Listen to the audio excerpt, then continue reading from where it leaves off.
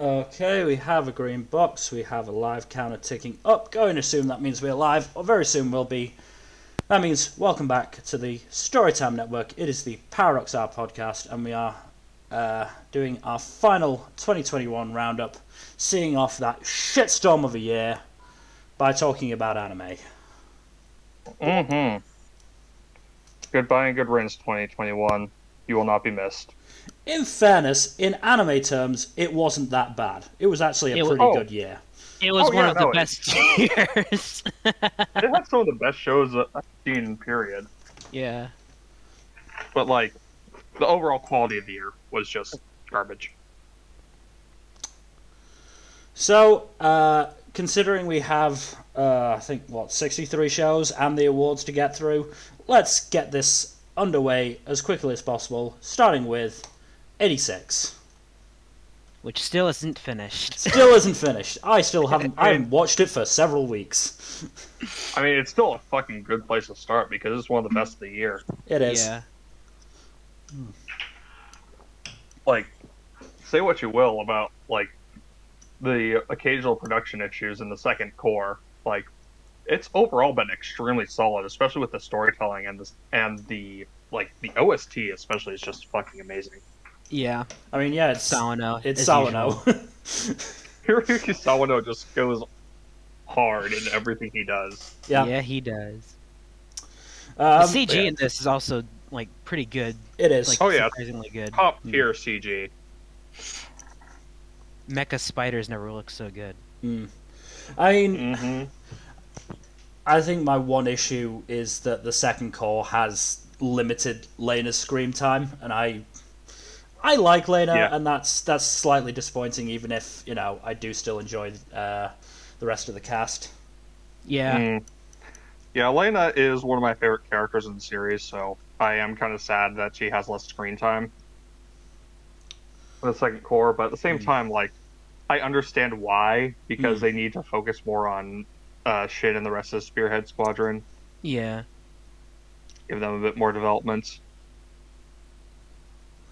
I mean, it's interesting if nothing else, because obviously the first core covered the first volume of the light novel, which was originally intended to be a standalone, and then suddenly it got, you know, popular, and so the author had to continue it into more. And it's interesting to see the direction it's taken in that sense. Yeah. All things considered, I think they did a pretty damn good job. Especially since it looks like the second core is covering volumes 2 and 3 of the light novel, based off of its pacing. Yeah. Not that I'm going to complain. It's still paced very well. Yeah. Yeah. What clearly wasn't paced very well was their production schedule. Yeah. I was going to say. Unfortunately, but... Very unfortunate. It is unfortunate. Yeah, no, like, the action sequences have been really good. The character growth and themes have been fucking phenomenal. It's probably thematically one of easily top 3 series in terms of, like, themes and storytelling this year. It's unlike any anime I have seen recently. In that it outright says fuck fascism. Well, that too. Oh, and racism. It also says fuck racism. It's just such a nice message. It's a very solid message. Hard to go wrong with that.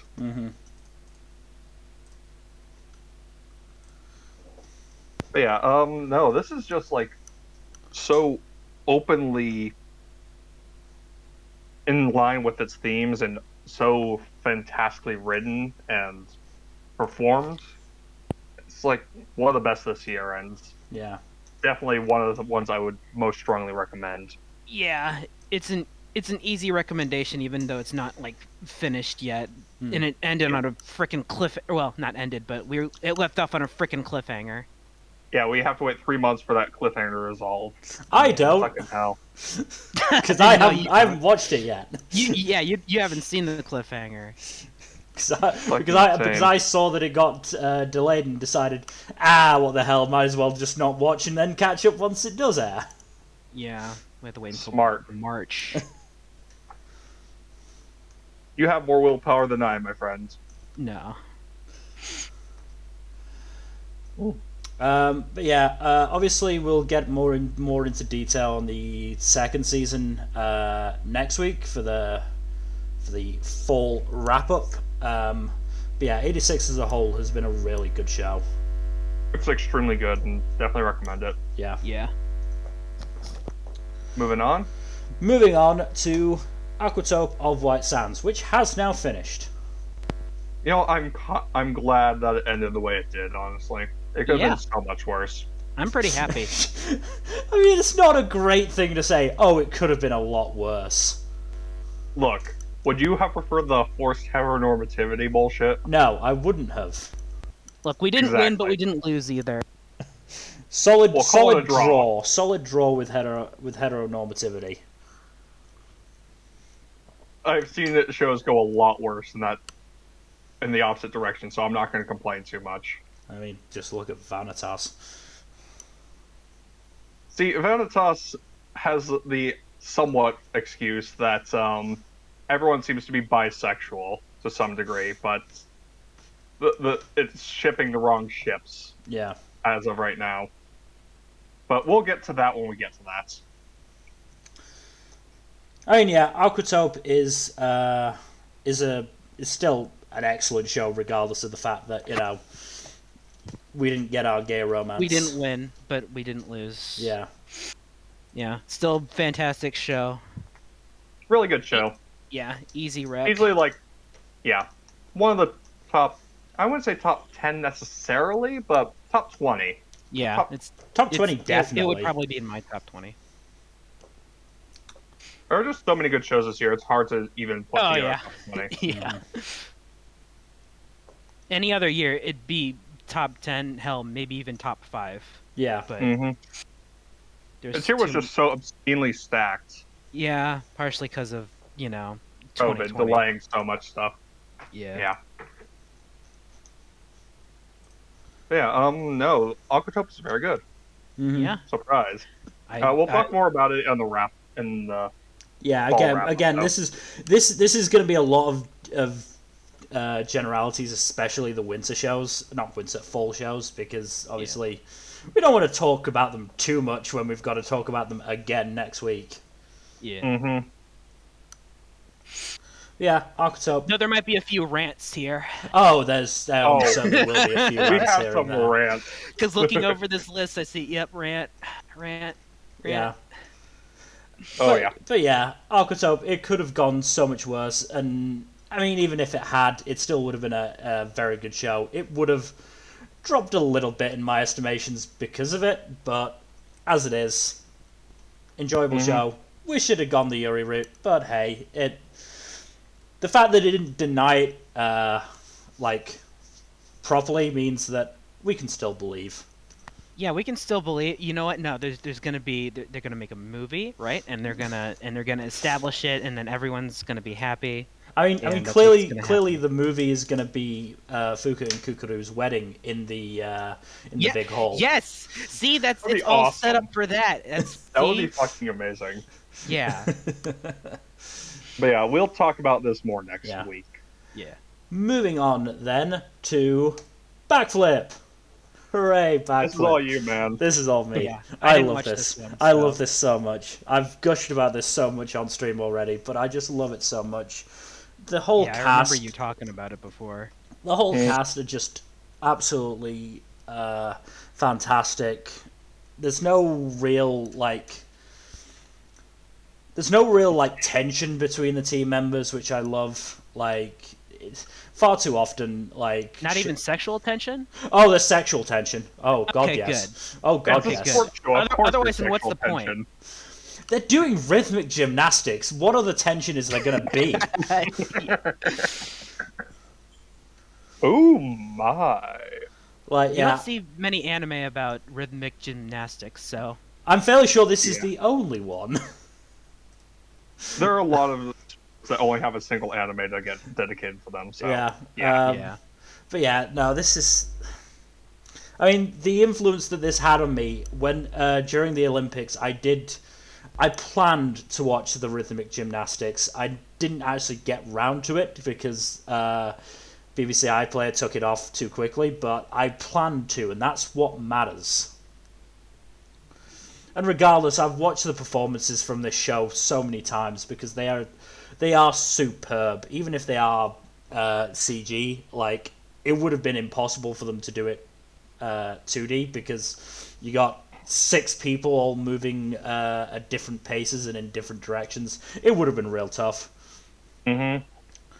But I'm just glad because if I recall correctly, the either the director or series compositor has a history of going too ambitious and everything falling apart in the second half. I can tell you right now, this did not fall apart in the second half. This just got better and Unlike better. some other shows we're talking about later. God. Jack is not over that particular show. I don't blame him. I will never be over it. But yeah, I'm so glad this is getting a movie as well. Like, I'm so hyped for the movie for this. It's gonna be so great. I forgot that was announced. That's good. Yeah. Mm.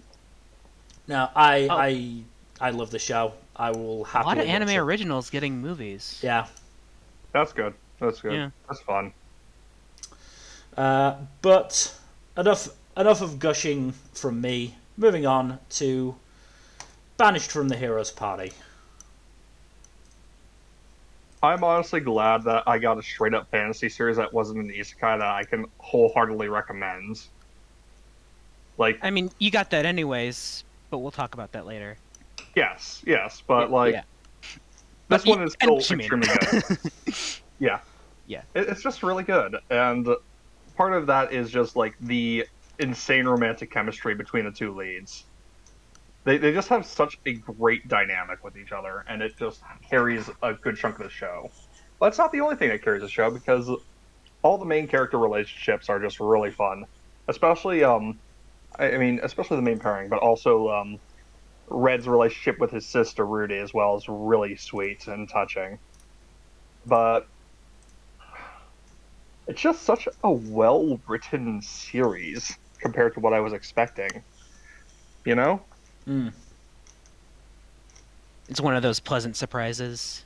It's a pleasant surprise, and I think it balanced the whole slow life with the epic fantasy adventure thing really well. Mm. Like, there was I'll talk about it more at the end of the end of season wrap up we're doing next week. But I appreciate that they did tease some stuff for for a potential second season, but they also wrapped up pretty much all of the major plot lines in this season. So it was like a very nice conclusion to felt like the conclusion to a chapter or big installment that leaves room for more, but can stand on its own really well. Mm. And I think that's really nice.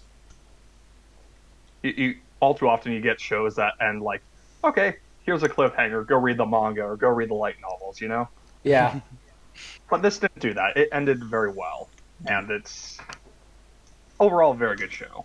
I think it is. It is a skill for, or it is a plus whenever a show does manage to find and not only find a natural stopping point, but pace the rest of the show so that it doesn't feel like they've either gone too fast or gone too slow to reach that point. Like, I do think a couple of episodes were paced a little bit too fast, but other than that, it was like overall paced really well. Yeah. There were only a couple episodes that felt like there was an issue. Yeah. But yeah, it was a very good show. Definitely recommend it. The only issues I would say I have with it are the pacing is a bit fast in a couple episodes, and the animation, especially for fight scenes, is not ideal. But fighting isn't the primary focus of the show, so that's not too much of a concern. Yeah. It is a joint venture between two studios, which generally doesn't go brilliantly in terms of animation quality. The story and character quality helped carry the show, I think. Yeah. Yeah. Oh god, that doesn't help that one of the studios has done Battle Athletes and Peter Grill. Oh my god. Hell. Well, this is No. definitely a step up from those. That's so cursed. Imagine having that on your resume. Oh, I don't want to. And then I do not want to. And then the other studio has only done Dame Prince Anime Caravan. Oof. Whatever that is. That sounds like an underrated masterpiece. It's definitely underrated. It's got a 6.5 on Mal. Huh. Oh boy. That's better than I would have expected.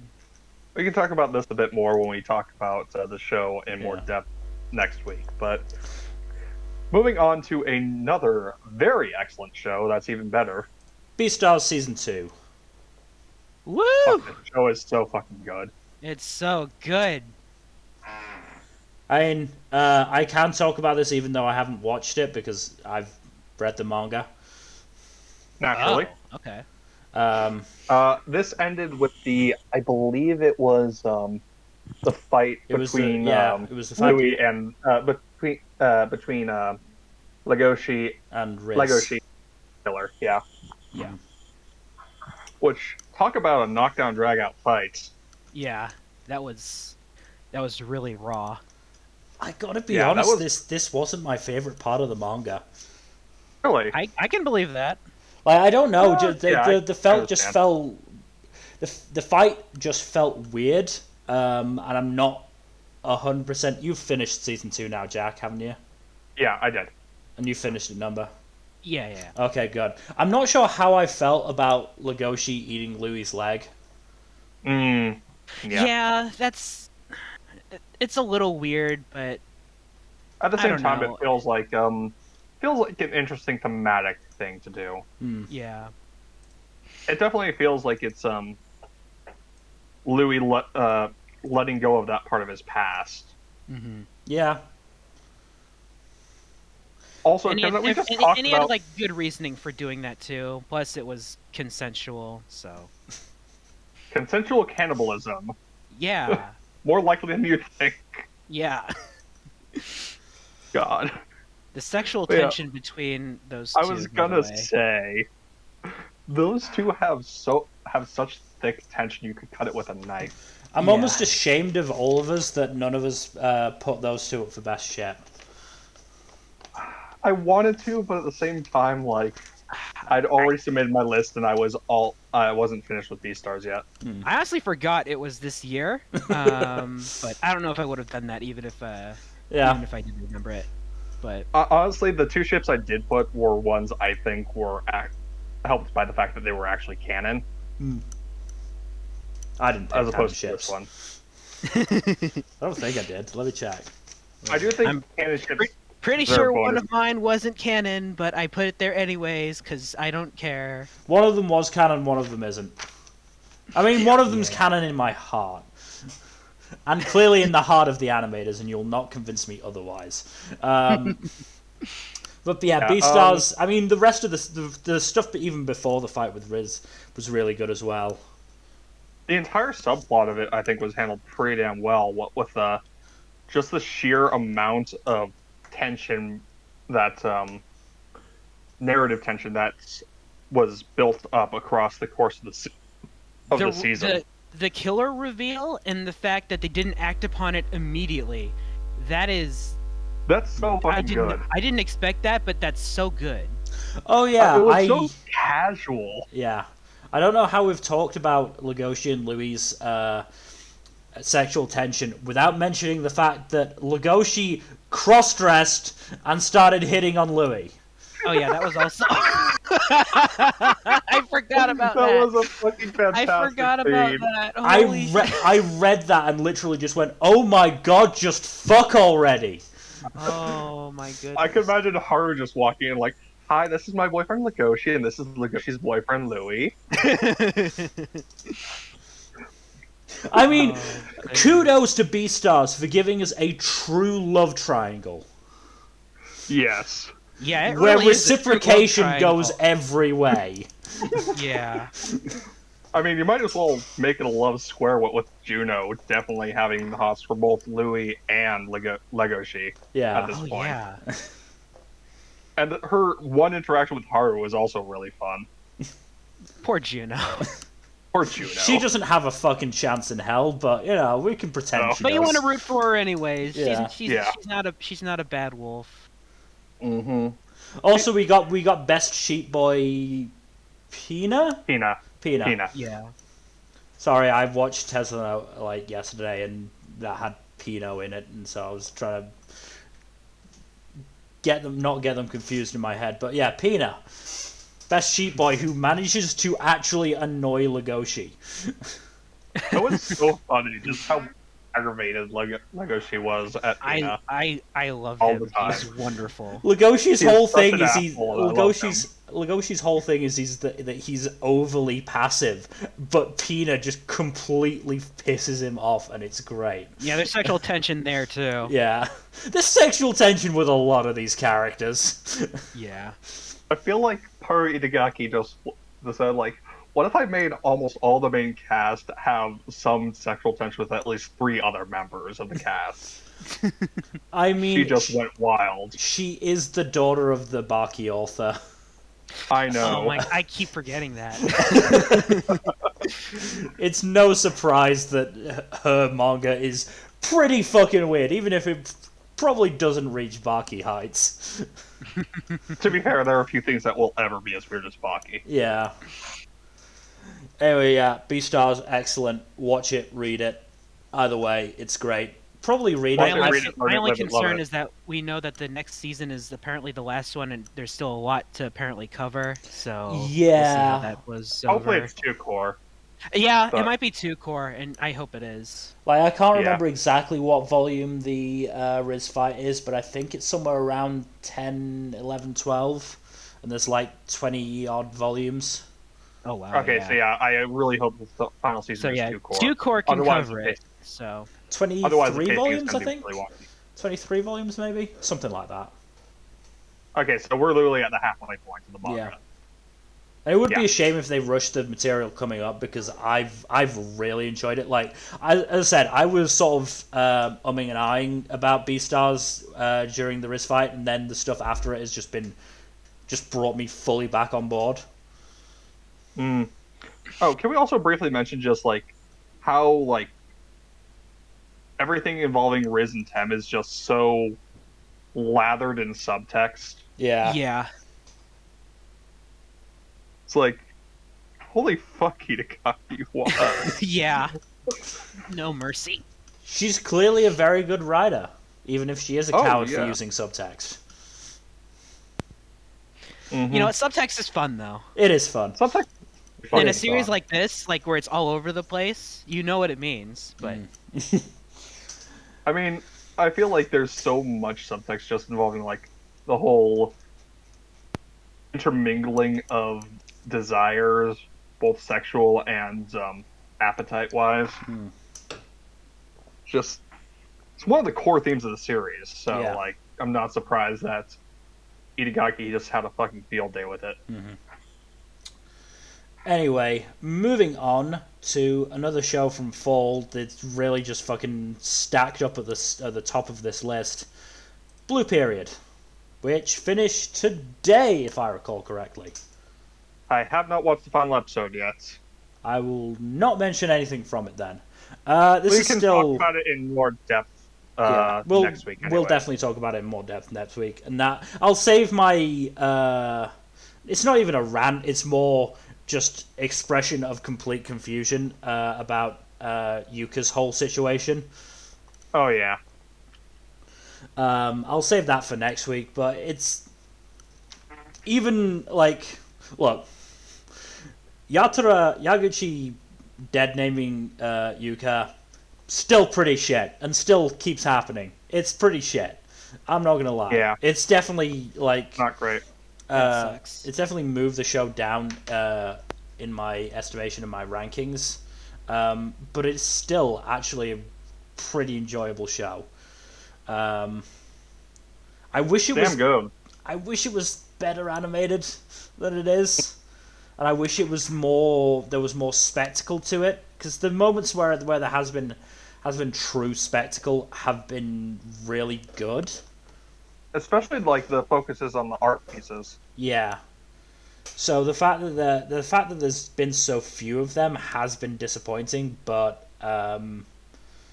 like the character work has still been good. I've enjoyed the character work. I've enjoyed the general story of Yaguchi trying to figure out his niche as an artist and just his niche in life, if nothing else, through art.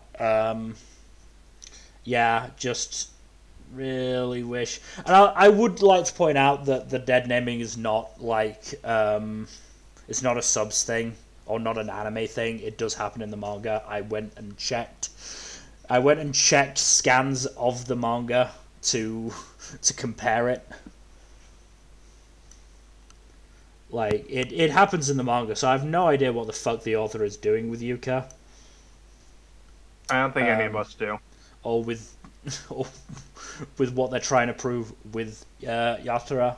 It might be a case the author just doesn't know what they're doing, honestly. Very possible, and that could explain the confusion I'm feeling from. Because like even on the wiki, doesn't it not specify their gender either? Yeah, I mean the point is that the author has not said one way or another. Yeah. Like, the author has not had Yuka outright say, no, look, I consider myself a girl or I consider myself a boy. It's been very veiled and inconsistent language, and it's obviously not helped by the fact that Yatara, our protagonist, seems pretty dead set on Yuka being a cross-dressing guy. Yeah. So, yeah, like if that's the case, that's fine. But it's like, make it clear what it is. Please do. I mean, otherwise, like, I love Yatara's interactions with the other cram school members, with Yatasuke, with his 3 slightly delinquent friends, including the one who wants to be a baker, which is great. I love the subversion of expectations with that one. Yeah. And yeah, it had the potential to be a really, really good show, and its lack of clarity with Yuka and its honestly lacking visuals have brought it down, but still a good show overall. Yeah.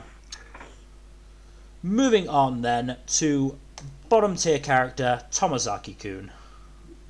This was like probably the biggest pleasant surprise I saw this year. Oh yeah, it's very high up there for me as well. Because like when you first see that visual and you first see the summary, it's like, okay, this is just going to be another generic harem rom-com bullcrap. But no, it's so much more than that. That is 100% what I thought, and why I didn't watch it.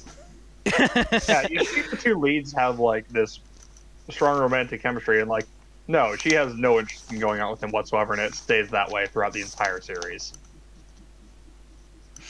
But yeah, it's just a good freaking show about a guy trying to break out of his shell and genuinely improve himself, and it's just really good, and it gamifies social interactions, which can be done poorly. In the first episode, I thought it would be done poorly, but I was quickly proven wrong. It helps that the main duo have a lot of really good chemistry together.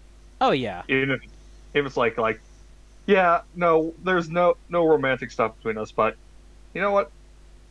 I could definitely help you out. Yeah. Give it time. We'll see what happens. But helps that the whole cast is really good too. Helps that Tomozaki has a very strong and consistent arc across the whole series. Yeah, he doesn't feel like any change that occurs with him doesn't feel forced or anything. It is slow but satisfying whenever he actually does develop.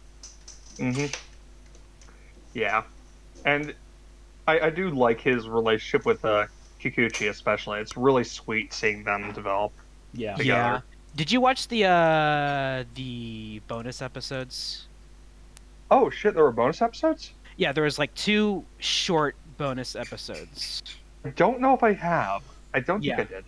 I don't really remember them too. One of them was, let me check. Was I think Kikuchi was doing her job.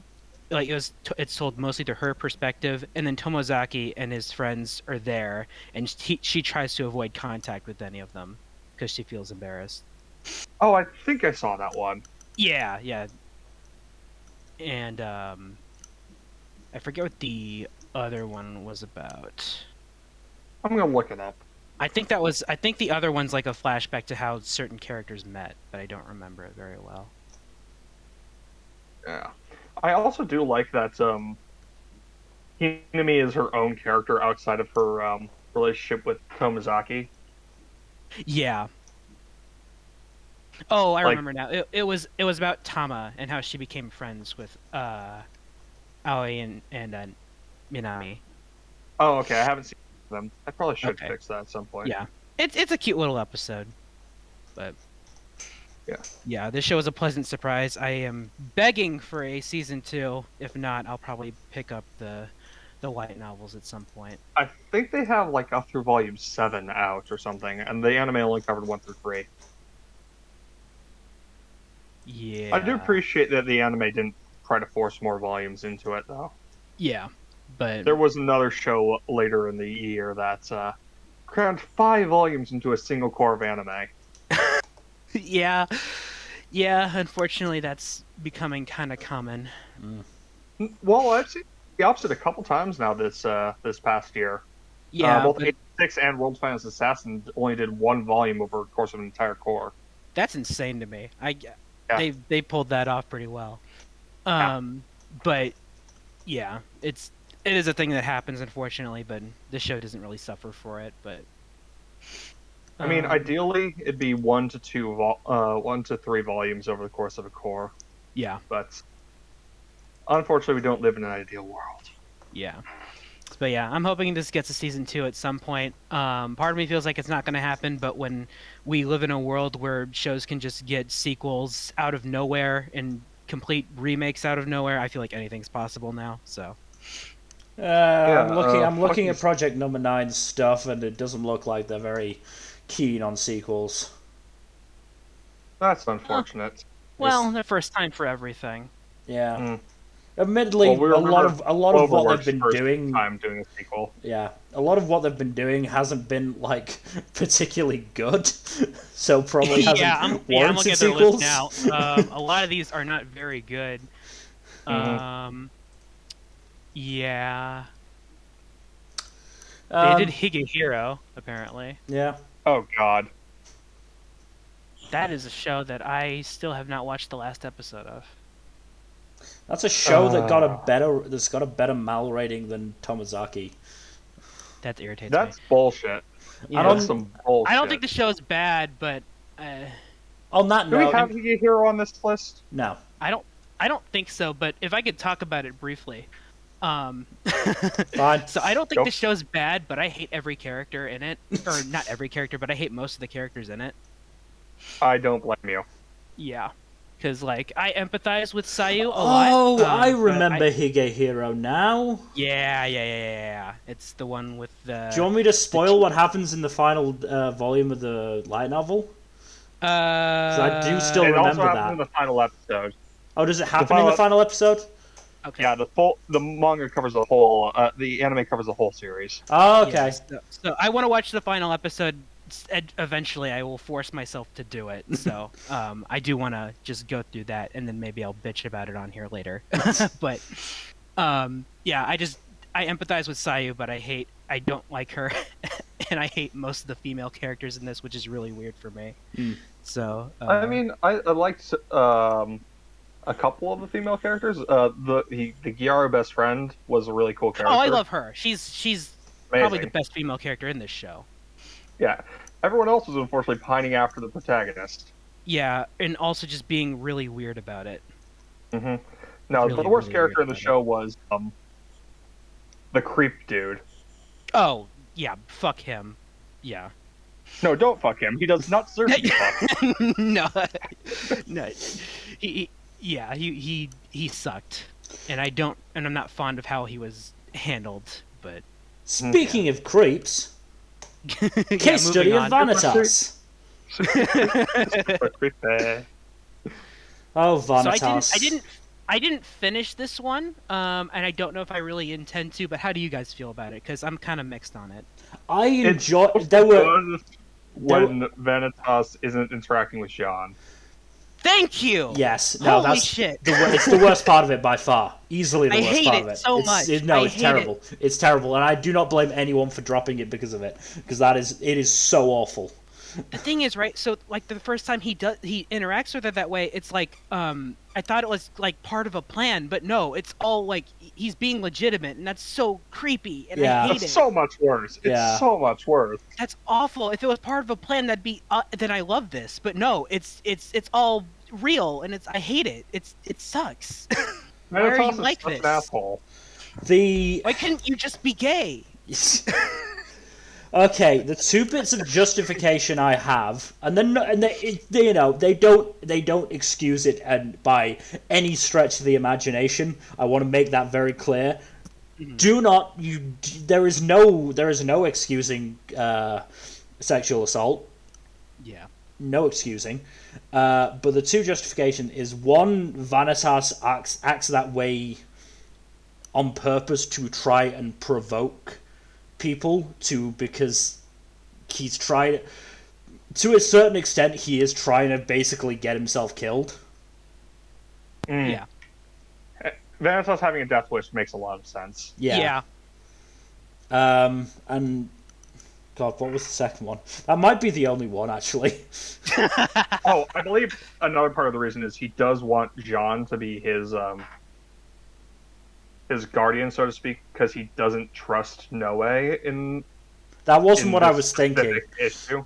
That wasn't what I was thinking. Oh, that was the other one. The other one is that the show makes very clear that Vanitas is not a good person. Oh yeah, that's true. That out of the two leads, Noe's the good one, which is sort of like the subversion of the human good, vampire bad thing. Yeah. Noe is the pure boy but vampire, whereas Vanitas is the human trash gremlin. I do appreciate that. I do appreciate that Noe is the sweet good boy. Mm-hmm. I love him. He's fantastic. So he's such a sweetheart. Yeah. And his dynamic with Vanitas is very good. Yeah. And I would be more upset about the heteronormativity if Noe and Dominique didn't have such good chemistry. Yeah, that's not that to makes mention both of them just utterly radiate bisexuality. I mean, yeah. I mean, again, this is one of those situations where I can see Dominique going, "This is my boyfriend Noe and his boyfriend Vanitas." Yeah, in a nutshell. But yeah, everything else about the show, other than the Jean stuff, is really good, and that's really disappointing. I mean, Jean is even good when she's not interacting with Vanitas. Yeah, like her interactions with Noe and Dominique and her liege are all really fun and interesting. Yeah, and it's just world when is very Vanitas interesting gets involved. too. Yeah. The world is really neat. I like the steampunk Paris aesthetic. Yeah.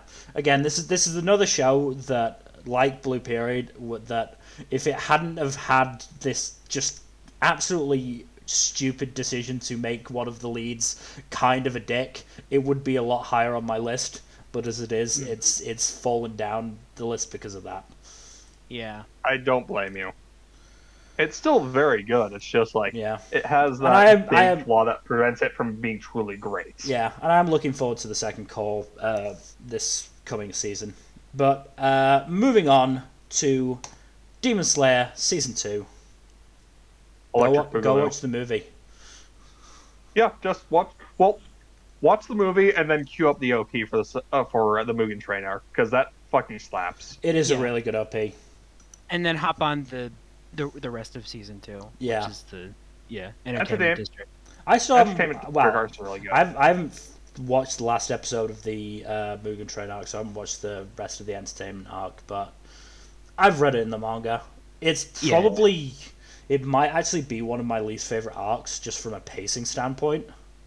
It's because of the big final fight, right? Yeah, the big final fight lasts way too long. This is one of those cases where I think the anime will do it better. I'm hopeful. I really am, because otherwise it's going to be a real fucking slog. If they can't pace it well, then I would be worried about the last arc. But... I mean, yeah, I would worry about the basically the rest of the arcs, because they're not paced that much better than this one. Yeah, and the next arc is one of my favorites. But oh yeah, but Entertainment District arc is really fun, especially since Tengen has a lot more personality than Rengoku. I'm sorry, Rengoku is a fun character, but he does not have a lot of personal depth. No, he's very memorable and he is pretty like distinctive, but there isn't a lot to him. He's just he's mostly just a good dude, a good reliable dude. Meanwhile, Tengen over here, former ninja, he's now a demon slayer. He has 3 ninja wives. Oh, this guy's a Chad. Oh, that reminds me. I'm probably going to mention this again next week, but I'm seeing that people are getting real pissed off that he has 3 wives, and he's just like, no, this is an entirely healthy relationship. Fuck you.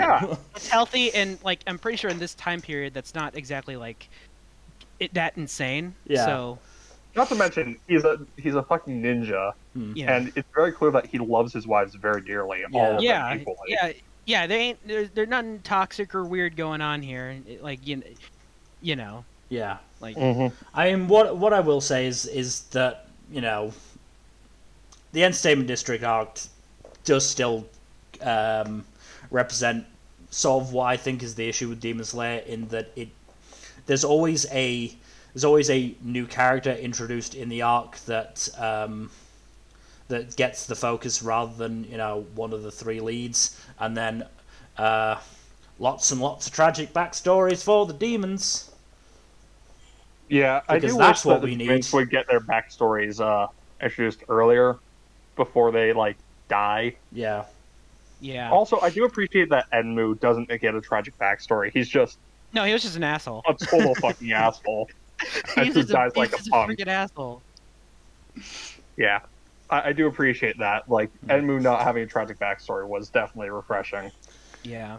Also, I will say that the big fight between Akaza and Rengoku is still fucking amazing. It is. Oh, no, even if there's not a lot of emotional depth to it. Yeah. It's one of the best of the year, if not, like, the best. So it's like... It's a top 5 fight of the year. But, unfortunately, the ones I'd rank above it have a lot more emotional weight to them. Yeah. But, Mugen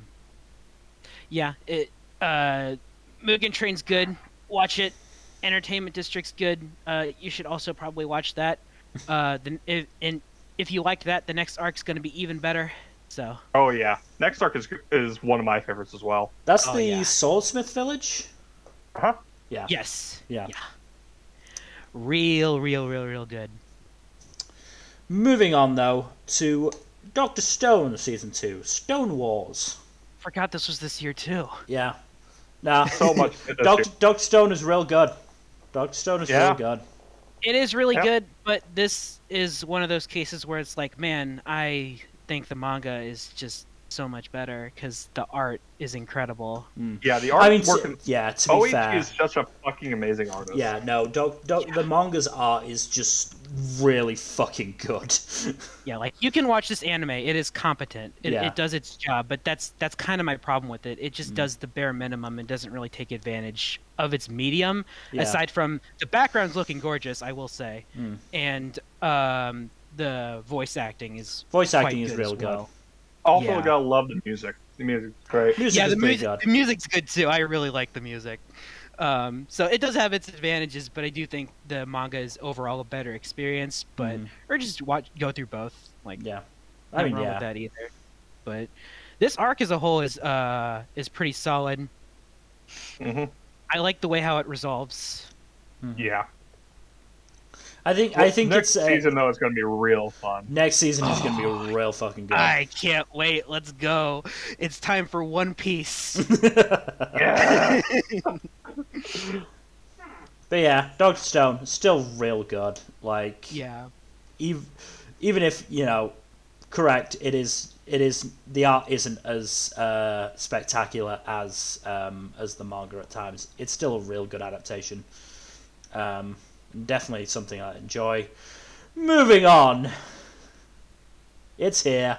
It's X-Arm. Yes. Do we have to? We have to. Look, oh my god. Bill has his torch and pitchfork at the ready. This anime holds the certificate of worst anime of 2021 as gifted by the anime Pope. So, let's make that clear here.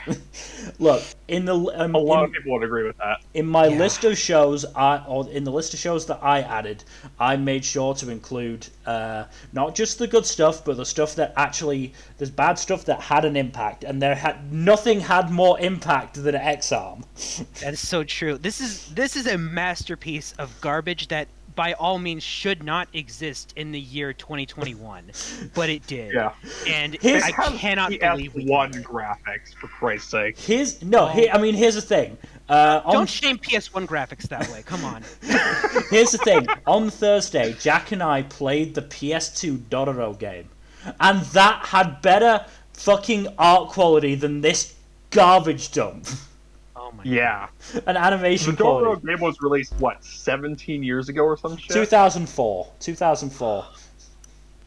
So like 17, 18 years ago. Yeah. I just don't understand how this got approved. How people watched this and went, yes, this is what we should be putting on TV. I just don't understand it. What? I mean, clearly, like, whoever did it was blind and just listened to it, but even then, the voice acting wasn't that good. Yeah, the voice acting wasn't good. Nothing about it was good. I'll be honest. Like, I guess apparently the anime was so bad that the manga got canceled. There's no proof for that, but it's hard to say. Like, there's no definitive proof of that, but there is a chance of that, yeah. I mean, people said that they felt sorry for the manga that it got this bad of an adaptation. The story and character work wasn't that good. Now, I'll be honest. Like, the best thing about the show is its story, and even it's not particularly good either. Like, it's probably like a 6 out of 10 at the best. Best. So like, ooh. Yeah, that's being generous. Yeah, that's being real generous. There are some really interesting themes and ideas here, but it just doesn't. They've all been done better by other things. Yeah, Ghost in the Shell. That said, there are very few shows that have kept me so genuinely entertained. I can't. Yeah, but this is room quality bad. Yeah, I am amazed at how bad this show actually was with the stuff with the truck.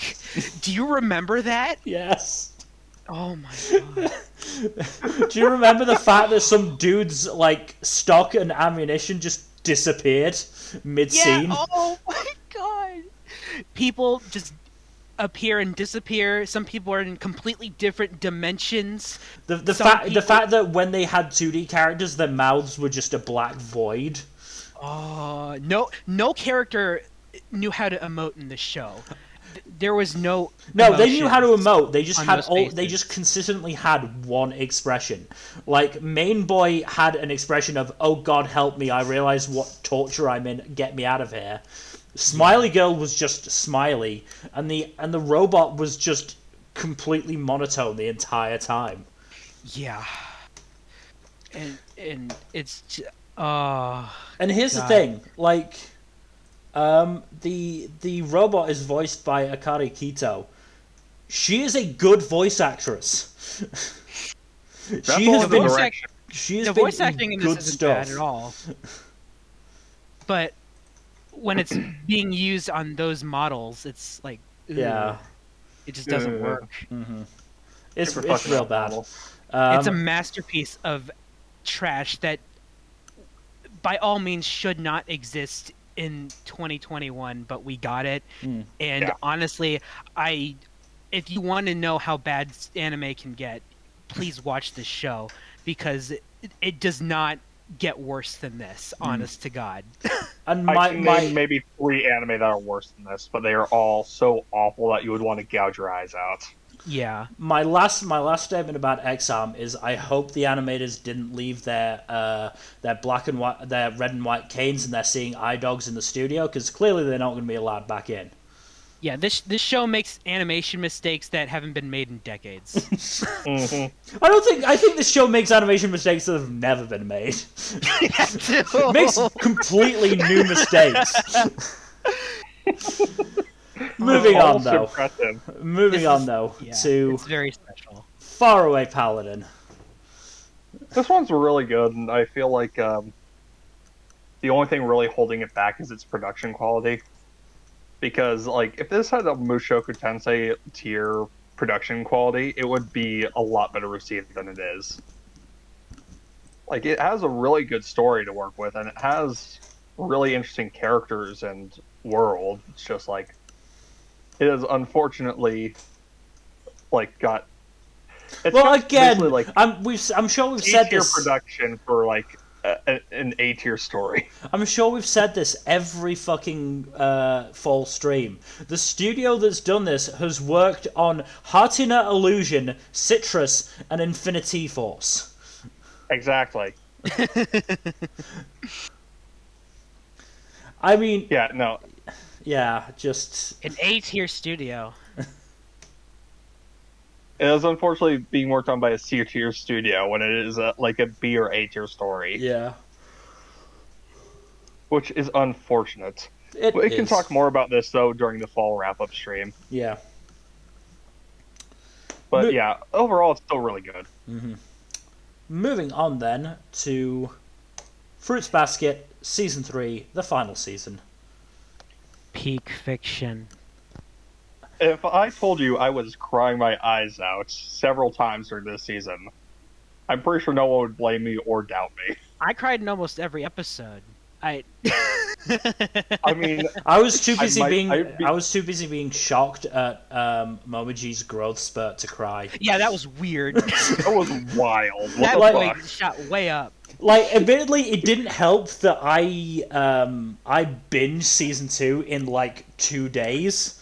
To catch up for season 3. So, like, the period in which, like, I'd last seen Momoji was, like, maybe 2 or 3 weeks instead of, like, a few months. And so it seemed all the weirder that, like, a few weeks ago, like, he was, you know, small and childlike, and then suddenly he's just fucking shot up, and his dub VA really struggled to lower their voice. That's surprising. That sounds hilarious. Lower their voice and still keep in the German accent. I think that was the issue.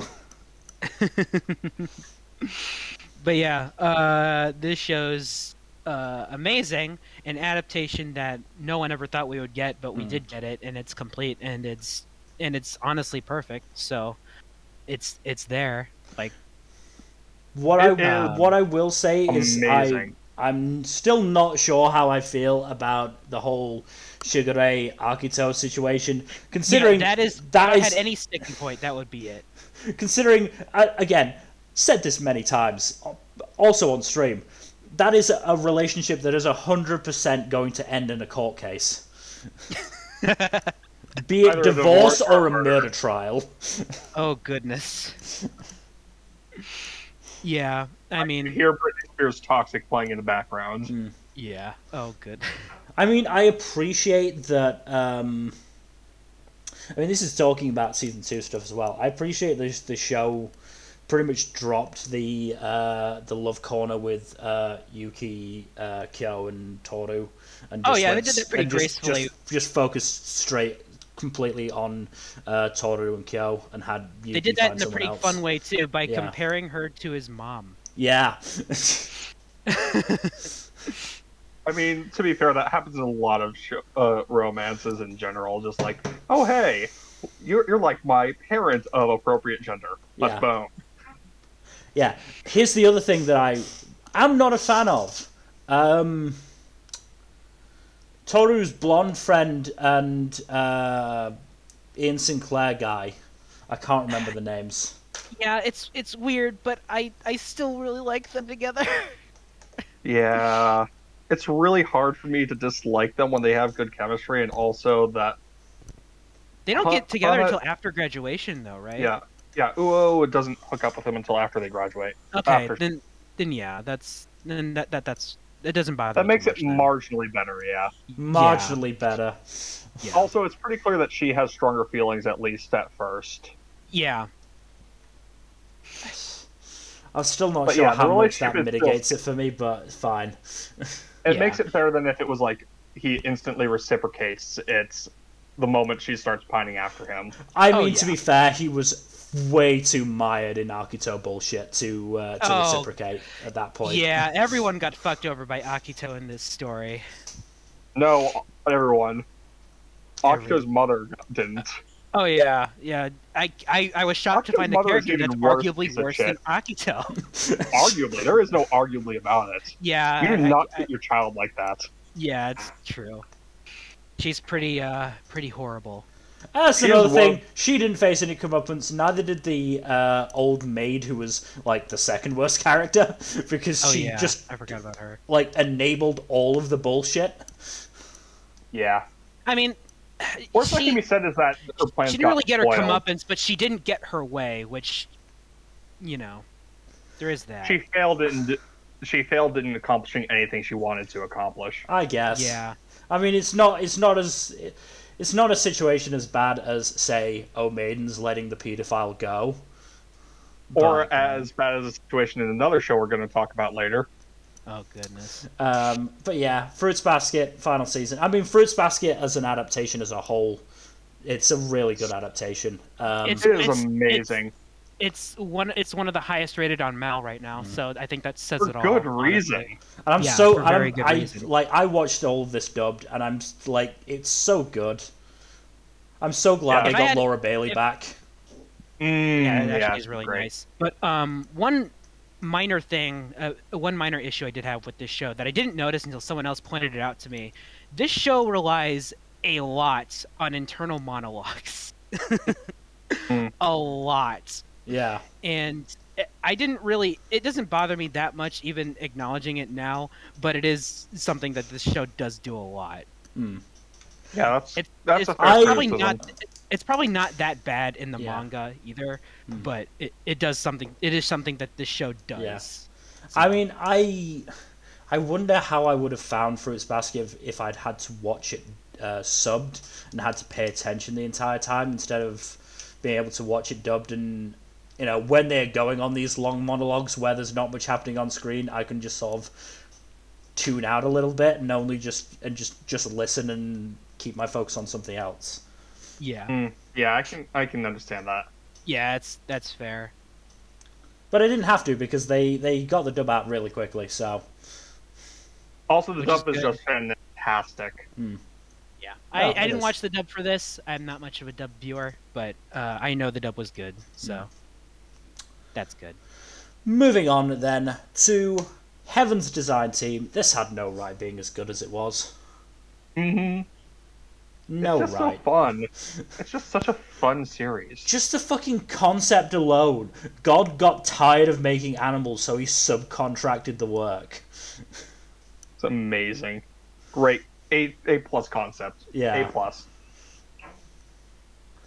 Like it's just so much fun, and like this is another series that I doubt is going to get a season 2, even though the manga's ongoing. I don't care. Like it's just a really nice 12-13 episodes. Mm-hmm.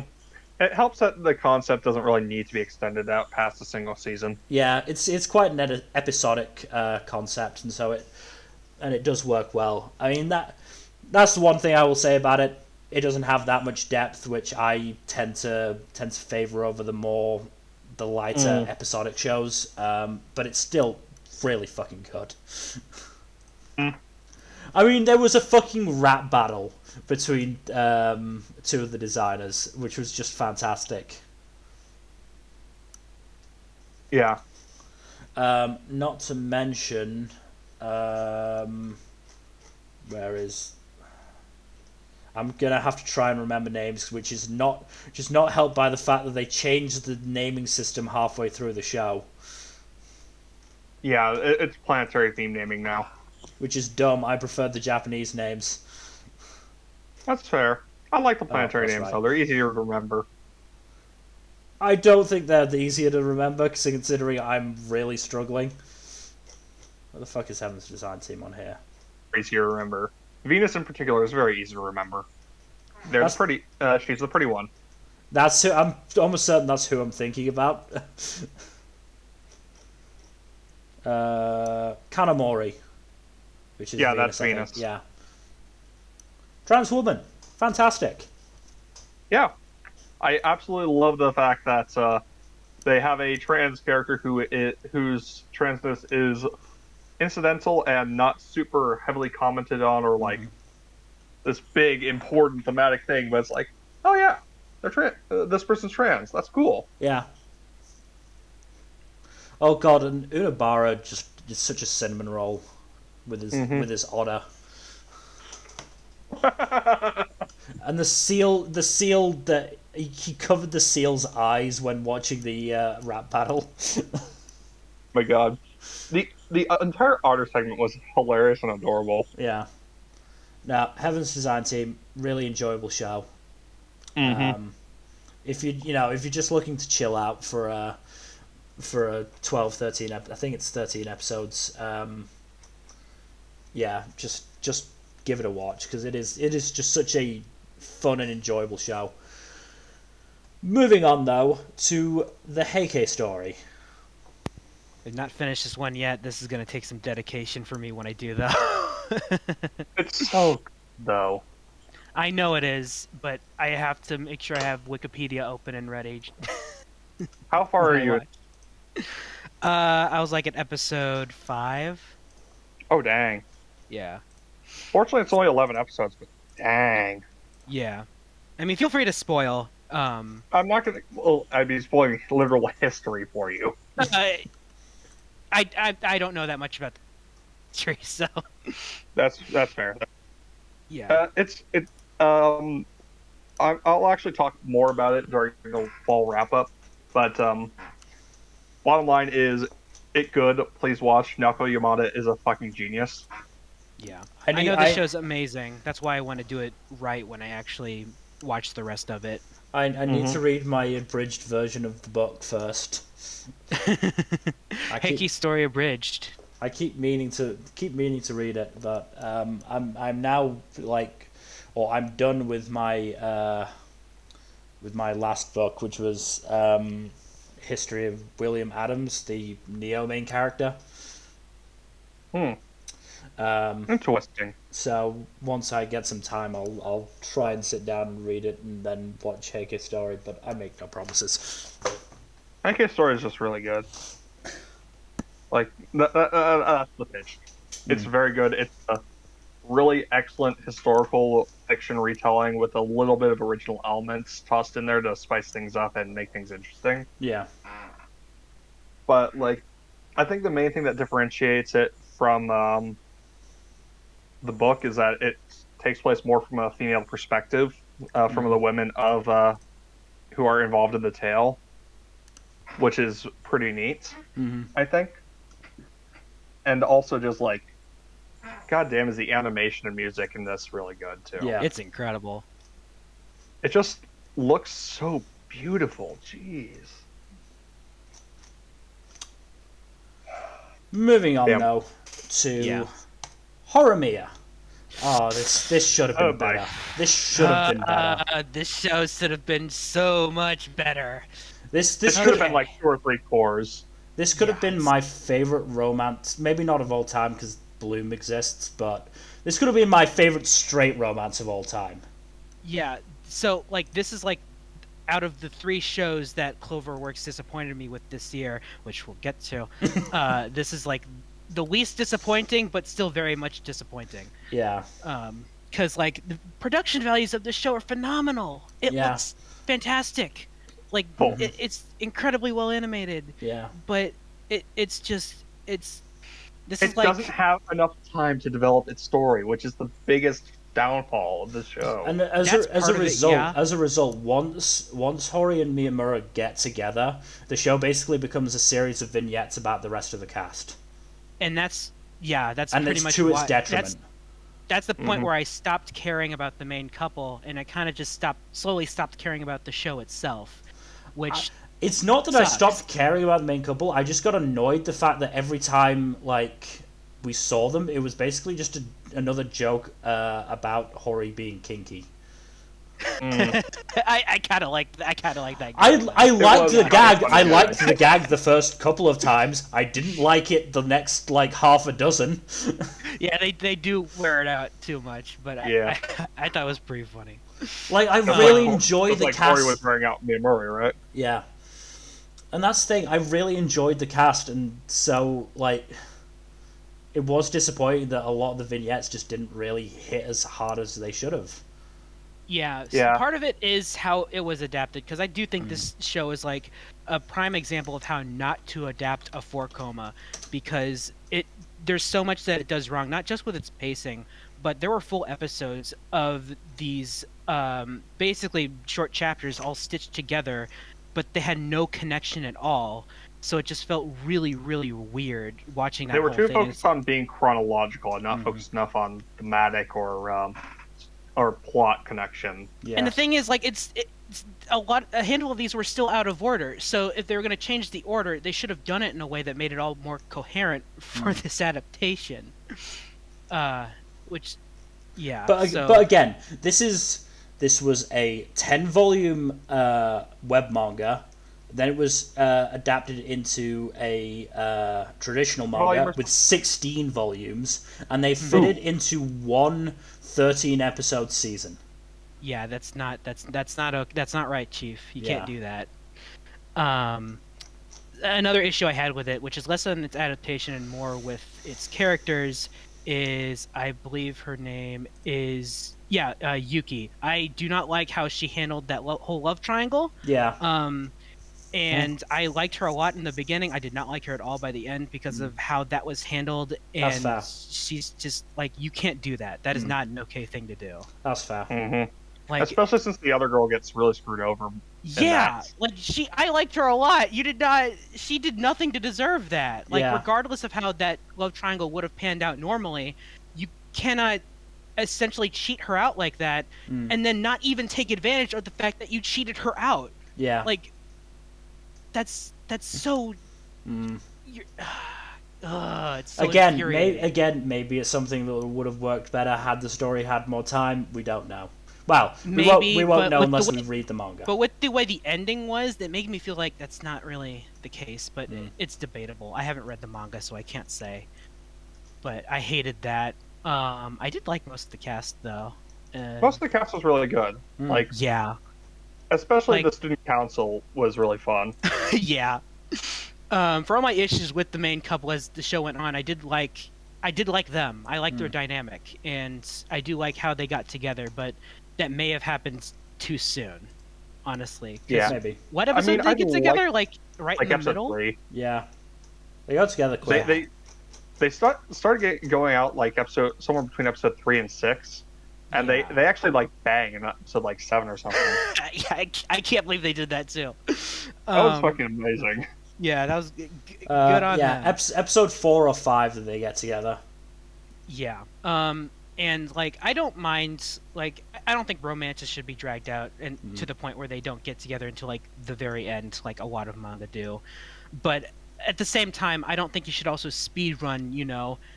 Getting into this relationship either, because it's especially at that point where this show becomes less interesting. Yeah. So, yeah, this show, I don't think this is a bad show. I do think it is an adaptation that very much misses the mark in a lot of ways. Because this is a high-ranking manga on Mal. Yeah, people fucking love this. I'm planning to get the manga because it does have such potential, and I do want to see it in its proper form. Yeah, because if this were adapted properly, it'd probably be one of my favorite romances this year. Yeah, but like I came out of it pretty sour by the end of it. Despite it was unfortunately underserved by its pacing and its other adaptational choices. Yeah, as said, this.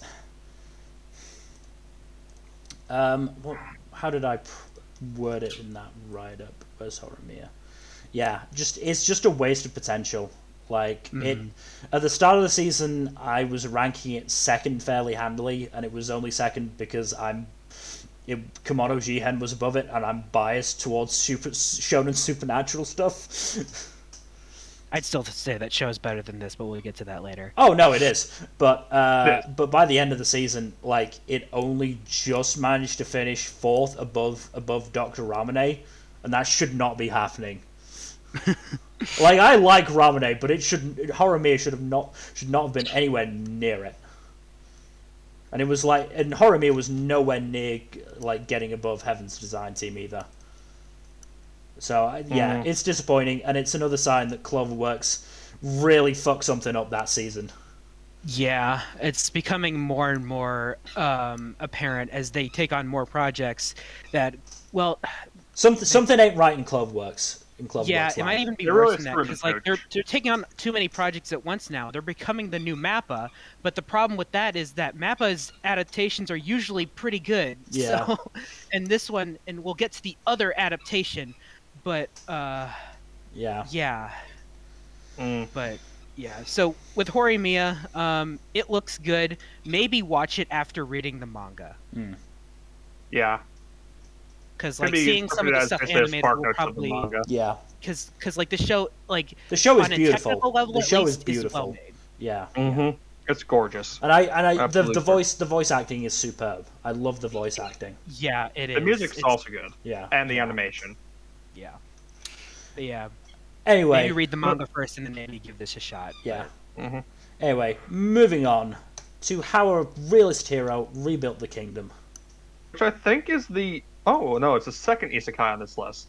But the first one that's obvious about being an isekai. Yeah, this is a lot better than it has any right to be. This is what I plan on watching, because I heard it was surprisingly good.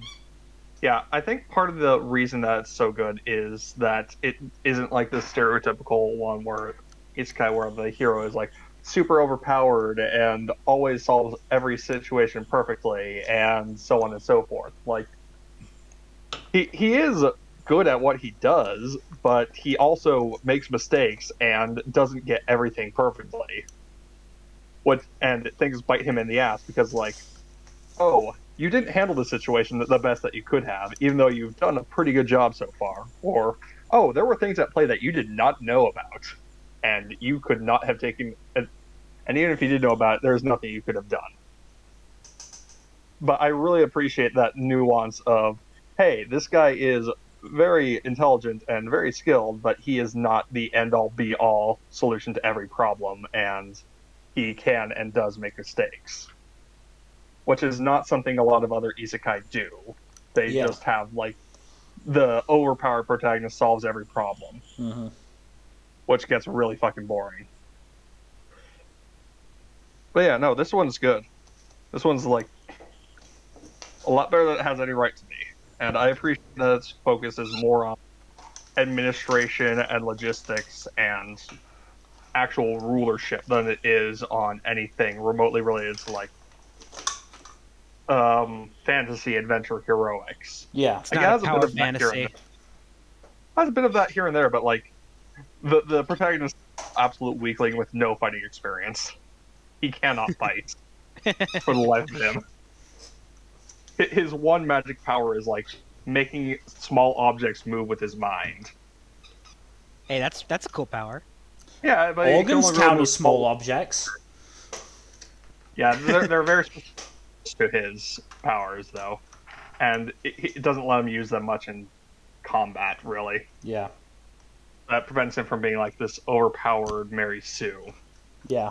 Like, I can see some people taking issue with like the growing harem elements here and there, but I do think that Soma has a really good relationship with the main girl as well, which is one of the better romantic arcs in an isekai I've seen. in no small part due to the fact that like it's built up slowly rather than instant love, and there are actual established reasons for why they become attracted to each other beyond like, she pretty, he cool, let's bone. Yeah, no, this one's pretty good. A lot better than it has any right to be, and loads of fun. And it's getting a second season, isn't it? Yes, second season is airing this coming season, actually. Oh, jeez. I'll try to binge it before then. Yeah, it's fun. It's fun. Yeah. Moving on, though. Something that's less fun. We have to talk about it. Idaten Deities in a peaceful generation.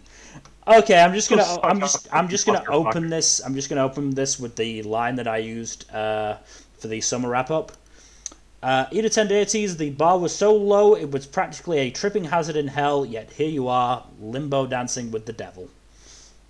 Mm-hmm. We shouldn't have finished this, Jack. We shouldn't have finished this. No, I regret finishing this. We should have dropped this at episode 1. We should have episode realized 1 was a warning shot. We should have realized that that's what the show was going to be like. To give you an idea number, episode 1 ends with a scene of soldiers gang raping a nun set to classical music. What the fuck? Yeah, we should have dropped it. We have no excuse. Yeah. I don't. No, our only excuse is that it looked pretty. Yeah, I know it looks very good. That's what I know. I mean, it's a MAPPA show. Figures. Apparently, MAPPA only took this show on because they needed the money. Yeah, and apparently the animators hated working on this. Yeah. Also, the show ends on a fucking cliffhanger, and there is unlikely to be any resolution to that anytime soon. Yeah, because the animators refused to work on it. Not to mention the fact that like the manga hasn't caught up to that, hasn't gone past that point yet. Apparently. Yeah. It says a lot that the animators didn't like working on this, yet they still went pretty hard on it. Yeah. Hey, MAPPA animators, take pride in their work, even if they despise it. Yeah, apparently. They are professionals. Yeah. Yeah, I mean, kudos. This is just awful show. I have done my rankings now. Idaten has ended up 53rd out of 55. It is the lowest rated. I have it the lowest rated show out of any show I finished this year. The only shows ranked worse than it are Project Scarred and Battle Athletes. Wow. Yeah. Project Scarred. I forgot that existed. I wish I did before watching it. I don't know how I made it through like 5 episodes of it. Not good. Wait, you watched Battle Athletes? I watched 3 episodes of Battle Athletes. Another one of the worst anime this year, as said by the Anime Pope. The only good things about that show is the fact that there was a kangaroo that didn't really do much, and a black detective who survived a bomb point blank to the face. That is pretty impressive. But also about it has so much abhorrent shit in it, which is why we're ranking it so low, because like beyond the whole nun thing, there's also apparently demons are produced with in sex dungeons with breeding slaves and shit, and like 3 whole episodes at the end of the series have some of the antagonists grooming and having sex with children, and it's played for laugh. What the fuck? Yeah. Yeah. Why did you guys finish this? I don't fucking know. Some cost at that point. The disappointing thing is this had potential. Like, the battles were really quite good. Well, actually, no. Here's the other issue. It's not even bad from just like a moral point of view. It just like wasted any like tension it had. Like the heroes never actually felt in any real danger beyond maybe the last episode, because they were so overpowered that there was no tension. Yeah, like episode 2 or 3, like the antagonists realize they're fucked in a direct confrontation because the protagonists are so overpowered. Yeah. So and like what also makes it worse is just like most of the characters don't have any growth whatsoever. I mean, if there is growth, it's chest size for the female characters. Oh yeah, all the fan service is just. Yeah, and this is a shame because it had probably it had certainly the best OP of the season, and had it not been attached to this show, it probably would have won best OP of the year. Yeah, but no, I refuse to put it on my OP rankings. Understandable. Have a nice day. Damn. I just outright refuse. Like, I don't blame you, and I kind of agree with you, honestly. But we've ranted enough about this. Moving on. Thank you for fighting the good fight by finishing this bad show. You're welcome. This might actually be the worst show I've ever finished, and I'm including X-Arm in that. Damn. At least X-Arm was entertainingly bad. This is just bad for most of it. Mm-hmm. It is definitely up there in the worst of the dregs for me, but I think the only thing that competes with it in terms of like shows that I've finished is Devilman Crybaby. Yeah, I can see that. Because I really did not like Devilman Crybaby in the end, but that's a subject for a different podcast. Moving on to Idoli Pride. Why is this on our list? I'm curious. Who put this here? Jack. I did. Because I watched it, and it was actually really good. What? It was? Look, the finale made me fucking cry, okay? What? Once in a blue moon, an idol show will be good. No, there are a couple idol shows I watched this year that were good. I just didn't expect this to be one of them. It's good! It is surprisingly really good. Like, it meanders a bit in the middle, but, like, at the same time, it has a strong conclusion. Because it actually lets there be a central, like, some central character arcs around grief and letting go. Huh. And it's like... That's right, the first episode was, like, all, like, a flashback, wasn't it? Yeah, it was all set up of the main idol chick. Not the main idol chick, but the manager? No, not the manager. It's the relationship between the manager and one of the central idol, who winds up dying at the end of the episode. Yeah, that's right. Yeah, that's the only part of the show I actually watched. I pinned it for later. I didn't realize it was actually very good. That surprises me. And meanwhile, I don't think I heard anyone talk about it. Yeah, and the four central characters are really well developed. And meanwhile, I had to suffer through an episode of Gekidol. Why did you? Oh, you poor bastard! Because we watch, we watch all the premieres. Gekidol was on my list for some reason. I'm fairly sure I swapped for it, or actually chose it, because I thought it looked interesting. Also, I've just realised that X-Arm has a 2.95 on Mal. Damn. It's so bad. Not even Mal can like it, ironically. Wow. That's wild. But apparently, Idly Pride. Okay. Apparently, was it's a good decent. thing I still have that on my list. Yeah. Wow. Since we are talking about an idol show, I'll make a quick mention of it. The latest Love Live was actually really good. I'll just say that. It was surprisingly good. Good for it. Yeah. Moving on. Its main cast was only like 5 characters, so it kind of mitigates that one problem of them having large casts and everything. But yeah, I can talk more about that another day. But yeah, that was a good show, and apparently Idly Pride was good. So good. I'm glad the Idol fans had something to watch this year. Yeah. But moving on to the show that had shonen fans completely full up on all that shonen goodness. Jujutsu Kaisen, Core 2. Jesus Damn Christ. Good show. Damn good show. That second core is just so fucking good. Oh. Gotta love a good tournament arc. Yeah. I just love Toto. I just love him. He's such a fucking dumbass, and yet is actually intelligent. He's wonderful. The fact that he had a fucking imagine spot where he imagined Yuji was his brother, and he got turned down by his crush. He imagined himself getting turned down. I loved that.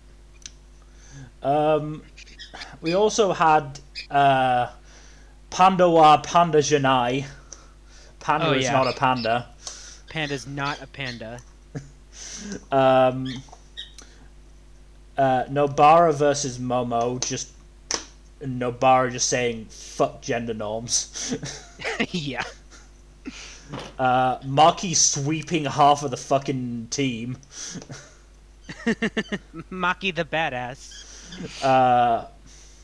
Miwa just being adorable. Poor Miwa. Sword stealing. Give it back, please. Hello, useless Miwa here. Megami just completely shutting Kamo down whenever he tries to say the two of them are alike. No, I'm nothing like you. Fuck off. And then just the gloriousness that was just the combat with Toto and Yuji versus Hanami? I think it's Hanami, yeah. But yeah, that was... Plant spirit. Yeah. The plant cursed spirit. Really damn good. Yeah. Great fights all around. Yeah. There wasn't a bad fight this season. No, not at all. Like, the show, top to bottom, just looks great, sounds great, story's great. It's just a great show. Oh?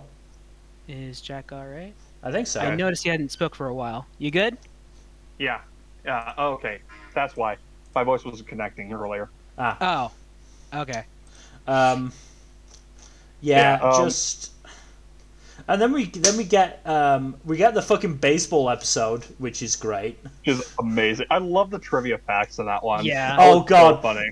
Panda. Why does Panda want to punch a zebra? Why? Just why? And that's anime original, and yeah. the mangaka wrote that for the anime. Yeah. So it's canon.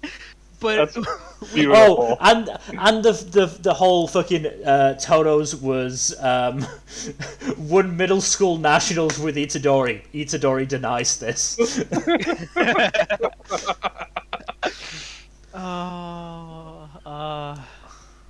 This show has a wonderful sense of humor. I mean, that's the thing. This show can be so fucking dark, but it has one of the best sense of humors in all of shonen manga. No, this is like out of the currently ongoing stuff in Shonen Jump. I think out of the traditional stuff, this is high up there, if not at the top for me personally. Oh yeah, definitely. I would only put it second to One Piece, honestly. Oh, I'm ignoring One Piece because that's different. That's its own tier. We're not talking. I mean, out of all the series that I read when the weekly chapters come out, Jujutsu Kaisen is the one that I go for first. Yeah, that's one of the ones I go for. So fucking good. I usually go for One Piece first, then it's either MHA or Jujutsu Kaisen, depending on which one I am more anxious about after the last cliffhanger. Yeah, pretty much. It also sometimes depends on which ones, on what order they're lined up in. Yeah. Yeah. But yeah, after the baseball episode, we get the Origin of Obedience. Origin of Obedience arc. I always forget the name of the arc. Yeah, I forget that too, because I... But yeah, Origin of Obedience arc, which is great, because we get more backstory for Megami. We get fucking feral Megami and Nobara, which is just... I love Megami so much. Dude, Megami's partial domain was so fucking cool. He just fucking loses it and goes, fuck being sane, I'm gonna go fucking crazy on your ass. Yeah, following up on what Sukuna foreshadowed, that he has incredible potential. Here's the thing: we haven't even gotten to what Sukuna was really talking about. I don't think. Oh no, we haven't. But I feel like this is part of it. Oh, yeah. This is definitely part of it. And again, yeah. it's the quality of the storytelling. The only reason this happens is because Gojo talks to Megumi after noticing that Megumi did a sacrifice bunt during the baseball game. Which is just excellent character work. Yeah. That's just, done so fucking well. And then just the gloriousness that was that Nobara and Yuji versus Eso and Kichitsu fight. That was honestly one of the single best fights of the year. Just hands down, so fucking amazing. Just like the again, it is easily on par with episode 19 of Demon Slayer. Just the culmination of just music and visuals and action. It's just so good. I've watched that fight so many times now. It's so fucking good. It's so good. Of the major fights in Jujutsu Kaisen, it's probably my favorite. Only maybe matched by Nanami and Yuji just wailing on Mahito. That is so good. That is such a... Also, that made a great gif. Yeah. No, it does make such a great gif. Great rules, motherfucker. Yeah. Nanami is great. I love Nanami. Nanami is so good. I love Nanami so much, even though he's voiced by Kenjiro Suda. Yeah, well... It is unfortunate that he's not really in this core all that much, but Yeah.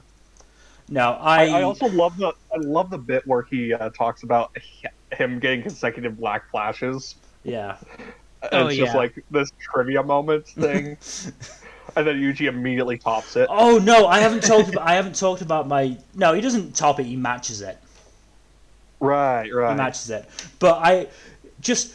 Again, the sense of humor. The start of the arc when Yuji reveals that he's actually alive.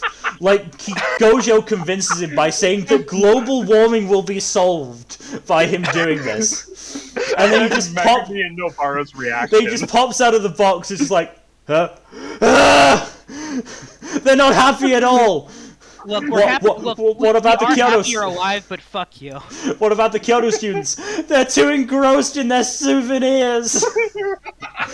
And it's clear Gojo didn't give a shit about what would happen to Yuji with Nobara and Megumi's reaction. He did this to just piss off Gakuganji. He is just the pure embodiment of I morally can't kill you, but I'm too strong for you to stop me. So I'm going to make myself your problem every single opportunity I get. He's just like the personification of millennials who love to fuck with older generations for just the bits. And also because he can't really do anything else about it. Yeah. No, Jujutsu Kaisen is so fucking good. It's just great. It's just great. Also, can we briefly mention about Hollow Purple and how fucking amazing that looked? Yeah. Oh yeah. Woo! Look, I want the movie to come to the West as soon as possible, and I want a season 2. Yes. Season 2 is definitely going to be announced sometime. Yeah. The manga is selling like fucking hotcakes. It is. There's no way they are not going to make a second season. Also, the movie made apparently an incredible amount of money. Not surprising. I'm not surprised. This is the biggest success story since Demon Slayer, basically. Yeah. Although I wouldn't say it doesn't quite match Demon Slayer, unfortunately. Demon Slayer was just insane overall. It was an anomaly, but this is the biggest one since Demon Slayer. Yeah. Definitely.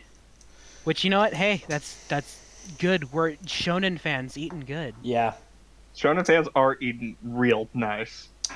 But one for the shoujo fans, Kageki Shoujo.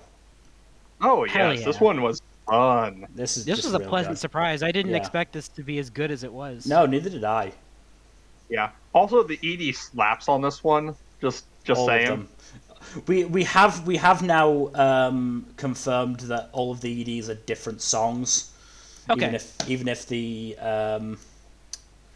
the visuals don't. Well, the visuals do change a little bit depending on who's singing. They change depending on singers. Yeah, but it is. I've got the three main songs, and I have confirmed that they definitely have different lyrics, even if the actual like. There are 4 songs.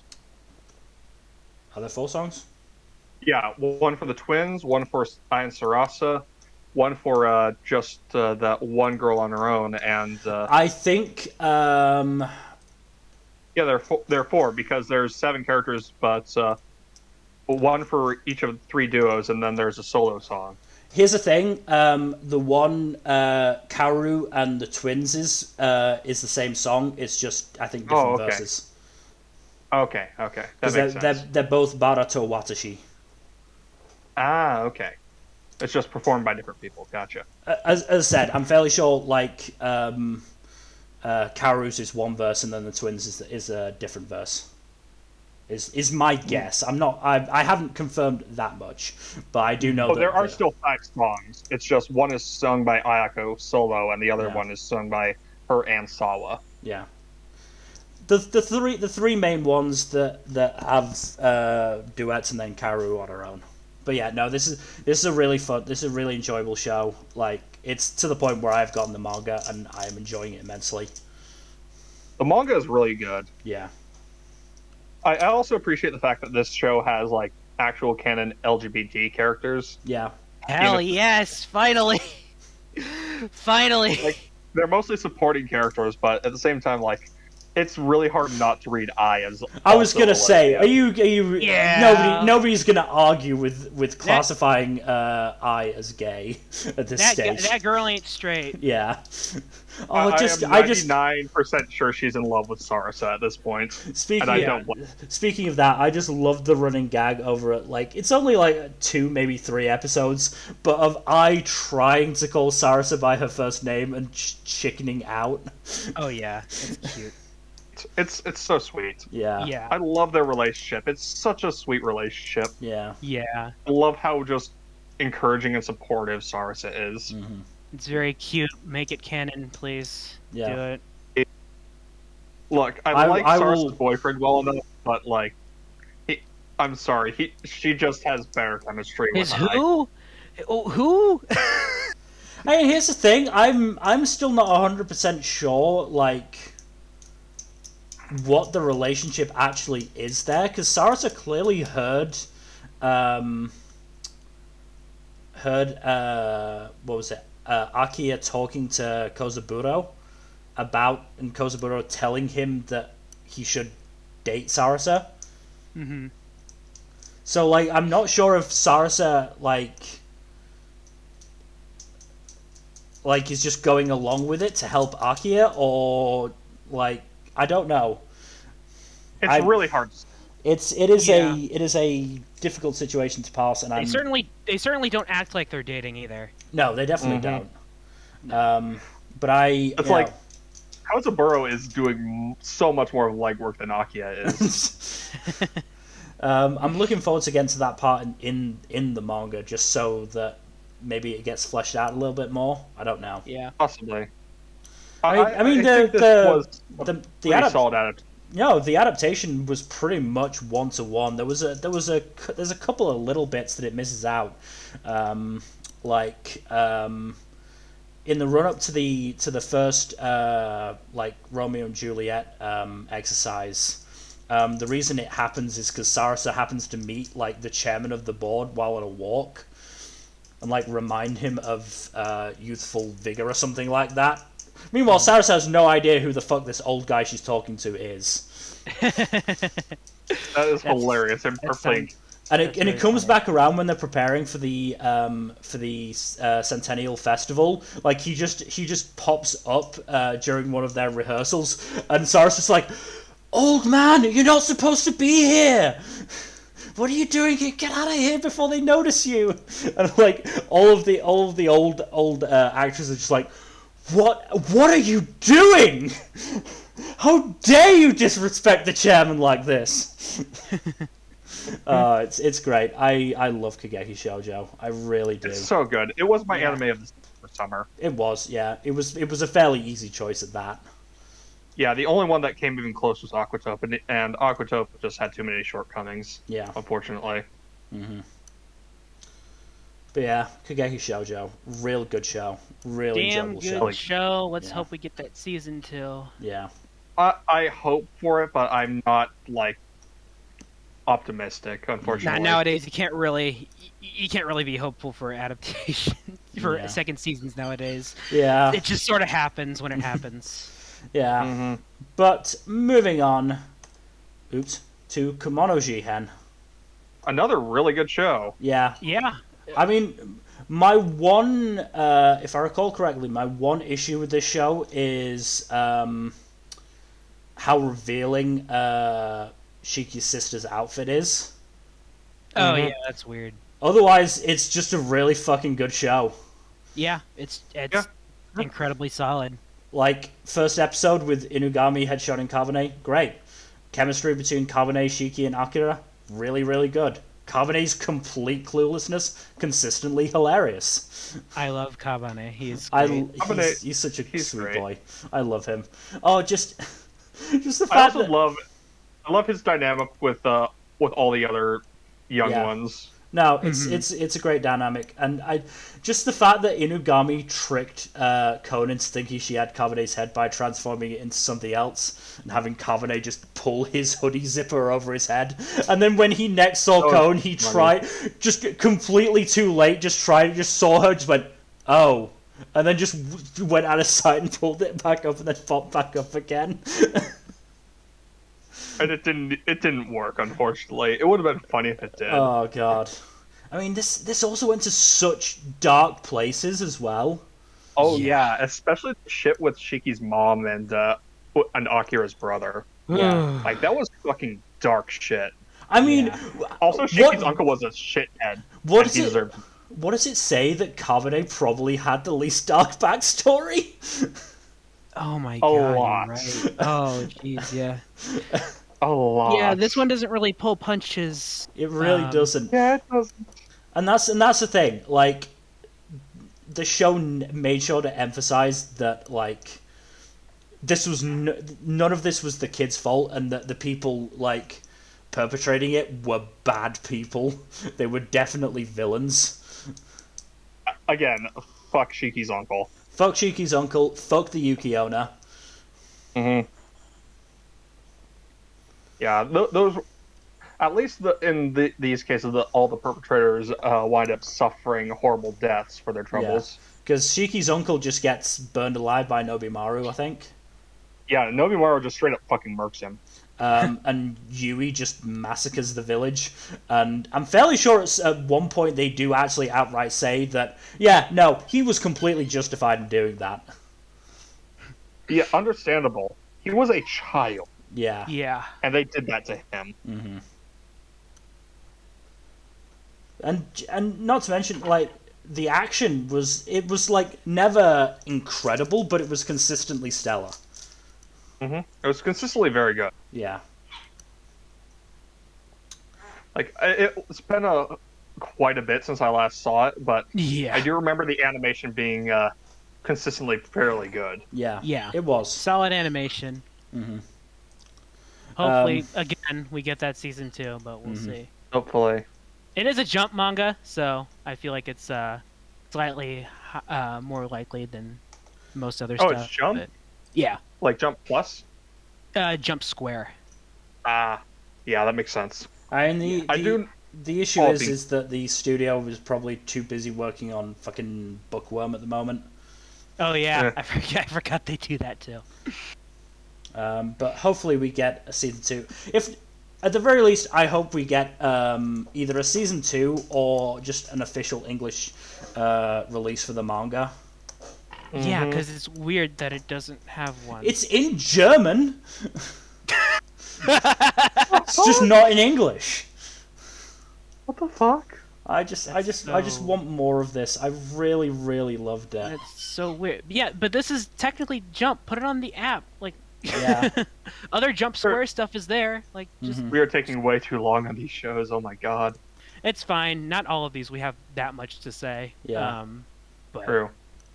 Next up is something we probably have a lot to say about. But yeah, Kemono Jihen, very good. Because I don't have much to say about Dragon Maid, unfortunately, because I haven't taken the time to watch it. But feel free to talk all you wish. Really? I know the show. Yeah, I know the show's amazing, and that I'll love it when I actually get around to it. But I just haven't made the time for it yet. But yeah, Dragon Maid. Yeah, I actually watched the first season earlier this year, right before the second season came out, and I'm glad that I did because holy fuck, this show is very good. Like, it. Look, Kyoto Animation did not need to go this hard about an anime featuring a lesbian office worker and her live-in dragon maid girlfriend and their adoptive dragon daughter. Mm-hmm. But they fucking went hard. Yeah. It's just like every single frame of this is just so lovingly detailed and animated. Yeah. And it has one of the single best fight scenes of the entire year in a fucking slice of life show. How? Why? It's just... There are no words. It's one of the best shows of the year. Yeah. And it has no right being as good as it is because it's just like, oh, this is a fun slice of life show about dragons who decide to live in modern Japan. And it's like, this is fucking good. Why is it so fucking good?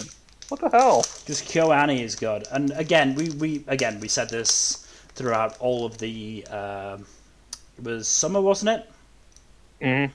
So we said this throughout all of the summer streams. It's just nice to see KyoAni back on their feet. Mm-hmm. It is. It really is. I will say my one big criticism of the show is like 90% of the stuff with Lukoa and Shota, because it ranges from unfunny to really uncomfortable. Yeah. In terms of like its content. Mm-hmm. Partially because I don't find jokes about like Shotokan or Lolicon stuff remotely funny, and unfortunately that's like one of the central gags is that like Lukoa is very voluptuous and Shota is either very uncomfortable with that, or it's just like she accidentally smushes him into her boobs or something along those lines. Mm-hmm. And it's just not funny. Fair. Speaking of things that, speaking of something that has aspects that aren't funny at all, Komi-san can't communicate. Fuck Yamai. Yeah, luckily I was gonna say, most Yamai, of it's funny. Yeah, no. Most of it is funny. Like, we were talking about this earlier. Like, this is probably I think this is probably the worst Komi, or the first part of Komi is probably the worst of it. Mostly because the supporting cast just isn't that good. Up until Naka Naka gets introduced, basically every supporting character between Najimi and Naka Naka is not. Well, they range from really good with Naka Naka and Onemine to just sort of meh with like Agari and like the nameless classmates that are just obsessed with Komi, and then to the terrible Yamai. Yeah, Yamai is actively the worst part of this show, and there is no sugarcoating it. I'm going to say this now. I have nominated her for best antagonist for fall. Understandable, honestly. That one episode was pretty fun. Because I refuse to believe that a character who kidnaps one of the main leads is not a villain or an antagonist. She's pretty. I will say that the voice actress for Yamai goes 110%, and she's wonderful. Yeah, and she deserves props, even if the character she's playing is awful. Yeah. But yeah, Komi, we'll obviously talk more about it. That's another thing. Just while we're talking about awards and Komi, where do we put Najimi? Yes. Yes. I've put them in best girl for the moment, but the thing is, Najimi is probably gender fluid, so putting them in either category would probably work. fine. Yeah, it's just fine. the issue is that like we don't have like we're too focused on gendered categories, and that doesn't really work with a character like Najimi. Yeah. Still, Komi-san is a really fun show, and Najimi is probably the best supporting character in the show. It's not massively high in my rankings, but I think that is just because of the fact that I have read the manga, so I know what's coming, and I know that Komi gets better, and so it's harder to get through this stuff. It's the same problem I had with the first 6 episodes of Dr. Stone. No, I think it's first 4 or 5. 5 or 6-ish. Up until like Kohaku is introduced. Kohaku, I think, is episode 5. Yeah. Episode 5? Jeez, wow, that man. First 4 episodes are all. First 4 episodes are all the first main quartets of characters. Oh yeah, I forgot. A lot happens before she's introduced. Yeah, but yeah, like it's the same issue. So I just this is getting a second call in April, I think. Yeah. Yeah, I think it's a split core again. Yeah, so yeah, I'm hoping by that point they'll get to second year and the new class, which is a lot better in terms of the supporting cast. I just realized this is like the second really good anime this year that's just like a one core that OLM has produced. So good on them for branching out into seasonals and doing a fucking bang up job. Yeah. I mean, is it technically one core considering it's basically split core? It's one core this year. Fair enough. Yeah. But moving on, we'll obviously have more to say about Komi come next week. But moving on to Log Horizon Season 3. I forgot this was this year. This year has been really fucking stacked. I don't entirely blame you. Yeah, it was also like, when was it? It was in winter? Winter. It was winter. Yeah. Really? I don't remember a lot of the stuff from winter. Yeah, it's been a long year. Yeah. But yeah, no, Log Horizon, very good. Yeah, I had the benefit of third season. I had the benefit of binging this right before season 3 started, so because season 3 does not have any sort of recap at all. So which is either a good thing or a bad thing depending on who you ask. Yeah, but like when it's been so long since season 2, I feel like just a minute or 2 of recap would be nice. Yeah, you're not entirely wrong there. Yeah. Still, because it leaves immediately right off where season 2 ended. Yeah. Yeah. I do really like this show, and I do appreciate the shifting character focus in this season too. Yeah, it's really, really good. I just wish I didn't have to learn what I did about Krusty. Hey. I hate everything. Why? Why? For those not in the know, Krusty from this show actually got his name from Krusty the Clown from The Simpsons. And that is an in-universe explanation for this character's name as well, not just what the author decided to name this character. So that means that this guy literally liked this clown so much that he named his character out after him. I have heard worse reasonings for online names. I know, but like for something like Kirito or Goku, it's dumb, but it makes sense. But Krusty the Clown, he really likes clowns. And for the kind of character Krusty is too, like he's not a clown. It's like the opposite of a clown. Maybe he's really just clown sexual. Who knows? Speaking of Krusty, he actually gets a good deal of focus this season. Yeah, he does. I actually, like, jokes aside, I do really like Krusty as a character, and I like the focus he gets. I do love his dynamic with both his guild and with the princess. It's really fun dynamics. Also, I love the fact that not only did they not bring back Database, they named the fucking OP different. That is funny. So what? Yeah, that's the worst thing about this season. They didn't bring back Database. Yeah. I mean, the new OP's good, but it's not Database. Unfortunately, it's not. I miss Database. Yeah, we all did. Also, this is probably the last log horizon anime we're going to get for a long time until the author finishes the novels. Yeah. Which is, again, unfortunate because it's going to be a long gap, and then a lot of people are going to have to rewatch some stuff. Yep. Ooh. But hey, I'm happy it came at all. This kind of came out of nowhere. Yeah. I'm glad we got it. I am very glad. Good show, one of the better isekai. Not that it's a high bar or anything. No, it's not by any means.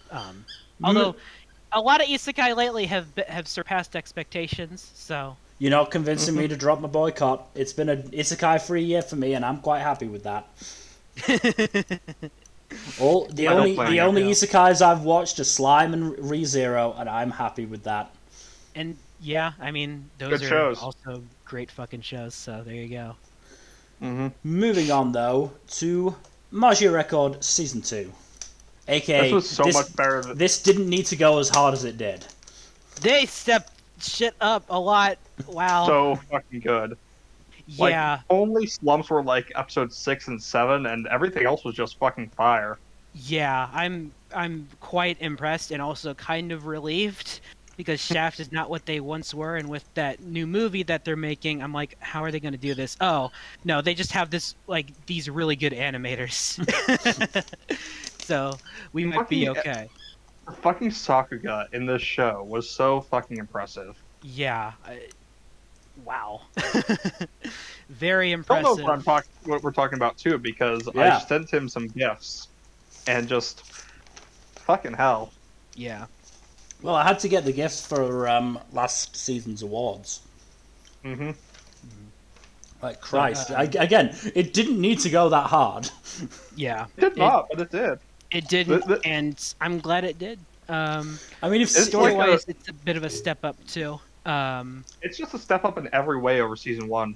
Yeah, although I will say it is very unfortunate that there were apparently a lot of production issues, which is not very shocking, and also that the final season has been delayed, I think, indefinitely. Ooh. So there's. I mean, I hope that means they're taking their time with making it and not crunching. Yeah, I really hope so. Because I would rather it be late and good and not made with crunch than it be sooner and made with so much crunch. Yeah, because that wasn't crunch would be mad. Yeah, because that wasn't really meant to. This was all meant to be one season, not like 2 seasons. So I'm glad they spaced it out. Yeah, give it the time it needs, because Lord knows there's a lot of shows that have had production issues this year. Some that have shown it, and some that really haven't. But yeah, this is definitely a step up from season 1. I mean, if it had looked this good in season 1, I might have been more motivated to keep up with it. Yeah. You should probably watch original Madoka first, honestly. Oh, you haven't watched the original? No. He has not. Gotta fix that. Second person to tell me that in the last couple of weeks. Though the first person was my brother, and it wasn't about Madoka. It was about Cowboy Bebop. Oh well, I mean, you should do that too. But you know, it's on my catch-up list. It's just quite far down it, and I'm struggling to make progress on it because I'm still not sure what to do about Magi. That's fine. Just try to watch it before that movie comes out. But I'm very much looking forward to when they finish this, because if they keep the ending the same as what the mobile game did for the storyline, it's really, really good. So yeah, I've heard the ending is a very solid one. It's very, very good, and it gives what Madoka fans want. I will just say that. Pain? So. Does it give the gay? Okay, it doesn't give us that, but it gives us something else. Yeah, come on, man. Come on, you know, no. Moving on though to Mars Red. I didn't finish this one. You really should. It's a really enjoyable show. I just put it on hold because I just was watching a lot, and it wasn't quite keeping my attention. I know it's good. In fairness, a lot of my love for the show comes from the dub.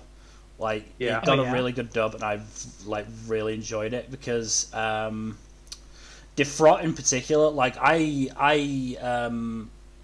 did watch a little bit of the sub, and like First of all, like the all of the journalists had like Brooklyn accents, which was fucking great.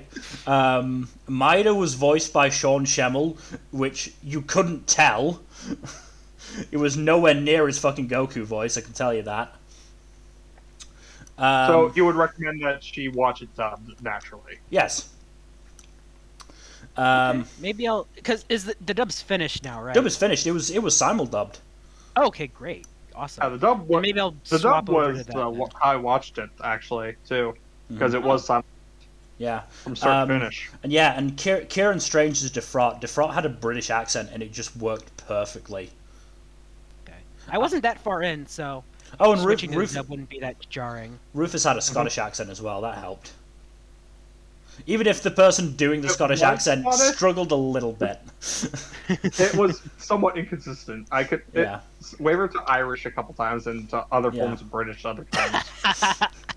Like, no, I love it when that happens. I appreciate the effort. A for effort, yeah. That reminds me, I really want to watch Moriarty dub because they did it all in British accents. Oh, they fuck. did? They did. Ooh. Oh, fuck. The dub. Oh, I really want to watch Moriarty dub just for that. But back to Mars Red. Yeah, my only issues with this show, episode 6 and episode 13, and it's mostly because Maida is so taciturn. It makes it really hard to know what his motivation is. So episode 6, he flip-flopped really hard, and because he didn't actually like explain any of it, it made it not make sense a lot. And then episode 13, like, apparently his whole motivation was not being alone, but we only got that in the flashback in the final episode when he'd already gone crazy. So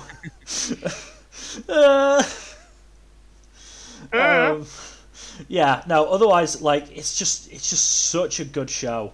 I genuinely didn't expect to enjoy it as much as I did. And, like, the final fight between Maida and Kurisu, like, it was really good, and it was so much more, I don't even know what the word I'm looking for is, but it was a fight that I would have said it would be really hard to do in, like, a stage play. And considering that's what Mars Red's source material is, I'm really impressed. It also has an absolute fucking banger of an ED. Oh yeah, the ED is really fucking good. I'm just gonna spoil this right now. I will be discussing this more in the awards, but the fucking ED was so good. Yeah, that strikes me as one of those underrated shows.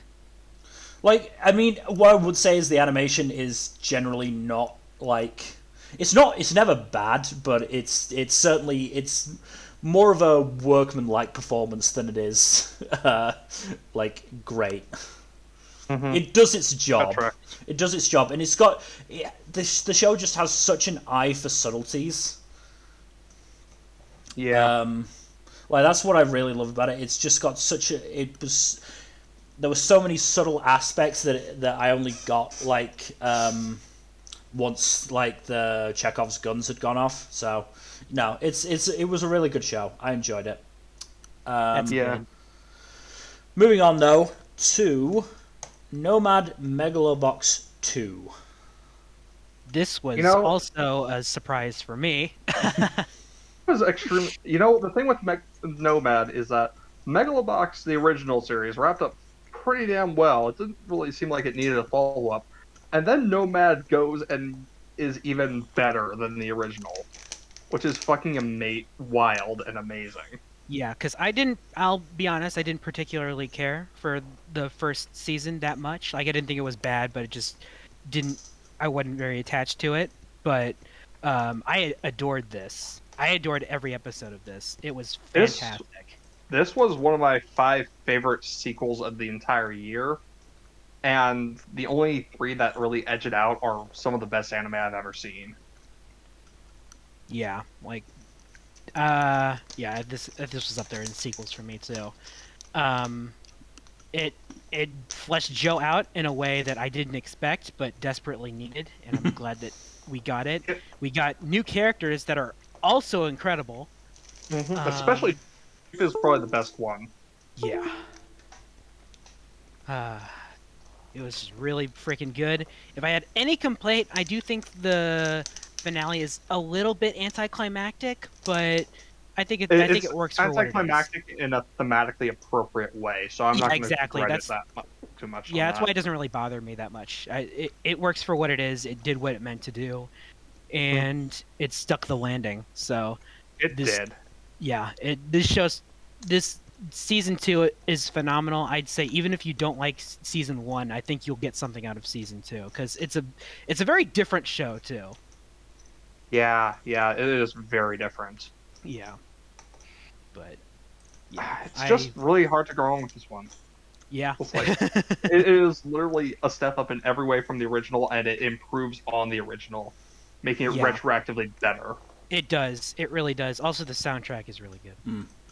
It's so fucking amazing.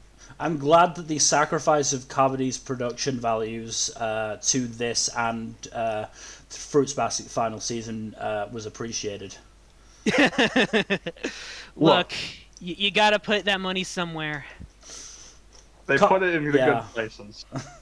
Oh, poor Kabady. You really think that Kabady's story was worthwhile enough to justify budget but I just feel bad for it because obviously it aired in the same season as fucking Fruits Basket and MegaloBox. Dr. Stone was the season before, and Lupin was a couple of seasons after. Like, it just got so shafted. I almost feel bad for it now. Yeah. Almost.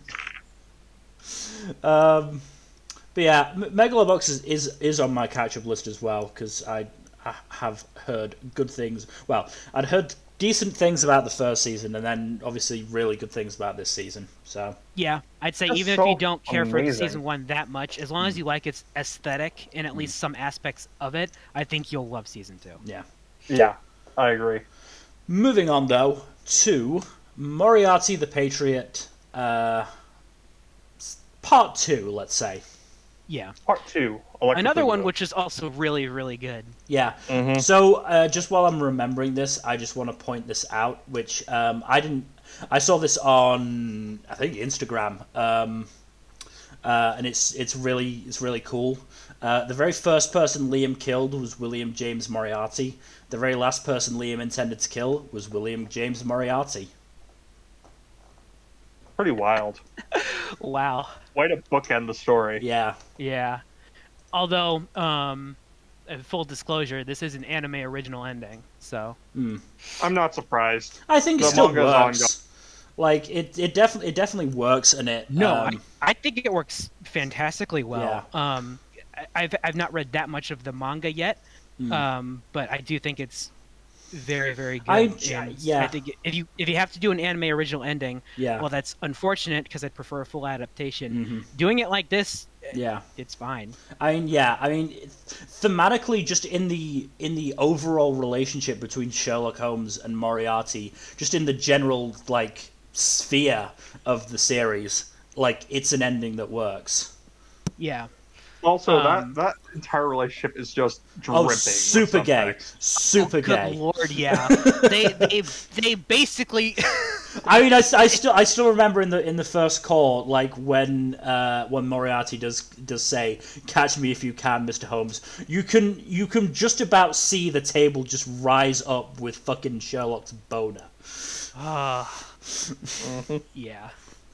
Like, he is so happy to find out that his nemesis is Moriarty. Yeah. But yeah, this is such a nice spin on the whole Sherlock Holmes shtick that I feel like media just does a lot, but... This is a surprisingly fresh take on it. Yeah. Yeah, it's surprisingly fresh, and also, I will contest that this is better than BBC's Sherlock. I haven't seen much of BBC's Sherlock, but I'm sure that's true. I haven't seen it in a while. Yeah. This is another one of those that doesn't really feel like an anime at all, but aside from all the men being gorgeous. Oh, and the women who then become men. The women too, of course. Irene Adler becoming James Bond. Oh my god. She became James I mean, yes, becoming James Bond. Becoming James Bond is hilarious, but Jesus Christ, that is the best. It was great. Twist. You know what else was great? Just like the entire. I just love that they didn't try to shoehorn Irene slash James ship with any of Yeah. the other characters. Oh yeah. I mean, I'm gonna go with they, because I don't think it feels like gender doesn't really matter to them. Yeah. But, Yeah. Whatever. But yeah, they had more like shipping with Moran than they did with with William. Or with Sherlock, for that matter. Yeah. Yeah. I am slightly baffled that they made Mrs. Hudson hot. I don't know why they did that. Hudson is hot. I don't know why they did that. I'm not going to complain, but I don't know why they did that. Yeah. Because why not? Fair enough. They made everyone else hot. Why not make her hot too? Yeah. Yeah. I don't know if those are up on Funimation. Did you guys watch the OVAs? I don't think so. I did not.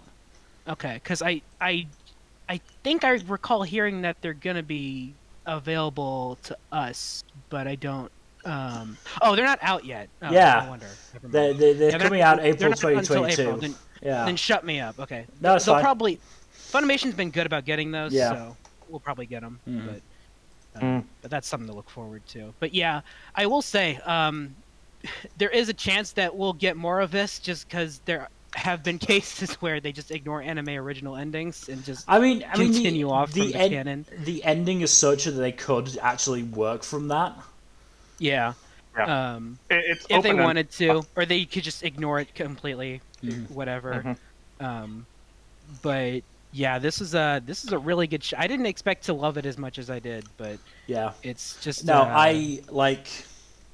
Mm-hmm. I feel I now especially feel really bad about how harshly I ranked Moriarty last year, because it was harsh. It was very harsh. Where was it actually? I think it was something like it was 16th out of 38.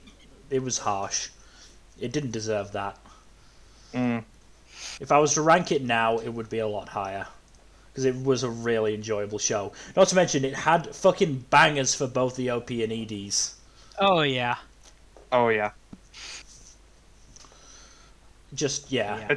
It says a lot that the OP and ED were both really good, and yet they didn't even make my top 5. But yeah, moving on though to Mushoku Tensei Jobless Reincarnation. Okay, this one. Unfortunately, this one comes with a huge asterisk as to whether or not you'll enjoy it.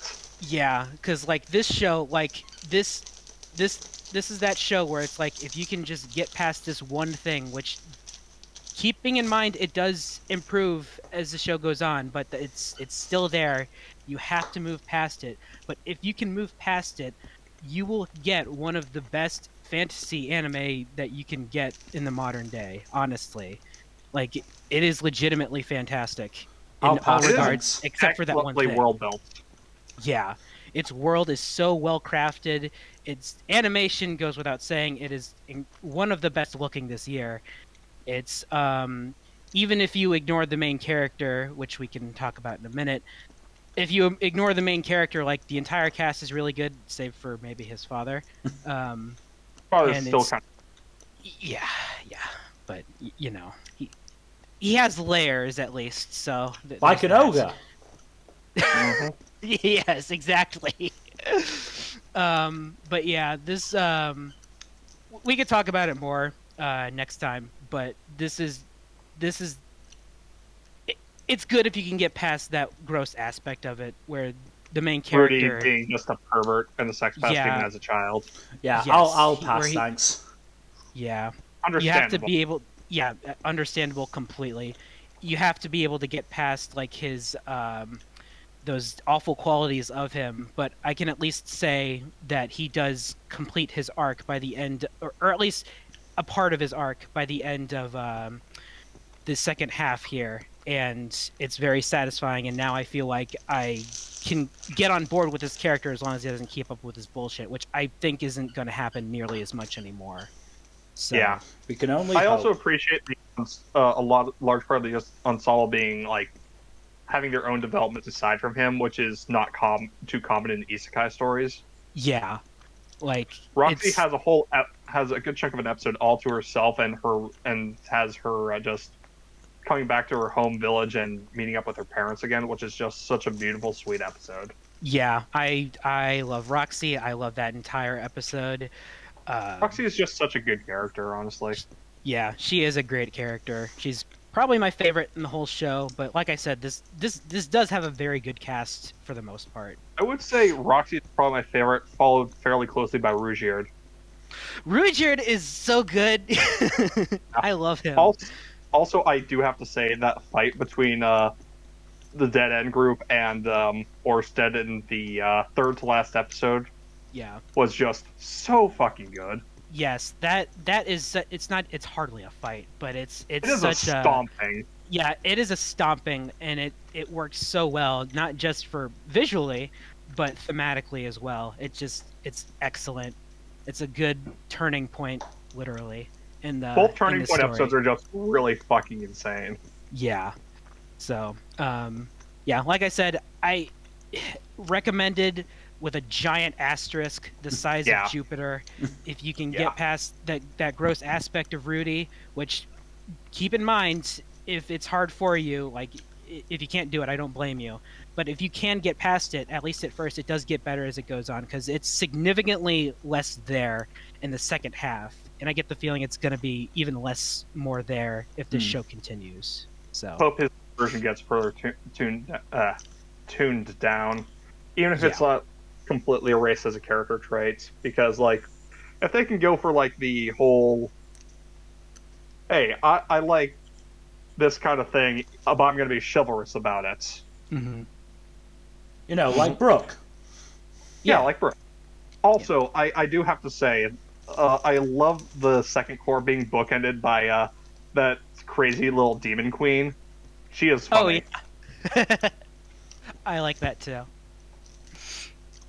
Yeah. But yeah. Moving on to My Hero Academia Season 5. Probably one of the worst seasons. I hate that this is such a comparatively weak season compared to like the previous three, because it's one of the best arcs, and they messed it up because they shuffled around the fucking order. That too, but also like the way it was done overall wasn't that great either, honestly. Oh, the pacing, yeah, the pacing on it was really rough. Yeah, the pacing and the animation was good in some places, but overall just wasn't remarkable. It wasn't up to snuff. It was because they're working on another fucking movie. They need to stop doing and that movie was like the most 7 out of 10 anime movie, so it wasn't worth it. It wasn't. Even if the climactic fight, the climax was pretty fun, it just like was not worth it. That climax went hard. It did. It didn't have to go that hard. It was. Unfortunately, it's not remotely relevant to the main series. No, I'm sorry. And also, some ways doesn't really make sense, but we can talk about that another day. But yeah, I mean, story-wise, this is kind of a weaker season, anyways, because half of it is like not a bad arc, but it is mostly like I was thinking about this. I think the issue with the Class A versus Class B arc is that there just isn't really any stakes beyond bragging rights. Yeah. Mm-hmm. I mean, it's a chance to show off like how far some characters have come, Bakugo especially. I also loved a couple of the fights were really fun, especially the one with Ida and Todoroki was really cool. I love that one, and it was well animated too. So kudos to that. They put in so much Sakuga in that fight. Yeah, and also of course Midoriya's quirk awakening thing. There's that too. Black Whip. I mean, I still say my favorite fight out of all of them was the one involving Tokuyami and Kurohiro, just because of the fucking back and forth between the two of them. That was funny. That was darker than black, and then darker than black again. Yeah. Also, like there was a decent amount of Todoroki sprinkled in there as well. Yeah, I know that's your favorite ship. Yeah. I make no bones about that. Yeah. I don't ship it, but I respect it. Yeah, same. Like, I am more partial to the more canon-seeming ship, but at the same time, Tododeku, it does seem like a cute ship, and I don't begrudge anyone for shipping it. Hey, I want the best of both worlds. I want Todoroki, Uraraka, and Deku to be together in a threesome. Oh, goodness. Oh. Oh, my. Oh, my. But yeah, this season unfortunately suffers from the fact that it's bridging two very big arcs. Partially like the second half of Season 4 was as well. Because Season 4 featured, up to that point, the longest arc in the series. Mm-hmm. And next season is going to adapt the now longest arc in the series. And it's going to be a fucking behemoth of an arc. Yeah, so I hope they can make the quality good and consistent throughout of it. I know Bones has had some issues lately, which we can bring up later with a certain show. Oh boy. But yeah, I hope they can pull it off, because this arc is legitimate. The next arc is another one of my favorites, and it is also a good arc. It's a turning point in the series, like quite literally. Yeah, it is effectively the Marineford of Hiroaka. Oh, absolutely, yeah. And there's just it's the climax. It's the climax to Act 2. Yeah, it's intense. It's action packed. It's really cool. It's really shocking. It has everything. So I hope they can pull it off. Same. But we'll have to wait and see. But overall this season wasn't bad, but it's probably, in terms of how it adapts the manga, it's probably the weakest overall. Yeah.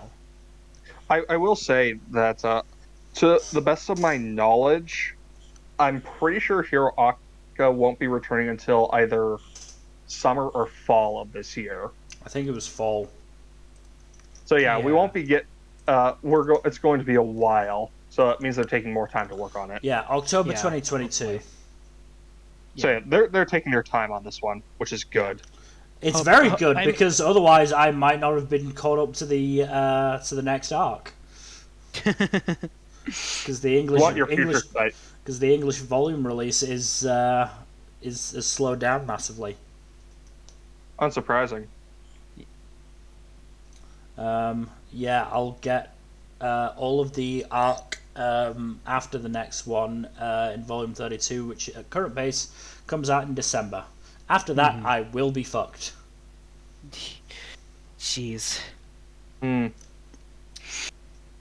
Well, anyways, moving on. Yeah, moving on. Moving on. Very different manga releases. To My Senpai is annoying. No, he's not. He's wonderful, and you love him very much. Such a himbo. No, I love the show. I'm still well behind. I think I've watched episode 5 most recently. I think. Oh wow, yeah, you're behind. I think it was the Valentine's Day episode. Yeah, that's a fun one. Yeah. I will say, like, we should probably talk about this more in the fall wrap up next week.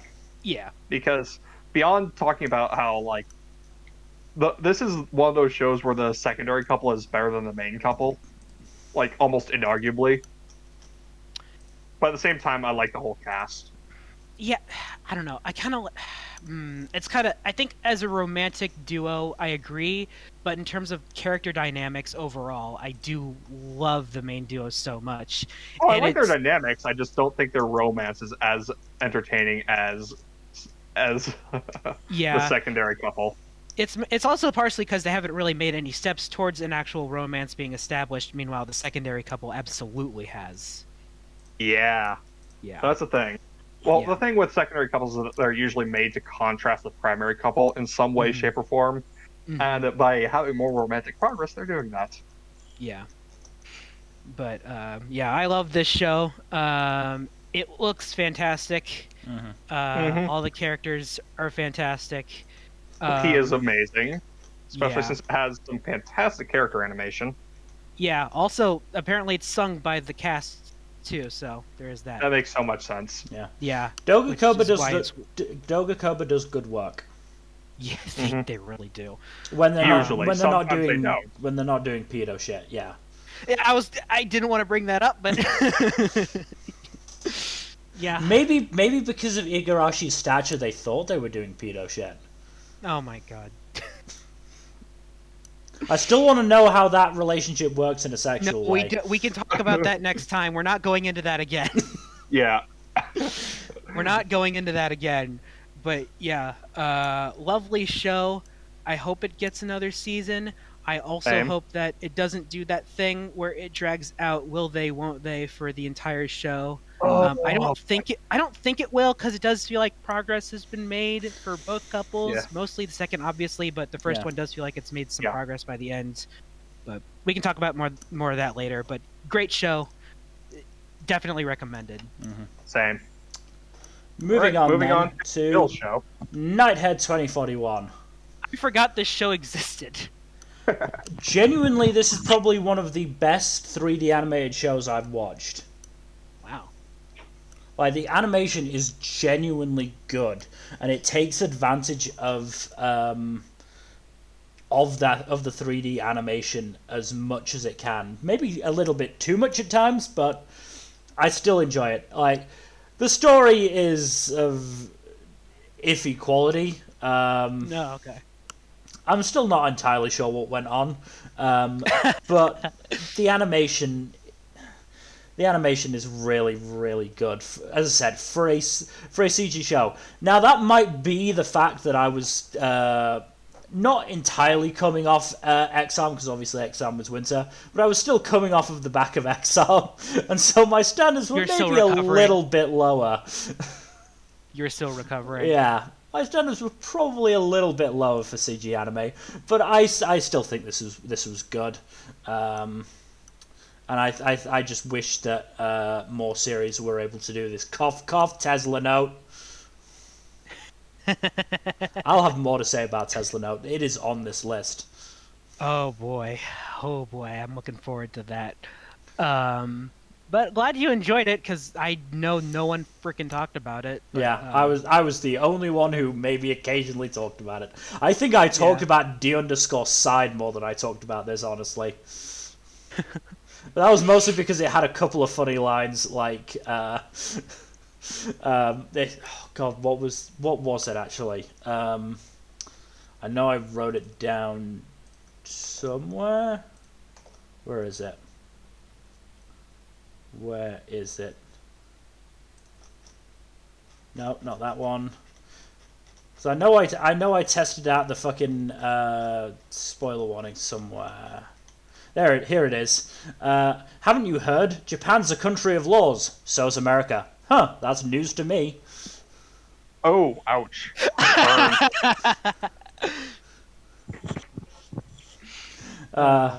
Yeah, good lines. Some good lines from D_side. But yeah, Nighthead 2041, decent enough show, good animation for a CG show.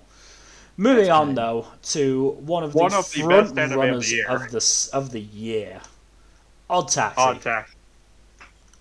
Damn. The show was so fucking good, and it just came right the fuck out of nowhere. Yeah, it was announced during the Anime Awards and didn't really show anything about it. And I'm like, okay, this is the only reason I started watching it was because Natsuki and I. Only reason. Completely fair. I was validated. Yeah, this show hit. This is the surprise of the year. Like, yeah. I don't think anyone expected anything from this, but. Wow. Lo and behold, we were surprised by its intense quality. A show compared to Quentin Tarantino films, of all things. Yeah. I've seen comparisons to Quentin Tarantino and the Coen brothers. Yeah, that too. But, yeah, this is a incredible show. What do you even say about it? A lot of what can be said has been said, honestly. Yeah. Probably one of the best cats of the year. Oh no, it's probably the best use of ensemble I've seen. Yeah. Like, because every plot thread weaves together into one big main plot. Yeah, and it's and the way it does it so flawlessly is incredible, because you don't see that in anime. Yeah, like, hardly ever. Yeah. Except for something like maybe One Piece, I guess, which is like the highest praise I can give it. Yeah. What else is positive for this is just like how well the entire thing just flows plot-wise. It's just there is no wasted time. All of the dialogue and time is either spent advancing the plot, establishing characters, or fleshing out the setting. Yeah. The dialogue's incredible. Yeah. The characters bounce off each other so well. All of the characters have really good banter. At least all the characters that interact. Yeah. Yeah, exactly. Also, that final scene was a fucking punch in the guts. Yeah, I can't believe they really went and did that. They really went and did that. But I was just like, what? What? What? Yeah. What? And like, I was actually visibly saying, audibly saying that when the scene played out at the end of the series. Yeah. It was like, ha. Yeah. Words The worst thing about that final scene is that there is evidence that points to two different ways where that can go, but you have no way of knowing. Yeah. So it's like you're left just pondering. I am hoping that the movie follow-up actually answers the questions. I think because if I'm remembering correctly, it is basically just a recap movie, but it is going to have additional scenes, and I think some of them are going to be related to what happens after that final scene. The way it appears to be framed is through Otokawa's whole view of the whole story. So that tells you one of two things. So if it means what I think it means, then that will mean good things for that we will get the conclusion that we want. Hopefully. Yeah, we're not going to spoil the ending because the ending is almost flawless. Yeah, no. Like we can't spoil too much about the show itself because the way it works together is one of the best things about it. But yeah, your best bet with OddTaxi is going in spoiler free and with low going as blind as possible. There is a walrus and there is a taxi. That's all you need to know. And that walrus is voiced by a very subdued Natsuki Hinai in a fantastic performance. And they talk about Bruce Springsteen. If you want to hear Tanjiro voicing a 40-odd-year-old walrus driving a taxi and talking about stand-up comedy. Yeah. So good. Also, one thing I do want to mention is something else I love about this show is how it feels. Because this whole city feels lived in as hell. This feels like an actual city you could go to, which says a lot considering it's a city full of animals. Yeah. Yeah, there's such an understated ambiance to the whole setting that really works. Yeah. Also, that one episode is just such an amazing deconstruction of gacha. Yeah, I was going to say the gacha episode. Damn, I am in this episode attacked. And I do not like it. I feel personally attacked, but honestly, the attacks are valid. Yeah. It's such a valid attack. Oh, man. Yeah, everything flows together so flawlessly. It's an amazing, amazing, amazing show. One of, if not the best this year, at least in terms of... easily top 5. Easily. Yeah, at least in terms of non-sequels. It is high up there. I mean, it's still in my top 5 even counting sequels. Even counting sequels, which says a lot because we've got some good sequels this year. It didn't make it into my top 5. I'm going to write my twit longer right now. It's just outside. It's in 6th. Yeah. My view on Millington. But not I mean, if you want to organize the lynch mob, give me some warning so I can, ignore my work a little bit longer. But yeah, OddTaxi really good. Regardless, you'll get one of the best anime this year, which doesn't even feel like an anime, but it is incredible. Yeah. Moving on though to Otherside Picnic. Another one I forgot about. It was in winter. I don't blame you. A lot of the winter stuff. I didn't really forget about it. It just felt like it was a year ago. Yeah. Which I guess it technically was. Yeah. But still. Otherside Picnic is an interesting show because while the production values aren't all that great, the story and characters really carry it. Yeah. I have mixed feelings about this show because I do like it a lot. I do like its overall story and its characters. But the themes that use actual internet rumors from Japan, I feel like that adds a lot to the show, and if I was aware of what those were, I would have enjoyed this a lot more. Yeah. I don't blame you for thinking that. I will say that a good chunk of the show is carried by the two leads and their dynamic with each other. Oh yeah, they're wonderful. And the fact that they are definitely gay for each other. Yes. Like it's classified as a Yuri. It's canon. No, it doesn't. I know it's classified as a Yuri. I just wish there was more progress. Yeah. Yeah, that's fair. Because full disclosure, this show does not fully progress it by its end. So. Yeah. This is still a really good show. Yeah, it's my big issue with the show is that it just feels too episodic, and it is again I was talking with Jack about this earlier. It is a result of the show being an adaptation of an ongoing series that probably is anthological by nature. Too. Yeah, that probably isn't that close to finishing anyway. So. It just feels like a lot of the plot, just all like overarching plot, gets ignored a lot of the time. That said, like I do appreciate the subtle character work that Otherside Picnic did. One thing I'm also glad about.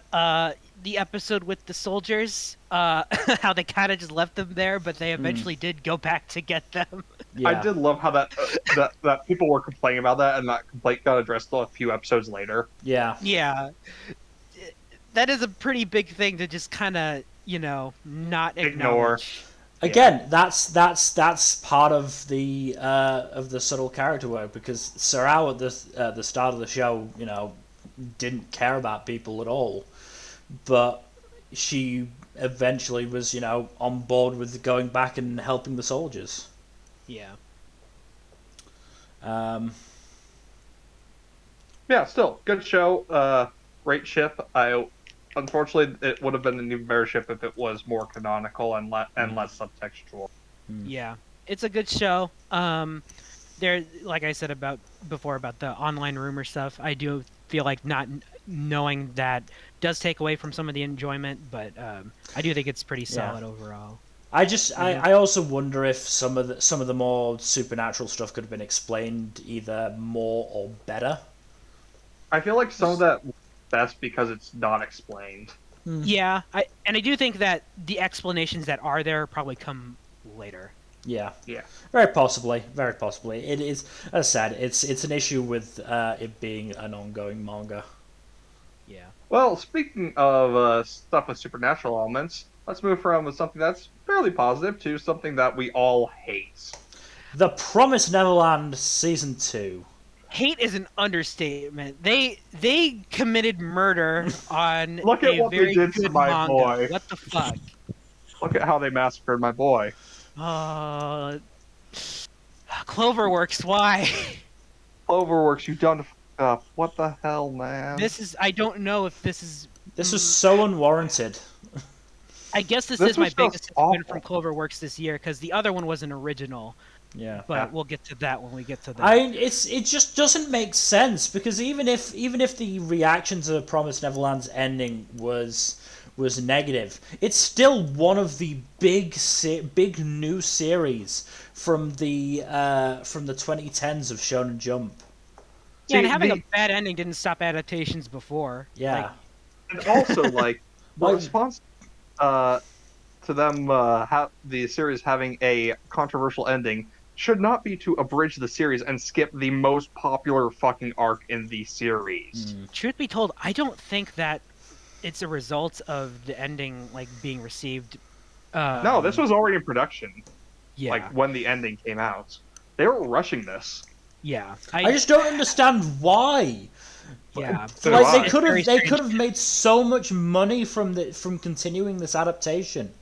Yeah, this manga sold really well. People loved season 1 to pieces. Yeah. I loved it. I don't. It's just so weird because when I heard like the author was going to make some original stuff for this season, I'm like, oh man, they can do some stuff that might help fix the ending. I was like, are they going to just like do it to pad out a little bit of the middle stuff to help make it flow more organically, feel less rushed? Yeah. But no, they're the opposite. Yeah, in full disclosure, like I don't even think the ending is that bad. I just think it's not like a 10 out of 10 ending. It's just it just misses the mark in a couple ways. I think it's still good. Like this manga is still very good. People love this manga, but it's like where's Goldie Pond? Where the fuck is Goldie Pond? Give me Goldie Pond, you fuckers! Where's Yugo? Where's Yugo? I fucking hate this so much. I feel like when it was airing, I was like Homer in the episode with the where Lisa becomes a vegetarian. Like, there's no Yugo. It's still good. There's no Goldie Pond. It's still good. It's skipping all the way to the ending. It's still good. Oh no, it's not. Oh my god! And like the fact that staff didn't even want their names on this by the end. Dude, the writer for the manga who is helping with this had his name stripped from the credits for the last few episodes. Yeah. Also, they had a scene in it where it was basically Batman v Superman. That one scene that everyone hates. That one scene. Oh my god. Why? Save Martha. I stopped watching this shit and just read the manga. No, I had to see this through to the. I had to see this through to the end, because for your sacrifice. Because you get one of the worst endings I've ever seen. Because a solid few minutes of it is literally just PowerPoint slides. Oh, and then they get stuff in the manga too. Yeah, it shows stuff from the manga. This shows Emma meeting God. Yeah, he's on screen for 8 seconds, and it's just still, and there's no dialogue. There are no words. There are no words to justify the absolute travesty that is this train wreck. Didn't Isabelle survive as well? I mean, I'm not going to complain about that too much because I don't mind her surviving. Yeah, I think that's okay. But the weird thing is, like, they foreshadow using her more than the manga did, and then they don't do anything with her. They use her less than the manga did. Yeah, which is just baffling. Yeah, it's bizarre. This whole thing is just like, why? Why would you do this? This is just so baffling and puzzling on every level. I don't understand why the production committee chose this approach. This is just like the worst possible approach to adapting something. Yeah. Besides maybe just like taking a copy of the original, shredding it, and taking a dump on it in the street in front of the creator. Yeah. Like, I'd rather they just go I'd rather they deviate completely and make a completely original ending than sort of do that, but not really. They did the Spark Notes of the series, except the Spark Notes were bad. Yeah. Also, like, I really hope that at some point in the not-too-distant future we get a Promised Neverland Brotherhood. Yeah. Not done by Cloverworks. Please, God.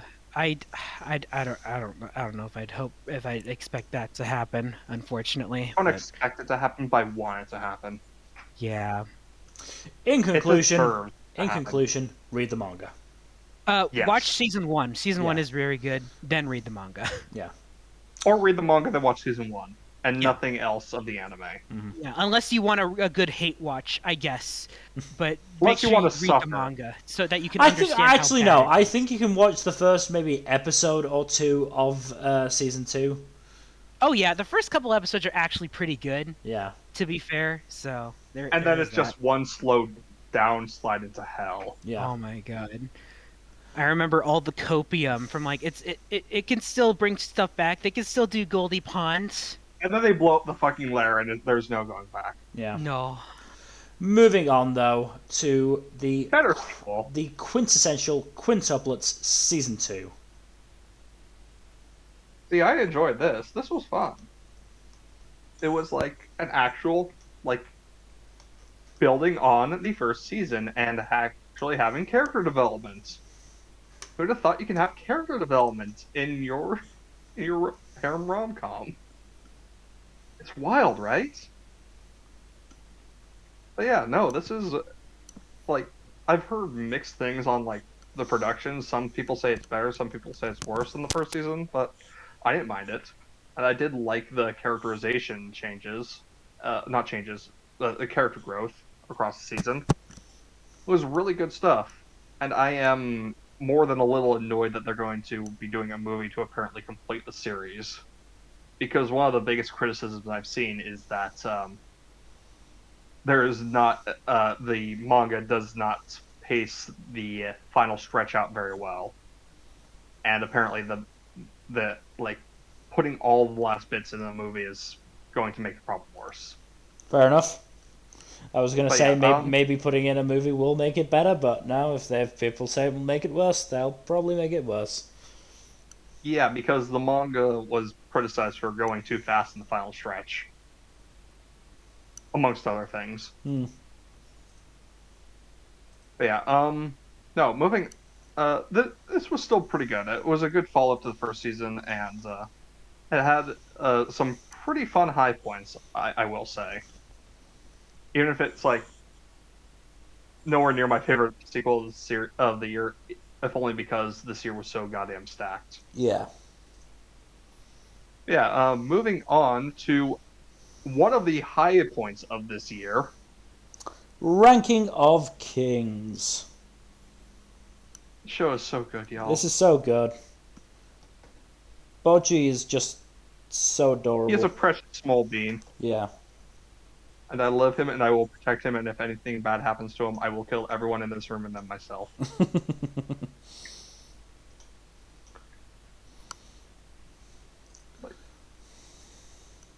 No, Boji is great. Kage is great.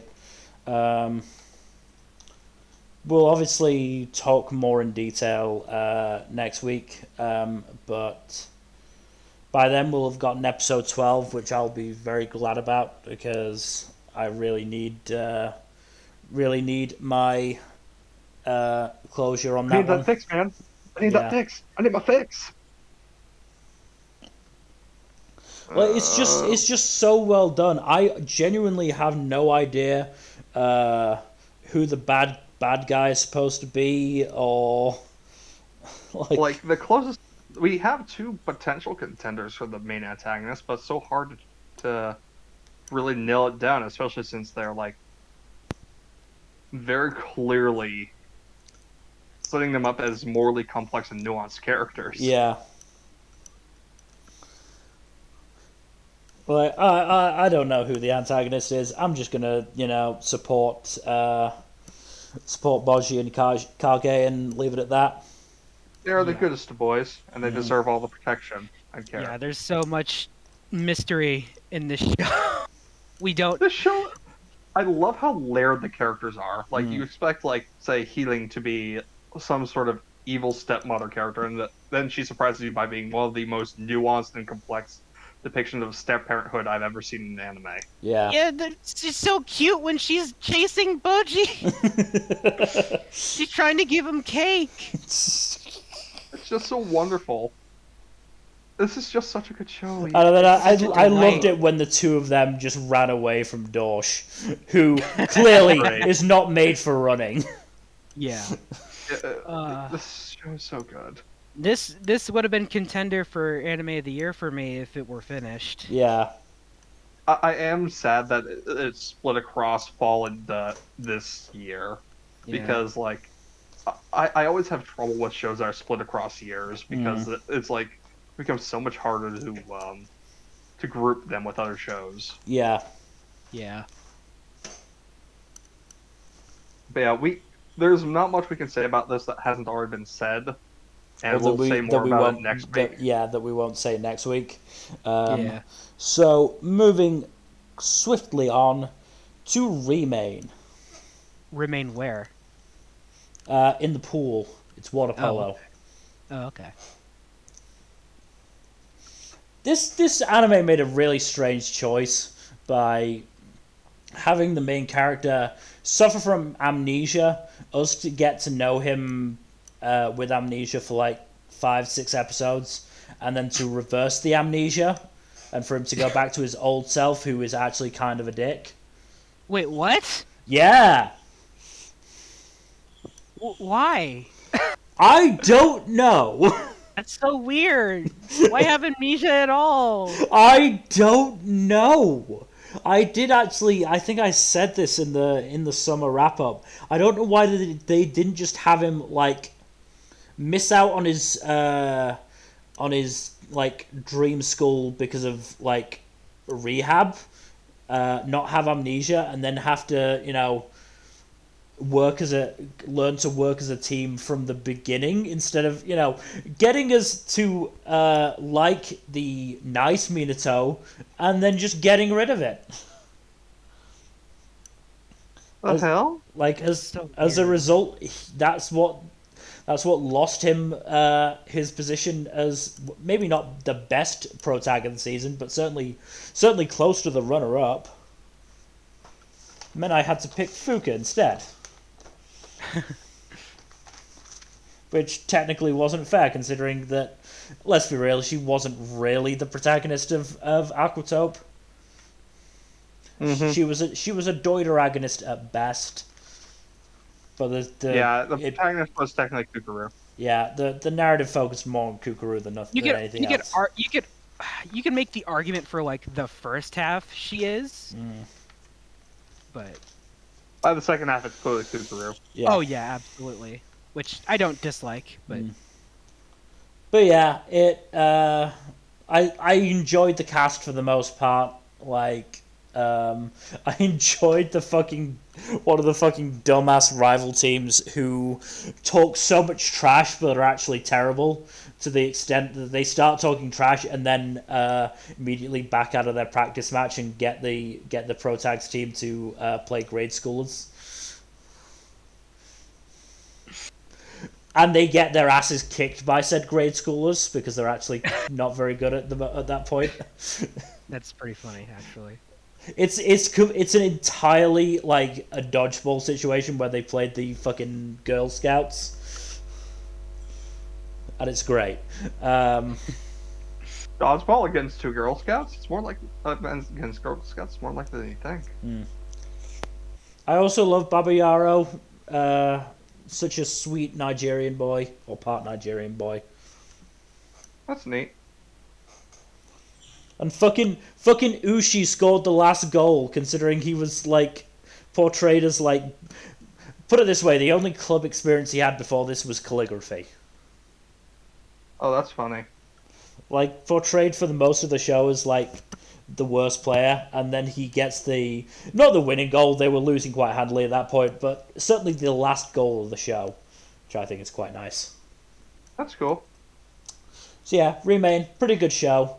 Probably could have been better if it didn't renege on the amnesia, or just didn't have the amnesia in the first place. Like, it just seemed weird. It just seemed like a really weird decision. Moving on, though, to Remake Our Life. That other show that surprised me this year. It was surprisingly a lot better than I thought it was, especially considering the pilot.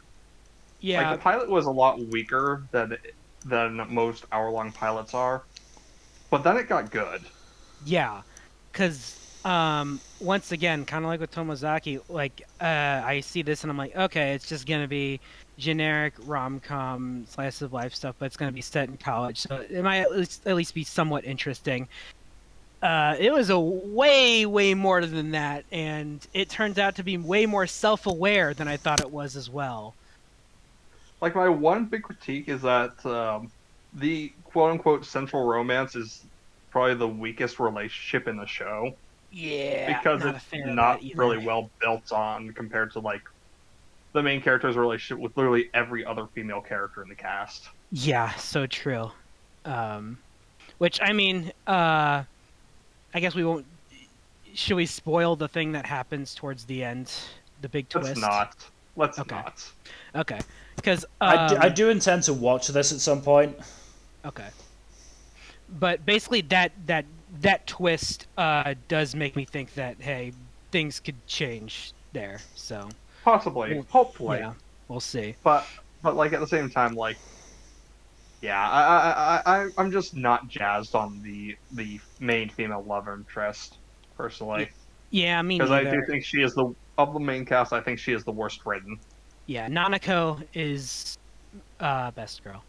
Nanako and Eiko are very great characters, and I like them. Yeah, a lot. I love Eiko too. She's great. But I think I like then again it's hard because Kyoya bounces off so well with both of them.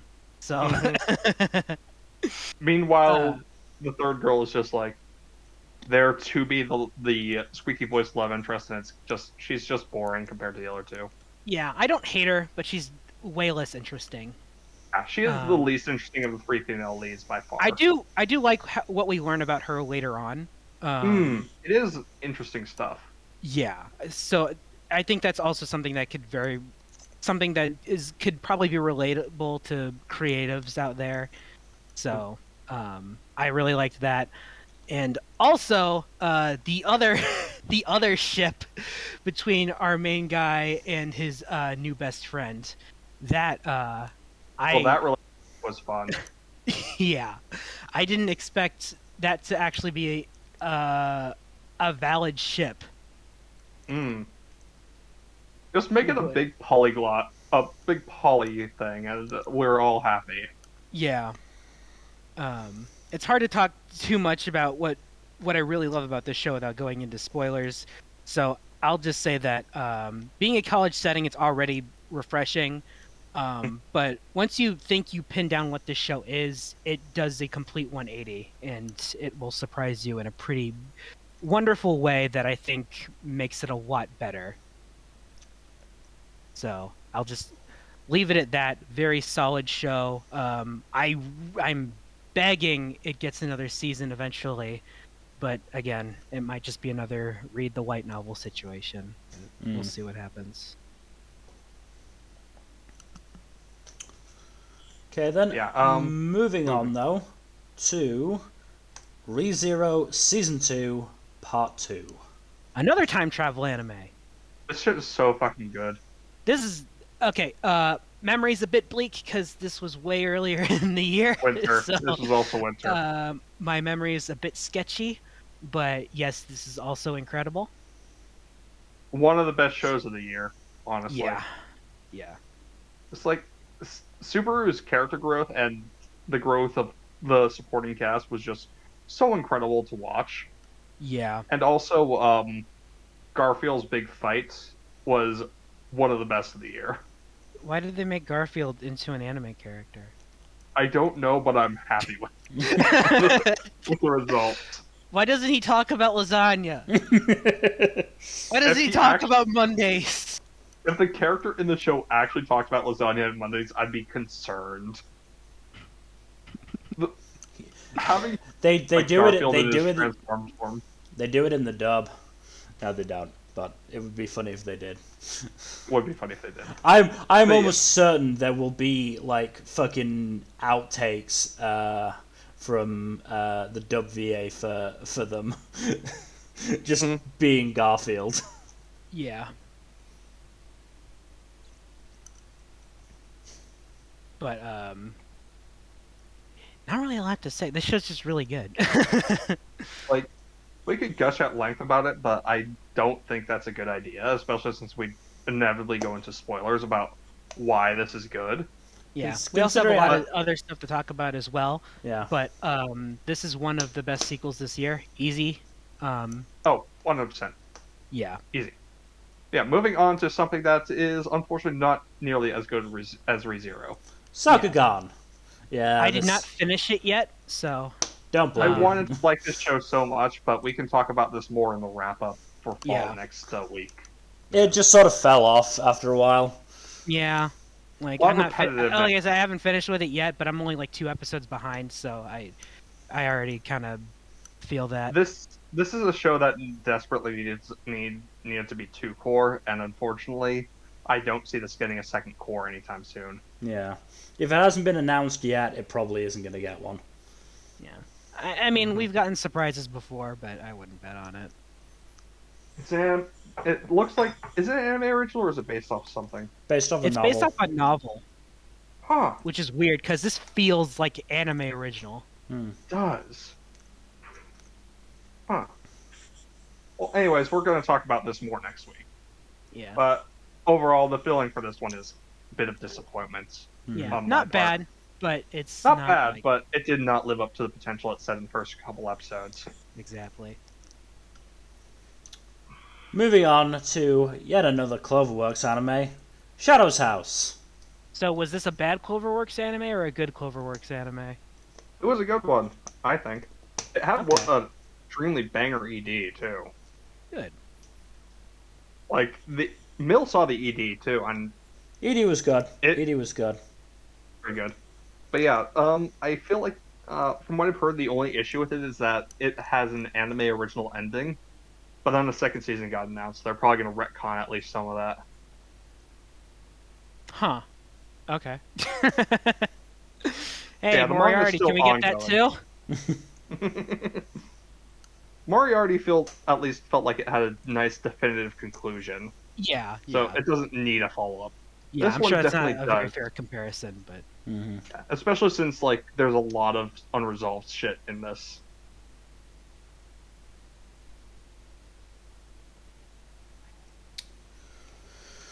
Yeah, no, this one's pretty damn good. I love the aesthetic to it, which is very unique for an anime. Yeah, from what I saw, it does look like something that feels a bit different. The whole gothic horror with a bit of fairy tales mixed in is really neat as an aesthetic choice. Yeah. This is just let's just hope they don't fuck up this season too as well, huh? Oh God, please. I haven't even read the manga. I want them to fuck it up. Moving on then, unless you have something else to say. No, let's talk about your skater boys. Moving on to the Skater Boys. Let's go. I just love this show so much. Like you guys can gush at length about it, but I haven't watched it. Yeah, I genuinely didn't expect to like this as much as I did. I just came into it like, especially considering like the reactions to the first episode were fairly middling. Like, people were saying like it looks good, but there's not much substance to it. It ended up having a lot of fucking substance. I think you can make that criticism off the first episode. You say that, but people still tried it. Yeah, that's not a good take, I don't think. Like, because it ended up having a lot of good substance to it. I mean, Reki's story is so good. Yeah, it's so good, and it's so relatable too. Yeah. Despite this anime not being realistic at all. What are you talking about? Of course skateboarders have robotic skateboards that tell them the angle they need to enter a corner in. Oh my god. Fuck. Or, skateboarders who just plank on their board. Or juggalos that work at flower shops. Yeah. Yeah, this, for an original, this was really, really good. Animation was pretty consistently good as well. Yeah. I love the entire cast. The only one I don't particularly like is Adam. And Really? You didn't like Adam? Not that much. He's too creepy. I mean, yeah, but he's Dio. He's just Dio. Oh no, Dio! He's just Dio fucking skateboarding. He's like, well, gotta wait for the next fucking Joestar generation to pop up. Might as well fucking skateboard. But yeah, I guess I don't blame you for not. He is pretty creepy, but I mean, I love his charisma. I like him as a villain. I just don't like him as like a proper member of the cast, so to speak. Yeah, like I love the main six as like a found family. Like, it's just so great. Yeah. And I just love the fact that the fucking dub VAs have just taken this show and run with it. Like, fucking Jonah Scott, Damon Mills, and Ryan McKeon are just fucking going all out with acting like Cherry, Joe, and Mia are a family, and it's so great. I just absolutely love it. This is a good year for dubs. It is a good year for dubs. Not to mention, like, every single member of the dub cast is like, no, these guys are gay as fuck. I don't blame them. That's great. I'm sad they didn't make it canon, but they did their fucking best, because at one point, like, Longa has to say, my love for Reki, my love for skateboarding, and they put as much of a pause between Reki, my love, and for skateboarding as they possibly can without making it fully confirmed. There's also that one scene of Langa with his mom. Yeah. When she's talking him through how to confess to somebody he loves, and Longa's just like, yes, no, this is exactly what I need to do. Yes, that's good, son. I'm sure you'll get her. Her? What? It's just oh my god. Oh my god. It's not the so only great. gay ship in this show, though. Oh god, Cherry and Joe, just like, Jesus Christ, they have fucked. Oh my god, they have fucked. That is so much just fuck already. But clearly they already have. And then there's the beach episode as well. Oh, the beach episode was so good. It was so fucking funny. That was hysterical. Oh my god, first the fucking bit where, like, Shadow... Well, no. First, the bit where Shadow is guilted by his manager into chaperoning for Reki, Longa, and Mia as they're just clutching him. I want to know how they explained how they know him. Then you've got at the fucking beach, like, Shadow wanting to go over and cockblock Joe, and Reki just going, no, it won't work, and then fucking play acting just grabbing hold of Longa, and then just like, don't worry, I'll protect you. And just the look on fucking Reki's face is just so great. And then fucking Mia completely cock-blocking Joe by pretending to be his kid. Yeah. Oh my god. That was so god. It's so good. This show has an excellent sense of humor. It does. Oh my god. And then it fucking breaks our hearts with the episodes after. With Reki's self-esteem coming into play. Oh my god. Oh my god. That killed was so me. Oh. yeah. Those fucking palm trees mocking us in the ED. God fucking damn it. I love the ED. I love the part where they're all demonstrating skate tricks, oh god.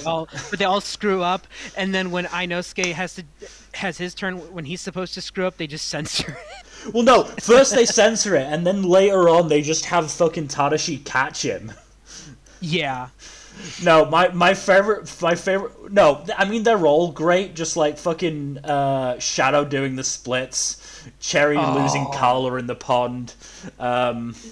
Shadow's funny because he started off so menacing, and then he just loses it completely. He just becomes the beleaguered babysitter. I love him though. I love that he works in a flower shop. I love him as well. Badass. I love that he's is he in love with his manager? He's in love with his manager, and then gets rejected at the end of the show. But there is hints that he's maybe gonna start going out with Oka, the manager at Sk8 Dope Sketch. Okay. Because apparently they were like really close during the party at the end. Okay. That's good. I hope Shadow finds happiness. Yeah. He's good. But yeah, no, I think my favorite mess up from the ED is fucking Longa's as you're just trying to go down the ramp. The board goes without him, and there's just a split second of him just eyes closed, just about to fall, just like accepting his fate. Oh god, I love this show so much. I really do. This show's great. I'm glad it's getting some sort of sequel. New anime something. Yeah, it's getting something, which I didn't expect that, especially since the production for this was really horrendous, apparently. Yeah. To be fair, apparently it really was just a case of, like, they did actually plan it really well. It was just a case of the pandemic just fucked them. Yeah. Which is, Bones fair enough. Going through some troubles. Yeah. But, yeah, this show's fantastic. Great. I love it. I'm looking forward to what else we get from it. Hopefully I mean, this might be copium, but I hope we get that canon ship. On the one hand, it is from the director of Free. On the other hand, it's from the director of Free. Oh, yeah. Hey, guys, you done talking? Anyways, you guys want to move on? I was going to move on now. Boys? So moving on to Sunny Boy. What a fucking trip. Oh, Sunny Boy is wild. Yeah, I didn't quite finish this one, so but it is very, very wild. God was the antagonist? Possibly, probably, I don't know. Probably. I full respect to Shingo Natsume for just making the thing he wanted to make. Yeah. He clearly had a vision, and he clearly got to go through with it. I'm just not quite sure of what that vision was. Yeah, no, clearly this is for him and only him. Yes. Yeah. And you know what? Good on him. He deserved it. But and I don't think he deserved. And I don't think this show is bad by any means, but I think a lot of its themes go over my head. Both Jack and I have said this multiple times. We are just not smart enough for this show, and I think there are very few people smart enough for this show. You need like a fucking doctorate in philosophy and several other doctorates probably to understand the show completely. Yeah. I want to try finishing it and then maybe rewatch it at some point to see if I can get a firm grasp on it, because I know some people seem to have pinned it down, but I feel like the show would require multiple rewatches to understand coherently. Yeah. But it's like if Shingo Natsume decided to do something with Evangelion. Yeah. The show's visually it's fantastic. Oh yeah, visually it's really good. And Kenjiro Tsuda voices a dog. I know. But moving on from a show that Mill has. No, I like Sunny Boy. I think it was fourth. I was mostly going to say because of Kenjiro Tsuda. Because of Tsuda, but yes. Up next, Super Cub, which I love the show. I love it to bits. Cub's really good. It's such a chill time. This seems like it'd be right up your alley, Number. What's it about again? It is about a girl with depression who gets a Super Cub moped, and the world begins to open up for her, and she starts making friends. It's so adorable. I love it. Okay. Like visually, the colors are really, really muted at first. But whenever she gets on the bike and whenever she experiences something new, the world just lights up and the colors become so much more vibrant. It's really good. It's so well done. I've heard good things about it. I just never got around to it. Yeah, I just love love how confident Koguma becomes throughout the show. Like, at one point she's supposed to go on a school trip, but then she falls ill but recovers like partway through the morning. But obviously by that point she's missed the bus. So she just gets on a fucking cub and goes to the destination herself. And when they scold her for it, she just smirks her head off. She has no regrets. Yeah, it's like she bows like an apology, but she's just smirking. Like I just love it. It's wonderful. Then I'll add it to my list. I'll add it right now, actually. Yeah. Now, Super Cub, it's just such a fun, chill show. This. Yeah, it's just really low-key, and I really enjoyed it. But yeah, because I haven't heard much talk about it from what I did hear. People really enjoyed it. So I mean, it's clearly an advert for like Super Cubs and motorbikes in general. But it's That's still also a good, what I heard. it's still a good show. I don't care that it's advertising something because it's a good show overall. Commercials can make for good anime too. I'm a Yu-Gi-Oh fan. Trust me, I know. Yeah. But moving on to Quades Dainazenon. Let's go! I didn't expect to enjoy this as much as I did. I love this fucking show so much. I am so happy with this fucking show. It's so good. It's so good. Why did they just take what they just went off of Gridman and just made something like different but similar, but also just fantastic. Okay, just to interject, like, I do have some issues with this show. Not massive issues, because I still really enjoyed it. I'm not sure how I feel about Galma's whole deal playing into. I think it's nice, but I don't like having to be expected to watch a 90s live action show to get Galma's storyline. I mean, I got that show on Blu-ray, so. That's lucky for you. Yeah. I don't, but at the same time, like, you don't really need to understand his whole deal to understand his character and his interactions with everyone else. I think the 90s show is just extra credit. It is. Mm-hmm. I just think that otherwise Galma's arc is kind of weak without it. But with it, it becomes like a really good arc. I can see that. Yeah, I can see that, and to a certain extent, I do agree, because it's weird how this show does a lot of its own stuff, but still takes from both the original Gridman and Quad S Gridman. Yeah, and it's like they legitimately just put a scene from the original Gridman in the show. Yeah, and they just made it all fuzzy. I will say, like, episode 10 in particular is just masterful. That episode's incredible.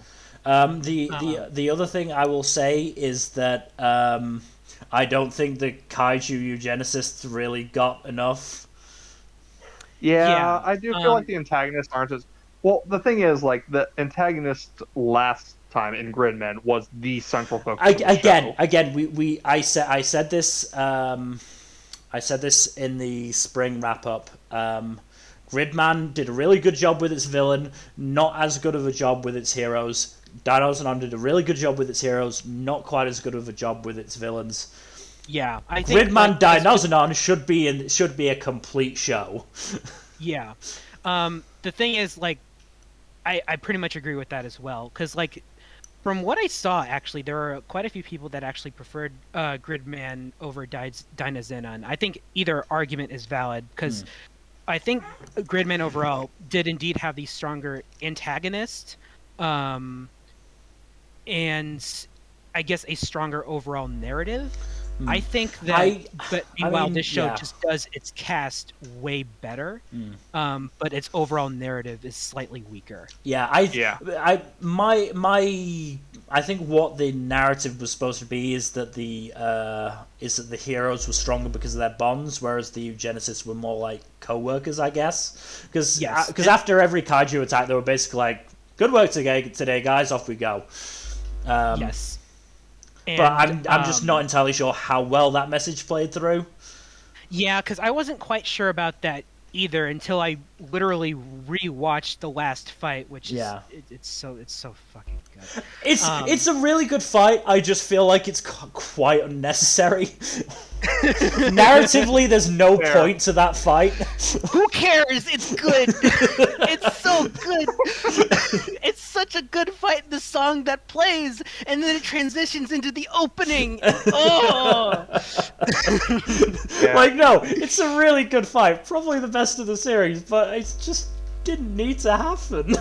The eugenicists were beaten by that point. Yeah, the eugenicists were mostly weak. You do get a decent feel of them by the end. I think Mujina in particular is probably the strongest of all of them. He's the most fleshed out, yeah. I would say Mujina and Shizumu are the strongest of the eugenicists, because Mujina had her arc with Koyomi, and Shizumu was attached to Yomogi and Yume.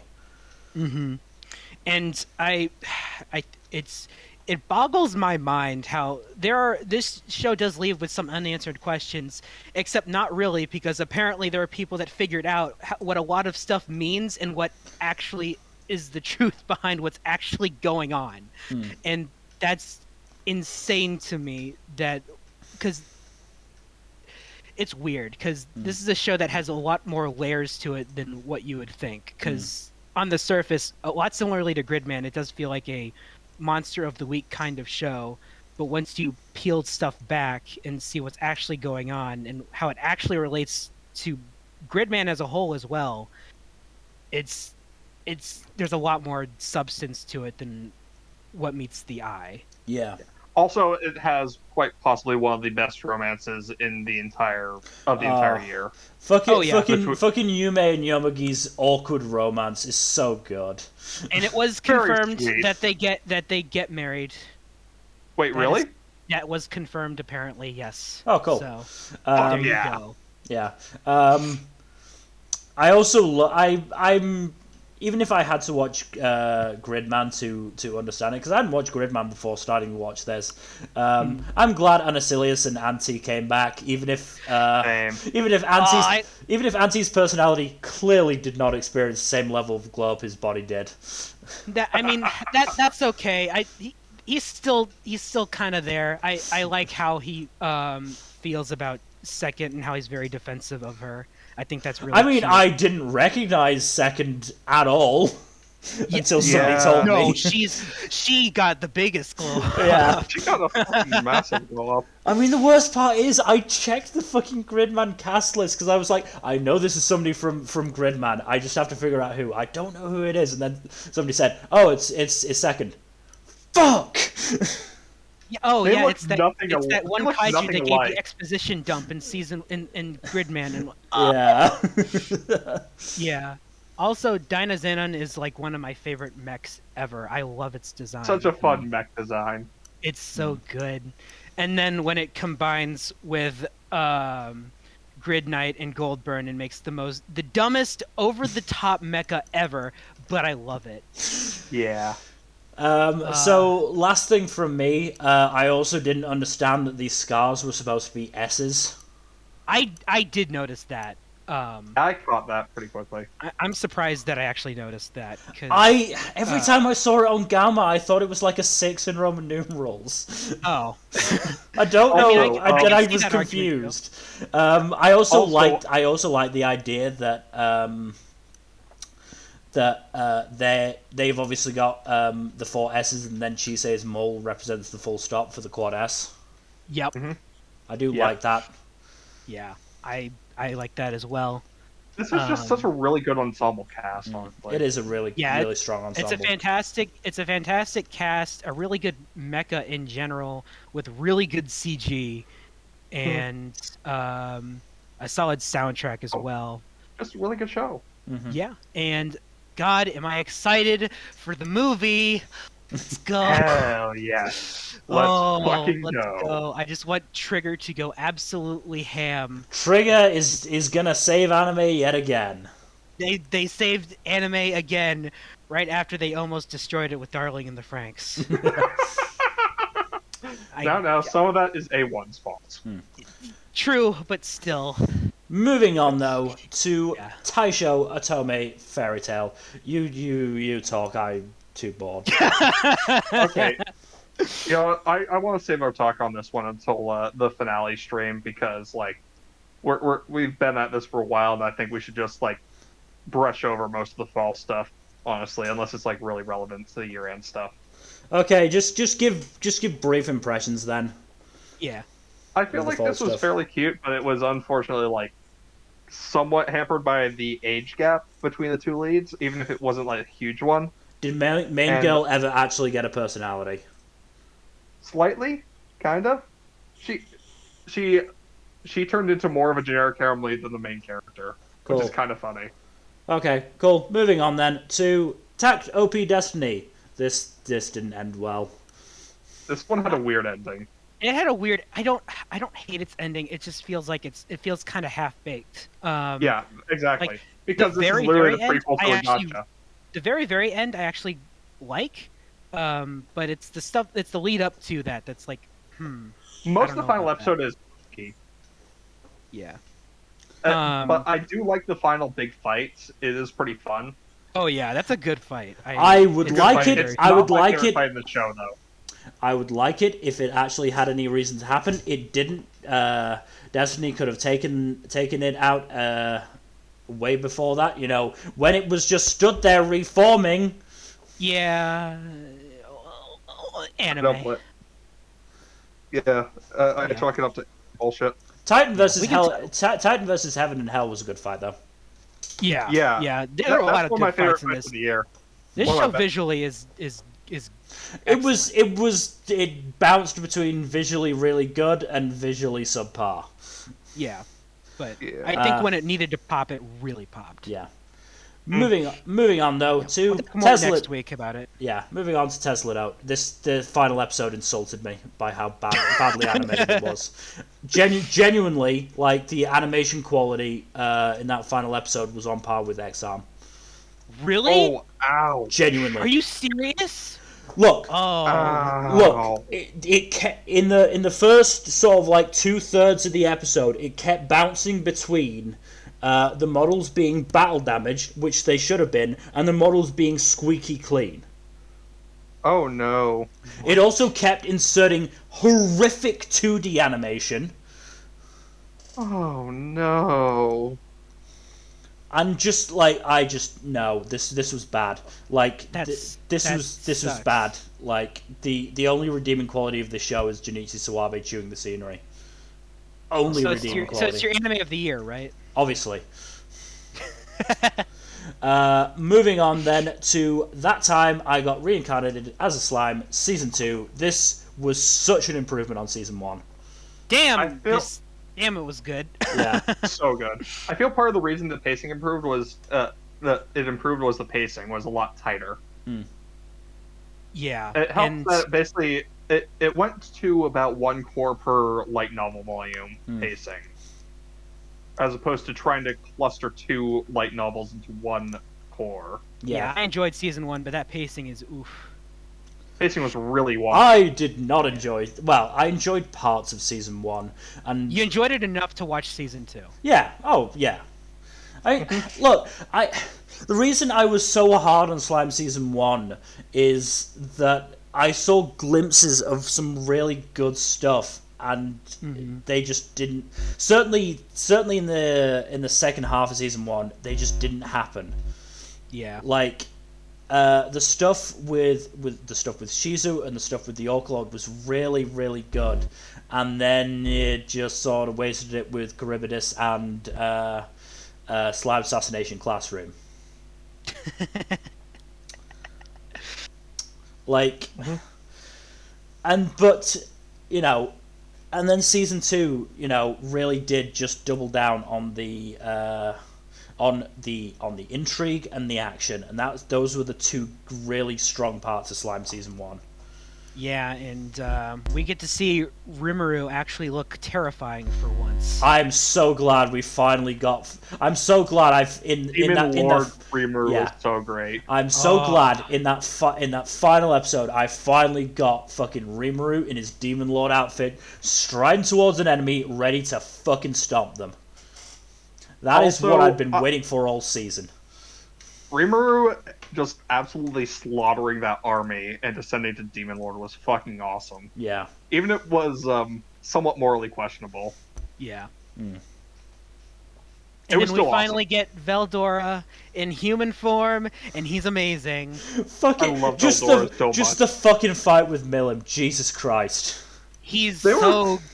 Fucking Kamehameha, Hadokens, Shoryukens, oh my god. And obviously, he obviously so much money for those copyrights. And he obviously knows what's going on with Milim, so he's just fucking pissing about and having fun. It's great. She's clearly having a blast too, but she's trying her best to hide it. Yeah. Oh yeah. Oh I god. didn't expect her to not actually be controlled. That That shocked It makes so much sense, though. It does, but what doesn't make sense is how good she was at faking it. Yeah. I also love that Ru really has all the tools he needs to figure this out, and he doesn't figure it out. He just ignores fucking Raphael, I think Great Sage is called now. Yeah.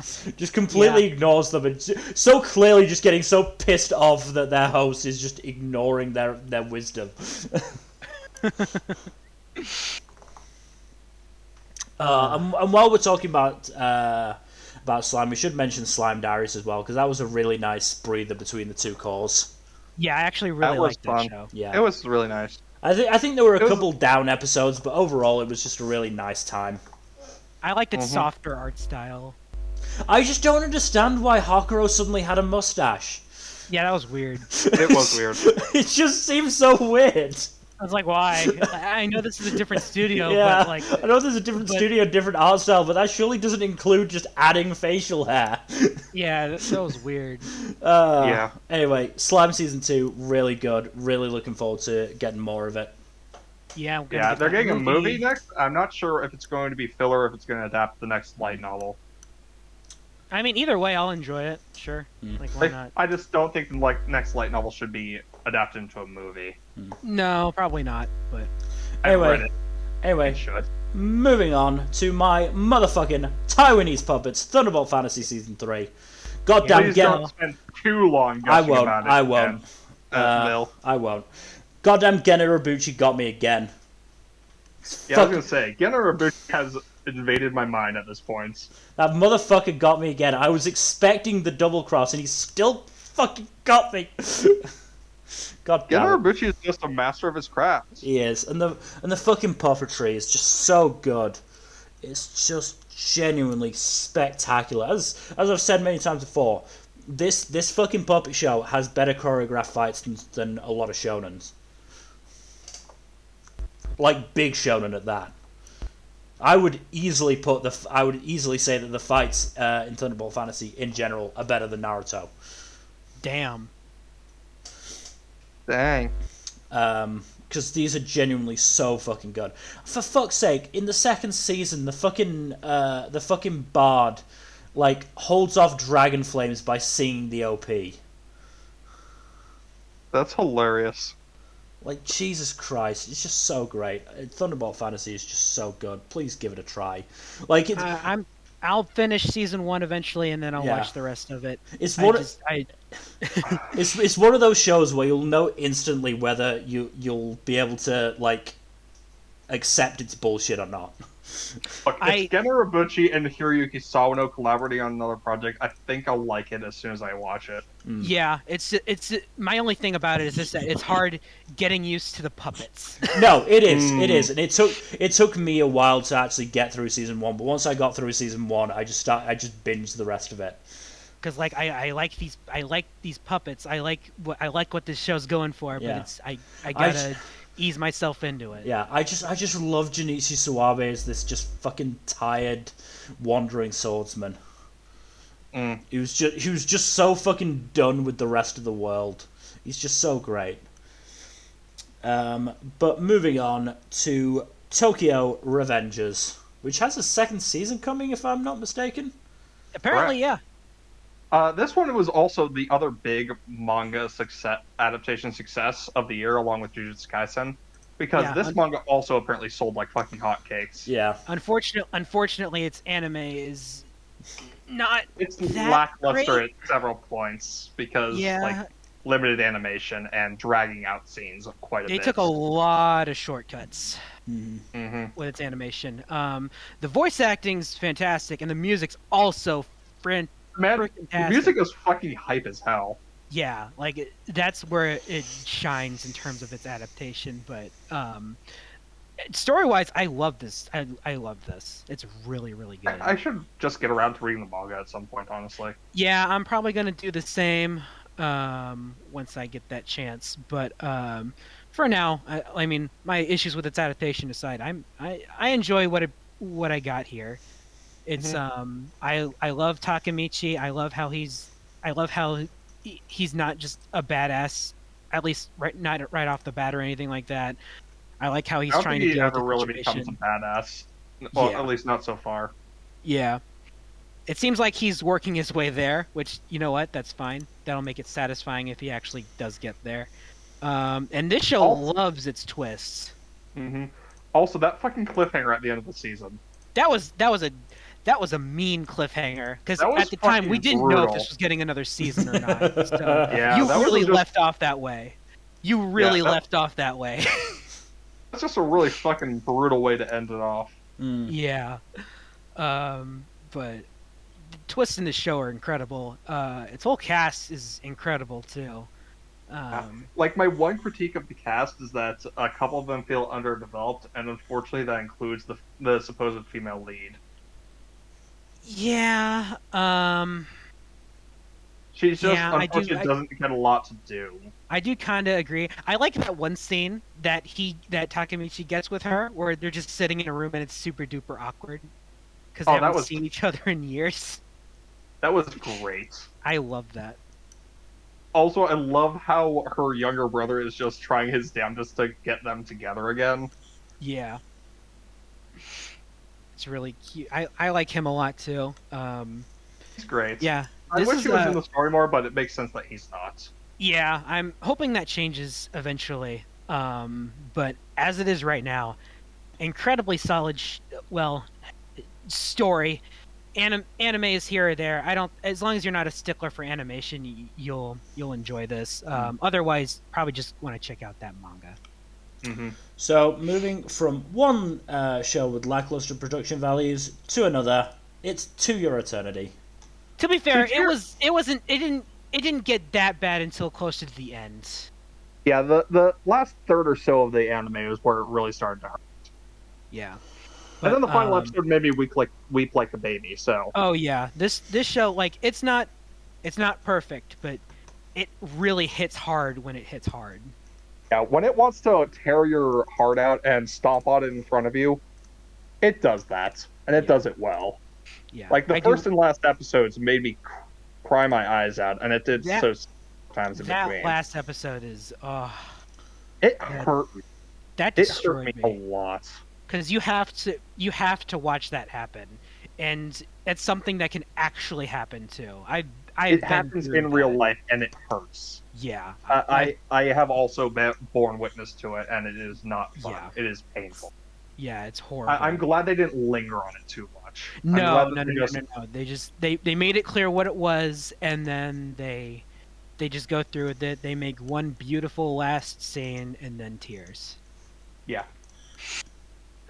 Shit, I'm tearing up right now just thinking about it. Yeah. I just wish that it had managed to invoke even half as much emotion as the first episode did. Yeah. You had to turn off the first episode because it was too hard to watch for you. What didn't you? Yeah, I did. I couldn't finish it. Yeah. That first episode is rough in the best possible way. It's just like, hey, how do you like pain, kids? And it's sort of unfortunate. Genuinely, that first episode ruined the rest of my day. I couldn't do anything. Jesus Christ! It was that emotionally destructive. Yeah. It's hard. Thankfully, it was near the end of the day, but still. Yeah. The thing is, right, and I watched Arcada's video where he talks about the show as well. That first episode hits so hard that most of the show doesn't really hit quite as hard. It sets too high of an expectation, honestly. Yeah, it really does, and that's not even saying that the rest of it's bad, because I do genuinely think it's excellent. It just doesn't quite live up to that first episode, except for maybe the last one. Yeah. Which, and like, I liked all the story arcs in this, even the last one, which was the weakest of the bunch in my opinion, but I did like it by the end of it. Yeah. Because it made use of what's her face, the Hayase. Hayase. Yeah, because Hayase is she's a very interesting antagonist. Yeah, she's a very interesting antagonist for sure. And I honestly think she does a really good job of being fantastically loathsome.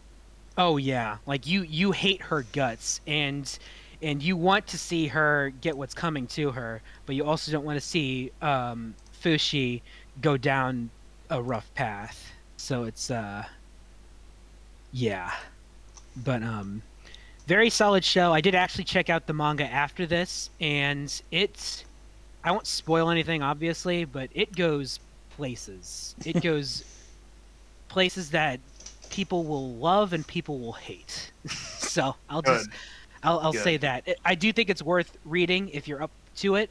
I hear the art is fantastic. The art is very good, but it's like I said, it goes weird places. But I do genuinely enjoy it. I would expect no less. Yeah.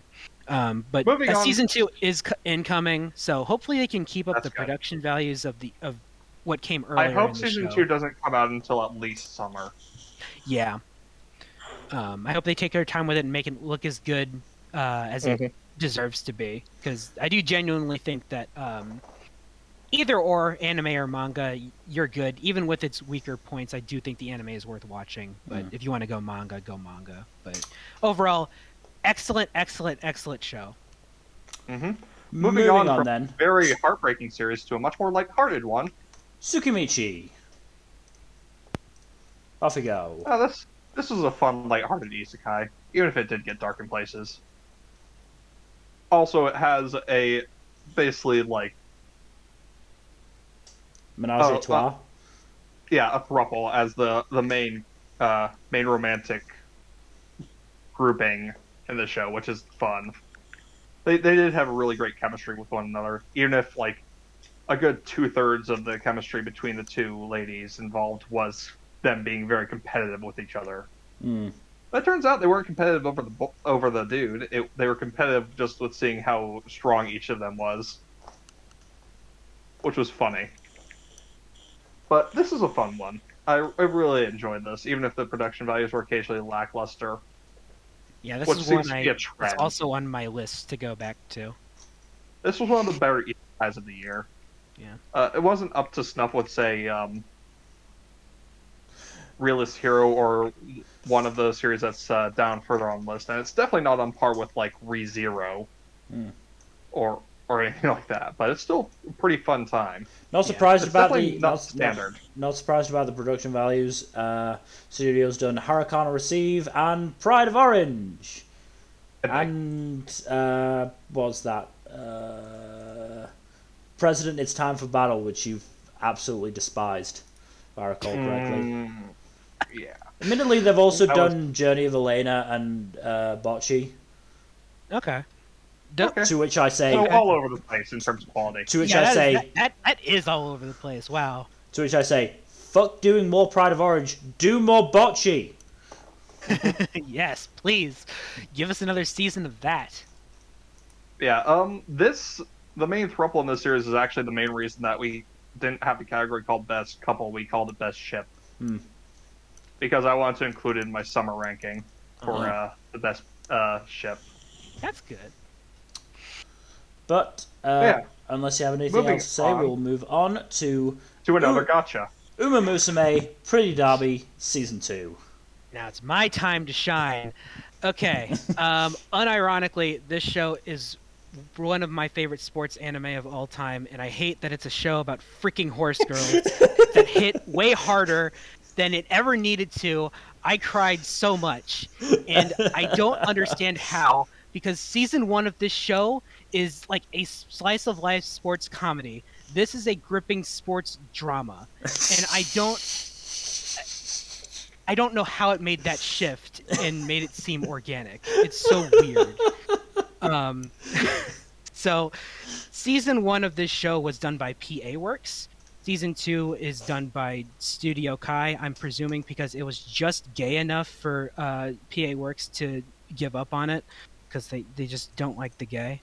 But weirdly enough, you don't really notice, aside from more use of CG. But the reason why I wanted to talk about this, aside from it being one of my favorites from this year, is that it hit me in a way I really didn't expect, and it has a lot of themes of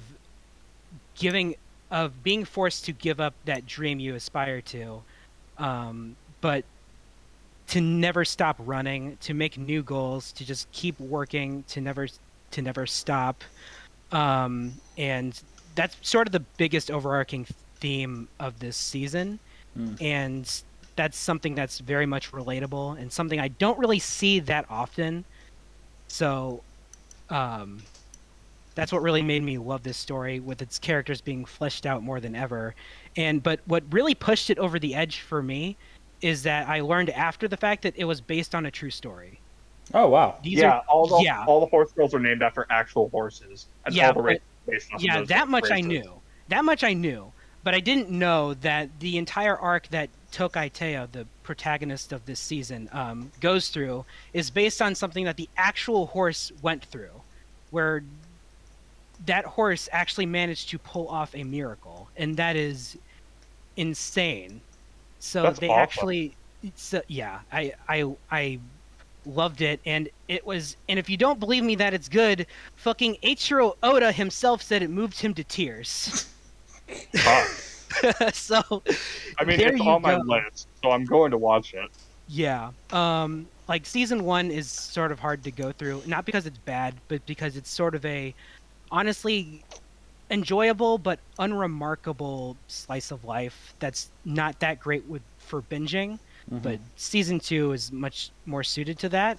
But I wanted to touch upon this specifically also because it as you guys might know, the gacha came out this year, and it came out at the absolute peak of season 2, which skyrocketed both the game and the anime's popularity, so that the Blu-rays of season 2 sold higher than Evangelion, Bakemonogatari, and A Love Live. Yeah, I did actually think I heard about that. Yeah. Yeah, it's selling ridiculously well, and that makes me pretty happy. And I'm also, it's shocking that Cygames managed to plan out this franchise so well that it took off the way that it did. Yeah. So, anyways, good for really it. good, surprisingly good show. I do recommend it. If you can take your time with season 1, you'll adore season 2. But yes, Horse Girls for life. Moving on. Speaking of surprisingly good shows, Visual Prison. I didn't finish this one yet. I'll finish it by next week. But I'm obviously I'm gonna talk about it more next week. Yeah, I'm gonna keep most of my stuff for next week. I just want to point out how much I love Robin. He's such an adorable boy, and in the ED, like it goes through like the entire cast, and everyone is like really like stoic and serious, and then you got fucking Robin just like waving to the crowd, looking really happy. It's adorable. Not to mention, I entirely am shipping him with Ange at this point. That's good. Not to mention, I will say this now. There might have been a season 2 tease.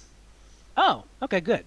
I won't say what it is, right now, but I'll go into more detail about it next week. But fingers crossed, because I ended up really enjoying the show. That's good. This show is absolutely insane. So. Oh no, it's entirely insane. But this show, I would have caught up on this show if I had more time. Yeah. This show ended up in 13th for the year for me. That's good. That makes me happy, because this is such a weird show. Yeah, but, I just love that it's breathed new life into both the vampire and the sort of idol genre by mixing them together. A lot of vampires this year. Yeah, but I think there was one every season but one. Yeah. I think it was Winter. Yeah. Moving on though to Vivi, Fluorite's Eyes song. This show also made me cry, and it's also very good. This show did not make me cry, but there's one reason why specifically. This show I do think it is genuinely fantastic. Honestly, one of the best this year.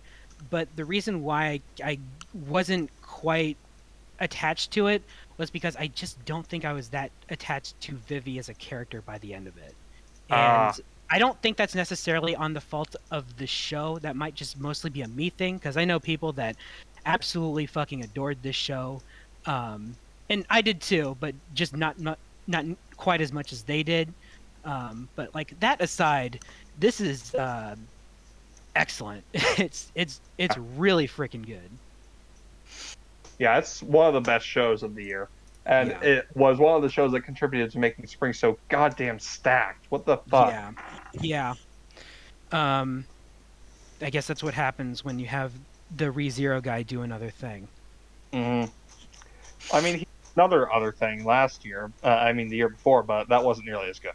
No, that wasn't nearly as good. I mean, I enjoyed it for what it was, but that was nowhere near this. What was it? It was one with the Valkyries flying airplanes. I forget what it was called. Yeah, I forget what it was called, but that one. It wasn't nearly as good as this. This is on my watch list. I will get to this at some point. Yeah, it might take me a while, but I will get to it. Animation incredibly good. Well, yeah, it's fucking Wit. Yeah. Has Wit ever made a show that looks bad? No. Yeah. They've been knocking it out of the park this year. Between Vivi and Ranking of Kings. Yeah. Yeah. It's I'm so glad they've gotten out of the sinkhole that was Attack on Titan. You know what? Good for them. Good for them, honestly. They've made their money and they're using it to make whatever the fuck they want. Yeah. But moving on to Welcome to Demon School Iruma-kun Season 2. This was a really good season. It was really fun. Yeah. I'm glad we're getting Season 3 next year. Yeah, no, this year, rather. Yeah, I've enjoyed this. I just enjoyed it wholesale. Like, really good season. Same. Really good 2-core season. I just fucking Kalego having to do the home visits, like Christ. I also loved near the very end of the season, Iruma and Amari's date was such a great episode. Two more things I just want to mention before we move on to boy. First, fucking Renove using his power to get the big monster's attention. They're going, "Oh, I didn't think this through." And then right at the end of the season, just Iruma just sweetly in his Ayumu Murase voice just asking, "How do you become the Demon King?" Oh my god. I love him, and he's going to take over the whole underworld, and it's going to be great. I also love to getting to know the class more. I think that really helped. That was great. Having the casket fleshed out was definitely a plus. I'm not looking forward to seeing more of what's-his-face, though. The owl dude? Not owl dude. Well, no, I don't want to see owl dude much anymore, but I mean glasses dude who was in the battler with them. I don't remember his name. Kirio. Yeah, I don't want to see more of him. He was boring. Are you watching this one, Number? No, it's on my list for later because I haven't seen season 1. So. Oh wow! I do recommend it. When it was first airing, we all described it as basically a Saturday morning cartoon, and I would argue that it's still pretty much that. Yeah, this is like that show that at first I didn't really hear much about, and now everyone that watched it loves it. So. I recommend watching it with a bowl of cereal. It works surprisingly well. But yeah. I'll check this one out. Yeah. I'll probably like it too. Moving on to the post-mortem, that is Wonder Egg Priority. Why? Look, what more can we say that we haven't already said? This had Anime of the Year potential. Why did you ruin it? Because the writer is a fucking hack. So, and also Cloverworks was terrible at scheduling the production for this. Three big issues here. First, the production cycle. The fact is that it was terrible and nearly, killed some of the animators. Yeah. And as we've said many times before, whoever worked on the show should never accept a job from Cloverworks again because they don't deserve it. Second, they introduced the main villain with 2 episodes left, and in doing so, shot itself in both feet, shins, and knees. Yep. You can't introduce your main villain with 2 episodes left. It doesn't work. Yeah, no, you need to set them up beforehand, even if you don't introduce them until later. Especially considering one of the 2 episodes after that was just her backstory, in which she was made to seem more sympathetic. Mm-hmm. Third issue, Sawaki. He's creepy. Yeah. He is not the good guy in this situation. You will never make us think that he's the good guy in this situation. Yeah. Putting all the blame on Koido is horrific. Red flags. Yeah, so many fucking red flags. Literally, you can go through the seasonal anime chat in the TFS Discord, where the 3 of us talk about anime most often. Every fucking week, when Egg was airing, you would get messages along the line of, Jesus Christ, Sawaki is fucking sketchy. Yeah. Every week, from multiple people. And yet you try and make him the good guy in this situation. I really I hate everything to do with how they resolved Koito and Sawaki and Ai's situation. It was just so awful and wretched and ugh. Not to mention, making the brown-skinned girl the robot not a good look. Mm-mm. Mm-mm. Yeah. Not a good look. Honestly, it makes sense so based on potential. It makes sense based on the story, but it's not a good look. You know what's like almost all the worst issues aside from production can be laid at the feet of the writer. Yeah, no, just like as I said, I even mentioned this during the Winter Season streams. Like, there are stories about that writer, and they are not good stories. Oh, really? Yeah. Apparently, he wrote a very, very weird manga. Like, a while ago. In one of the Sakagaburu articles about it, somebody did point out that they I think they lived in Japan or something, and they had like watched some of the guys' TV dramas, and they generally did not turn out well. Oh boy! So I saw that and went, oh, that's a bad sign. Damn.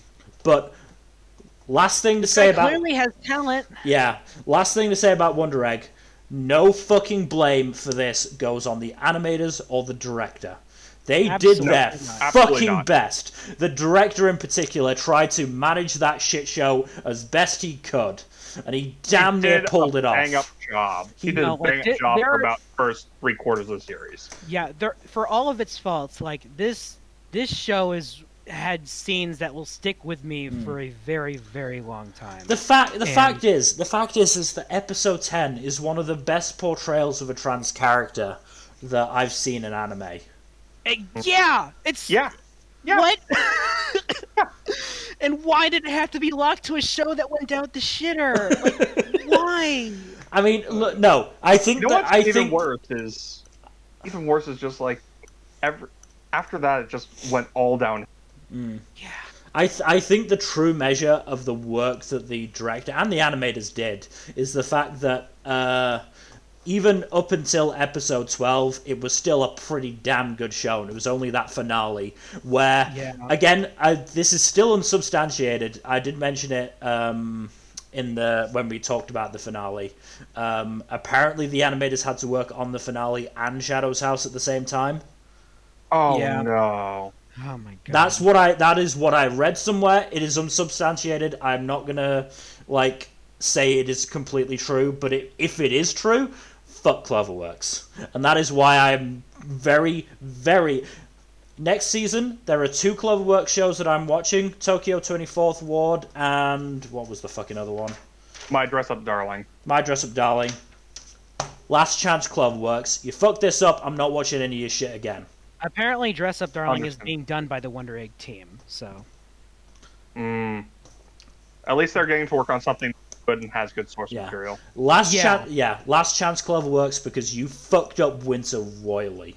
And this is the worst. Well, this is one of the worst of them. I think this is about equal with the shit show that was Promised Neverland Season 2. See, at least this one was an original. They're such catastrophes for such different reasons. Yeah. You can't really compare them. It's an apples and oranges comparison. still, it's so disappointing because this had such potential, and even up until episode 10, it was still doing the best it could. But after episode 7 or so, I still held it as my anime of the season. And then the rest of the season, and then the final 2 episodes of the season happened, and it was really starting to waver on my conviction here. And then the finale happened, and I was like, fuck. Yeah. Just the fact that the Cloverworks had the goal to advertise the finale as a double-length episode, and then had it be a fucking recap for the first half. More than half. The last 20 minutes or so is actual content. The fucking goal. Anyway, moving on to World's Best Assassin. See, this is an inverse of wondering, because it was far better than any of us expected. No, this show has no right being as good as it ended up being. Mm-hmm. We can talk about it more next week, but yeah. We'll talk about more next week. Yeah, just a surprisingly solid show overall. One of the better isekais of the year, especially of those that wasn't a sequel. Yeah. We'll talk about more next week. Moving quickly on then to World Trigger Seasons 2 and 3. I love World Trigger, and this is adapting my favourite stuff from the manga. I am not quite caught up to where the anime is because of, Toei protest thing.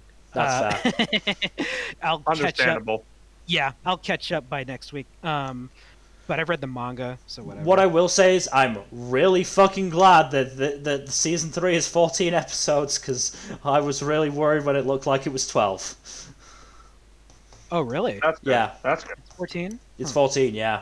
It's got 2 more episodes, so we won't be able to talk about the finale next week, but because there wasn't an episode today. It's coming out 8th and 15th. Yeah, no, World Trigger is really good. I really love World Trigger. I really do. Good show. Just it has its issues, but you know what?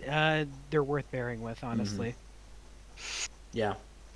Moving on then to our final show, Zombieland Saga Revenge. Yeah, this is a good show. Aliens! God, just Jesus fucking Christ. Independence Day ending.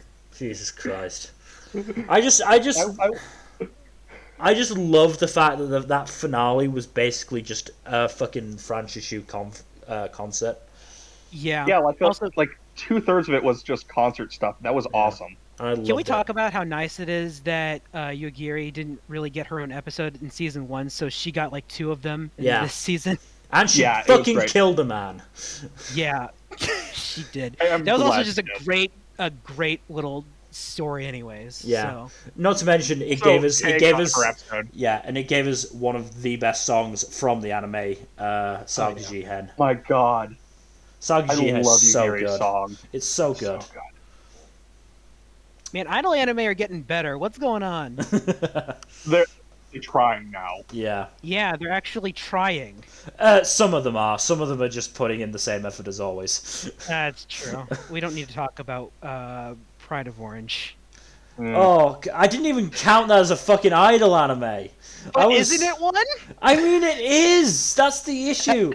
I was more talking about. Oh God, what the fuck was it? Was it even in fall? I don't think it was even in fall. It was one that I watched either this. Geki Doll? No, it wasn't even. It wasn't Geki Doll. It was. It was the one where the fucking first 2 episodes was spoiled by the summary. I can't remember what it was. Oh God. I remember you talking about that, but I don't remember what it was. I don't remember what it was called. Either way, it was fucking dumb. Yeah. But anyways, Zombieland Saga Revenge was just so good. Selection Project, that's what it was. Selection Project. Oh, yeah. Right. I feel like Selection Project is unfortunately hampered by the fact that Idly Pride has similar concepts in it, and it came out earlier this year. Anyway, yeah. Zombieland Saga, it's still great. It's still so fucking good. I still love the fact that you can spot fucking trans flag colors throughout the show. Yeah, I love that. That's so good. She is literally the best written trans character I've seen in an anime, besides maybe one other character who is in One Piece. Yeah. Yeah. Yeah. I fucking loved the song they did for to open for Iron Frill. Yes. The fucking rock song, and then Junko just fucking smashing the guitar and just fucking Kotaro's face. Fucking Kotaro's face is just gold. So also, Junko is 100% gay for I. Oh god, yes. Oh, absolutely. Absolutely. There is no fucking denying it. Like, Jesus Christ. If there was any doubt in season 1, there's none here. No, it's also reciprocal. Like, they're both gay for each other. Yeah. Oh, I would not doubt that. I would not be surprised. But this show we also got an episode focusing on the legendary Yamada Tai. Yeah. She fucking beat all their debt problems. She beat on her own. She beat a giant chicken at a dancing contest. God, this show's weird. It is. And next we're getting it, Aliens. God. Hell yeah. Is it a movie or I don't know. I think it's a movie. I think it is a movie. Oh, that's gonna be fucking wild. Yeah. Yeah, that's gonna be crazy. Let's go. Anyway, we have been going for 4 hours already. We need to shoot through the awards. Yes, let's go. My dog needs to go out, and I need food. So let's. Starting with best pro tag number, your runner-up is Fushi from To Your Eternity. Yes. Ooh. Fun. Yeah. Fun. I just really loved Fushi as a character. Fun fact: in the manga, he's called Emo. Huh. Okay. Because immortal. Oh, yeah, that makes sense. Yeah. So it's weird because I've gotten used to calling him Emo now, so I had to correct myself earlier. But yeah, I just really thought they were a very solid character, and they have a really interesting journey. Yeah. Yeah. So, Jack, your runner-up, slightly cheating, Shine Nozen and Vladilena Melise from 86. Look, you did cheat. They are basically co-protagonists for most of the story. Okay. That's true, but still, it's a little cheap. It's a little cheap. But their parallel character arcs are just too hard not to really. No, it's give fair. them both. It's fair. It's fair. Because you know what? Good picks, anyways. Yeah. So. No, I love them and their dynamic with each other, and just their growth as characters is really fun to watch. Yeah. Yeah. I also appreciate that Lena gets more growth in the first core and Shin gets more growth in the second core. Yeah. So it kind of balances out a bit. Oh, we didn't mention this when we talked about 86. I still love the red streak in Lena's hair. Yeah, I wish we saw more of it. Yeah. Yeah. Well, hopefully we'll see more of it going forward. Yeah. Yeah. So my runner-up, Watanabe Sarasa, Kageki Shoujo. I just love her. She's a great pick as well. She's amazing. Look, one of my favorite character archetypes is the sunshine character that is actually like has a heart of realism. Like Sarasa, like obviously is really bright and perky, but like she knows what life is like because of her experiences with the oh god, I'm blanking on the name of the fucking theater that Kabuki. Yeah. With the Kabuki theater, so she knows what that she isn't just guaranteed to have everything she needs in life, and she needs to work for it, and she's willing to put in that work. So I fucking love Sarasa. Number your winner, Hanagaki Takemichi, Tokyo Revengers. You know what? So it was really hard to pick there were a lot of fucking good protagonists this year. There were. So I sort of just moved some of them over to best boy and best girl. That's fair. I did the same thing. Absolutely fair. But I love Takemichi. I love his story. I love his role in his story. I think he just works very well as a protagonist. And that's mostly all there is to it. Jack, your winner, Arakawa Hiroshi, OddTaxi. Deserved. Yeah, no, Absolutely I'm glad deserved. one of us did it, because he deserves it. Yes. It's what he deserves. Walrus Man deserves at least one Best Pro Tag award. Yes, absolutely. It's what he deserves, and he is the anchor that makes OddTaxi work so well. Mm-hmm. He really is. Without Arakawa, there would be no OddTaxi, and he is the core that makes the ensemble just Someone's got to drive the wheels that of his taxi. cab. Someone's got to be odd in that taxi. Yeah. And Arakawa is it. Yeah. And the story revolves around him more than you think. Mm. Yeah. I will say that much and leave it at that because spoilers. Yep. My winner, Keanu Reki, Sk8 the Infinity.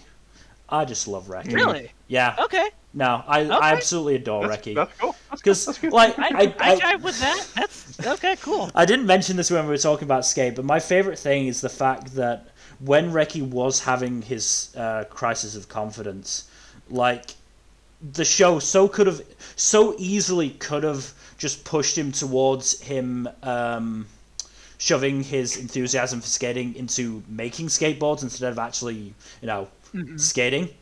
But no, he chose to say, no, look, I enjoy making skateboards, but what I really love is skating. And for him to even knowing that, he's not as talented as his other friends, he's still going to put his all in, and he does have an edge, which is strategy. And he goddamn nearly beat Adam doing that.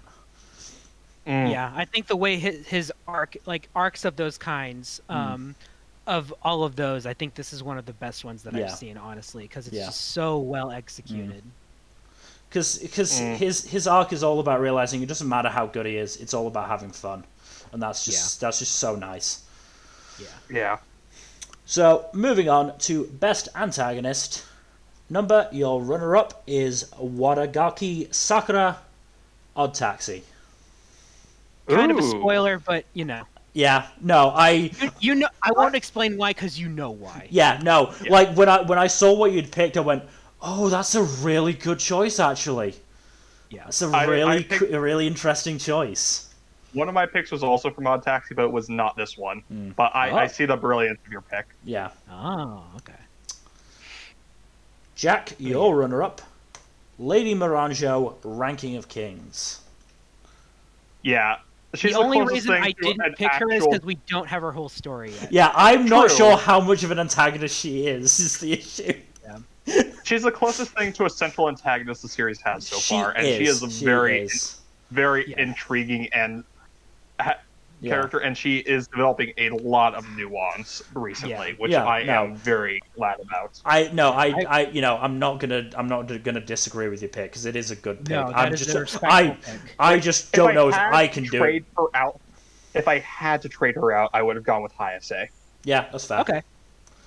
My runner-up, Shizumu from Quintessential Dinosaur. As I said when we were discussing Dinosaur, he was, to me, the most interesting of the eugenicists, and I just really liked his dynamic with Yomugi and Yume.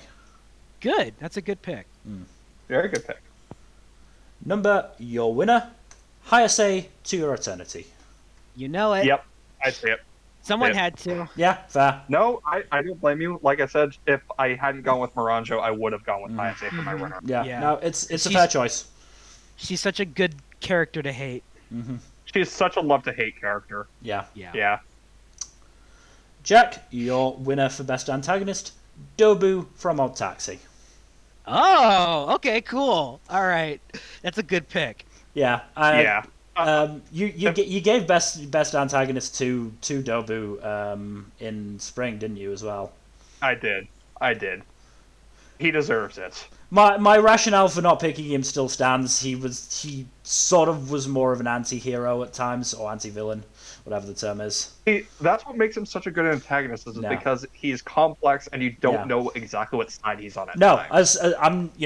It's absolutely a fair choice, and because he is a really, really good character. No, he's an awesome character. Yeah. Every character in that show is awesome, but he in particular is one of my favorites. Yeah. So, and I nearly picked my the same pick for best antagonist from spring. I nearly picked Yano from OddTaxi, but I think for me there was only one winner for best antagonist, and that's motherfucking Sawaki Sensei. I don't need to explain this, do I? No, you don't. He's a fucking creep, and I don't care what the narrative says. He's a villain. All right, okay. That's fair. Completely fair. Fine, all right. I can't argue. I can't argue with it. Because I was going through the antagonists, it's not actually that many antagonists from the shows that I've watched, and I just then, wait, Sawaki-sensei. Fuck it, I'm picking him. I'm picking him, I don't care. Moving on to the next category. Best girl. Changing up the order a little bit so that, gender equality and all that. That's fine. So, your runner-up. Miyazawa Fuka. Oh, fuck, what? That went wrong. Click the wrong one. Miyazawa Fuka, Aquatope of White Sands. Yes. I love her. She's great. She's amazing. She is good. I don't blame her. She is probably my favourite character from Aquatope. Yeah. Yeah. Maybe pushed hard by Umiyan-san. See, I would have probably put her as a runner-up if the runner-up wasn't such a strong character. Yeah. There are a lot of valid picks for these awards. Yeah. So yeah. I mean, best girl and best boy. I feel the most subjective categories. I just feel like you just pick who you really like. That's what I do. Speaking of which, my best girl runner-up is Watanabe Sarasa, Kageki Shoujo. Again, it's a fair pick. Easily a fair pick. That's a fantastic pick. Yeah. She's amazing. I love her so much. Yeah, it's a fair pick. She's just so delightful and earnest. Yeah. Yeah. My runner-up, maybe surprising some people, Oto I, Wonder Egg Priority. Oh. Okay. Like I went through my options. I just thought, you know what? I really liked Ai. She was a really nice character. I love her too. I love her, and that's part of what makes Wonder Egg such a tragic.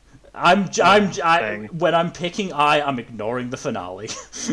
That is understandable. Yeah. I'm just ignoring that finale. It's non-canon. Don't worry about it. It's non-canon. Never got a proper ending. It's tragic. That's the thing. Episode 12 wasn't that bad of an ending. It left a whole lot better as an ending than the finale. Ironically enough. Yeah. I just really wish they'd stuck to the whole fighting personal demons thing. I really do. Anyway, your winner for best girl, Vladilena Melise, 86. Hell yeah. Honestly, I get it. Yeah. Understandable. Yeah. It's a good pick. It's a very good pick. Yeah. You know why she's best girl? Yeah. Because she's fucking taking it to fascism. Yes. She's using her privilege to fight her privilege. Yeah, and that's great. That's the thing. It's so nice in '86 for Lena's white saviorism basically to be called out early on, and for her to actually work on it. Yeah, it's really good. Yeah. Yeah. My Jack, winner. Your winner, Komi Shoko. Komi-san cannot communicate. She's such a precious. I had such a battle to pick a picture whether she was like this or in a beautiful form. I went for the funny form. I'm surprised you didn't pick Yamai. Fucking. Damn it! You spoiled my winner number. But no, Komi is just such an absolute sweetheart, and seeing her just try and start to make friends is just so precious. No, and I love her very much. Komi's great. Komi is great. My winner, Koguma Super Cub. I just love her. I just love the journey she went on. It was just such a fantastic journey. It's wonderful. She's great. I'm just so glad that she ended up getting so much confidence. And I don't even need a season 2. I'm happy with the 12 episodes we got because it was just a perfect journey for her. We don't even know her fucking other name. We just know that she's Koguma. And that's all that we need. That's all that we need, and I just love it. Moving on then to Best Boy. Your runner-up is Odakawa Hiroshi, OddTaxi. It's what he deserves. Yeah.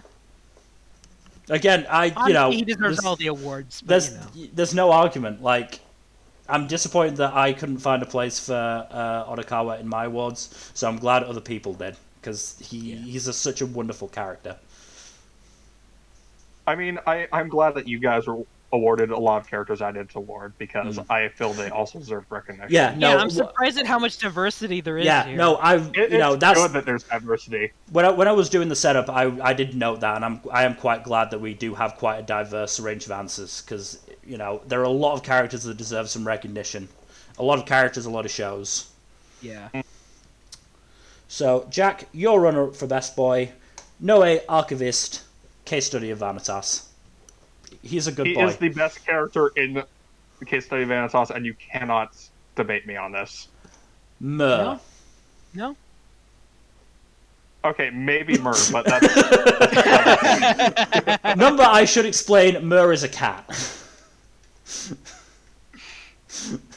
Number's watched some of Vanitas. He should know. Yeah. Okay, I couldn't remember. I couldn't remember if you watched all of it. Cat. Okay, good. I just wanted to make sure. Yeah. Sorry, Number. Sorry, Number. Yeah, you're good. But Noe is just such a sweet boy, and he just tries his hardest, and he's just so earnest. Yeah. I can't wait for the brainwashing to make him go crazy next call. Oh no! Oh no! Why'd you have to remind me of that? My best boy runner-up, Tsukiyuki Mashiro, Backflip. He's just. I knew you'd put a backflipper in here somewhere. I had to. He's just chaos incarnate and just such a genius ditz, and I love him. His introduction, his main introduction is literally just him coming in, having just played tag with a bunch of kids and outclassing them massively with his gymnastic skills. I am so in love with the fact that throughout the entire show he underestimates Futaba and puts all of his attention on Misato as the genius of the team. And then in the final episode, when Futaba is doing the routine through an injury, Mashiro just gets that look in his eye of just, oh, rival, and tells the other teammates to tell Futaba, tell him I'll see him at the Nationals. I just love that so much. So Great. Number, your winner, Kage from Ranking of Kings. It was between him or Bocchi, and and as much as I love Bocchi, Kage's just been doing so much to help out his friends, and he's come so far. Funny that you say that. Jack's winner for best boy, Bocchi. From Ranking of Kings. I did laugh when I saw that. So it's great. The two best boys getting what they deserve. Wonderful. Again, I'm glad somebody did it because I didn't, because my winner for best boy, Defrot Mars Red.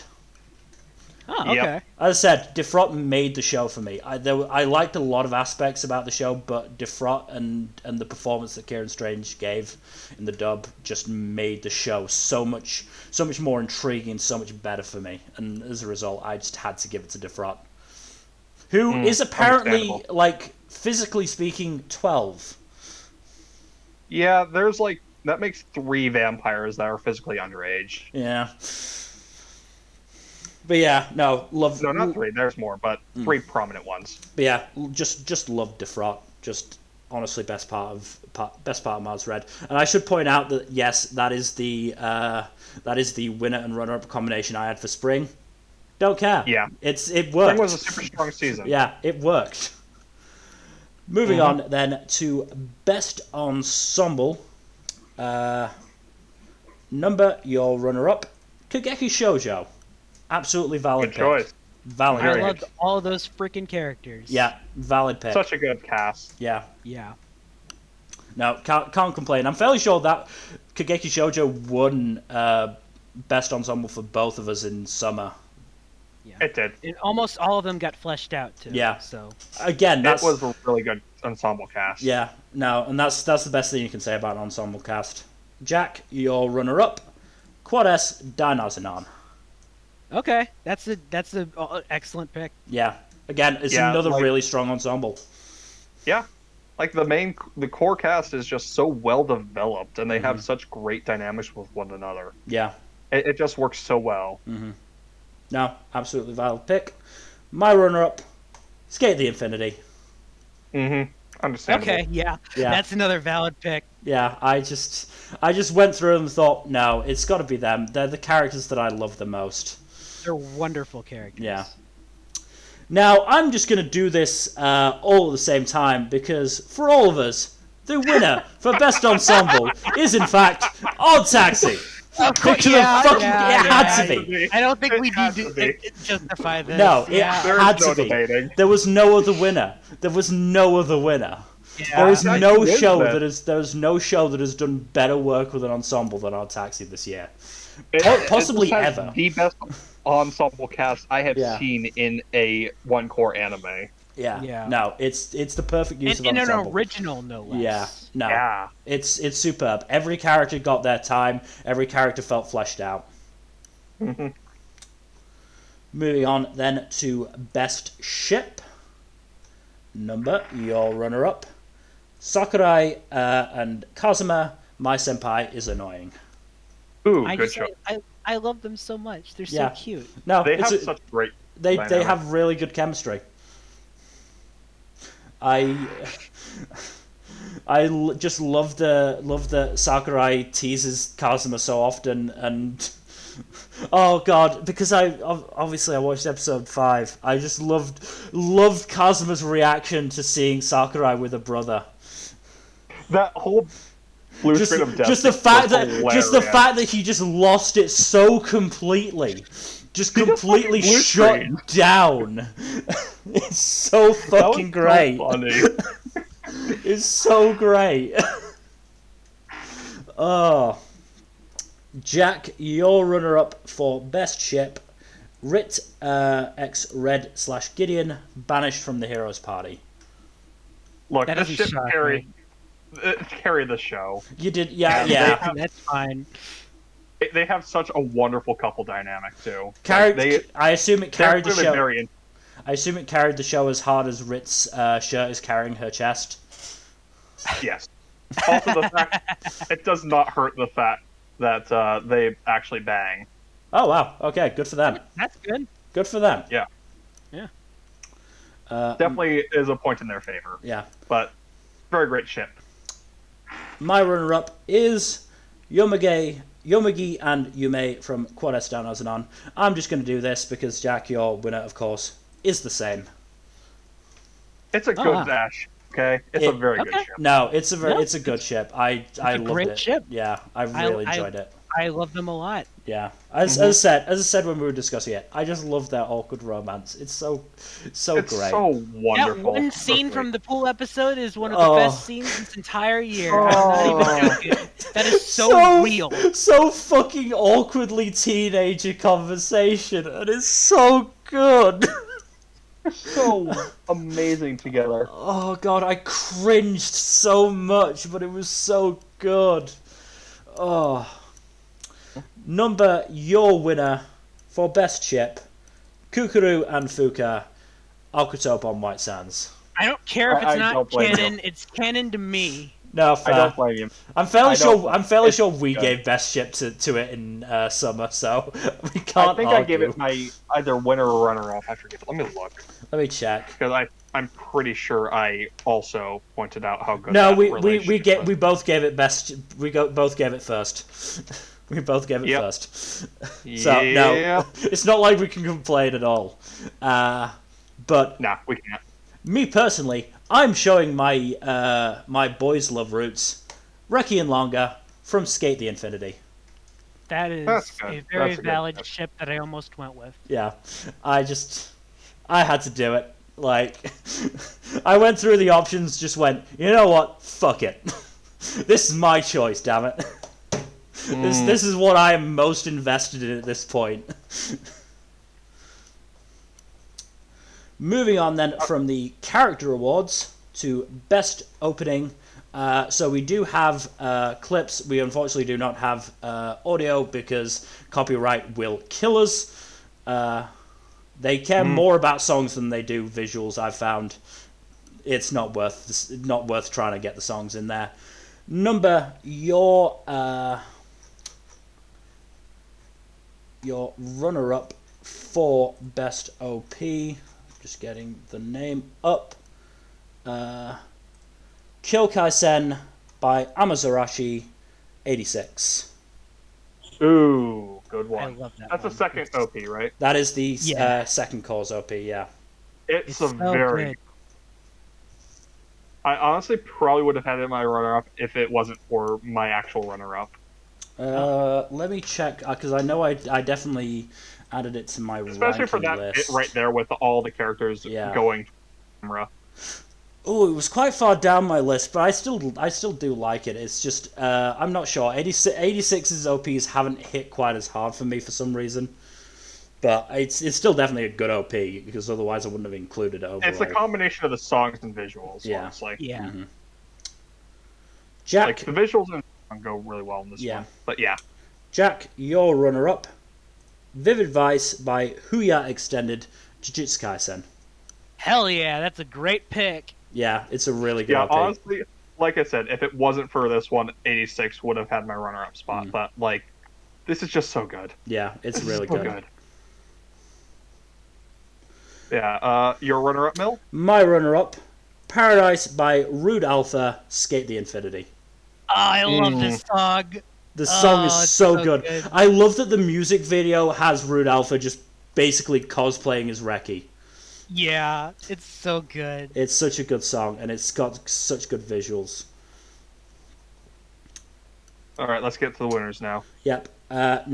Your winner, Annoying Sansan Week. Give me a second to get the voice actors or actresses singing it. Yeah, sorry about that.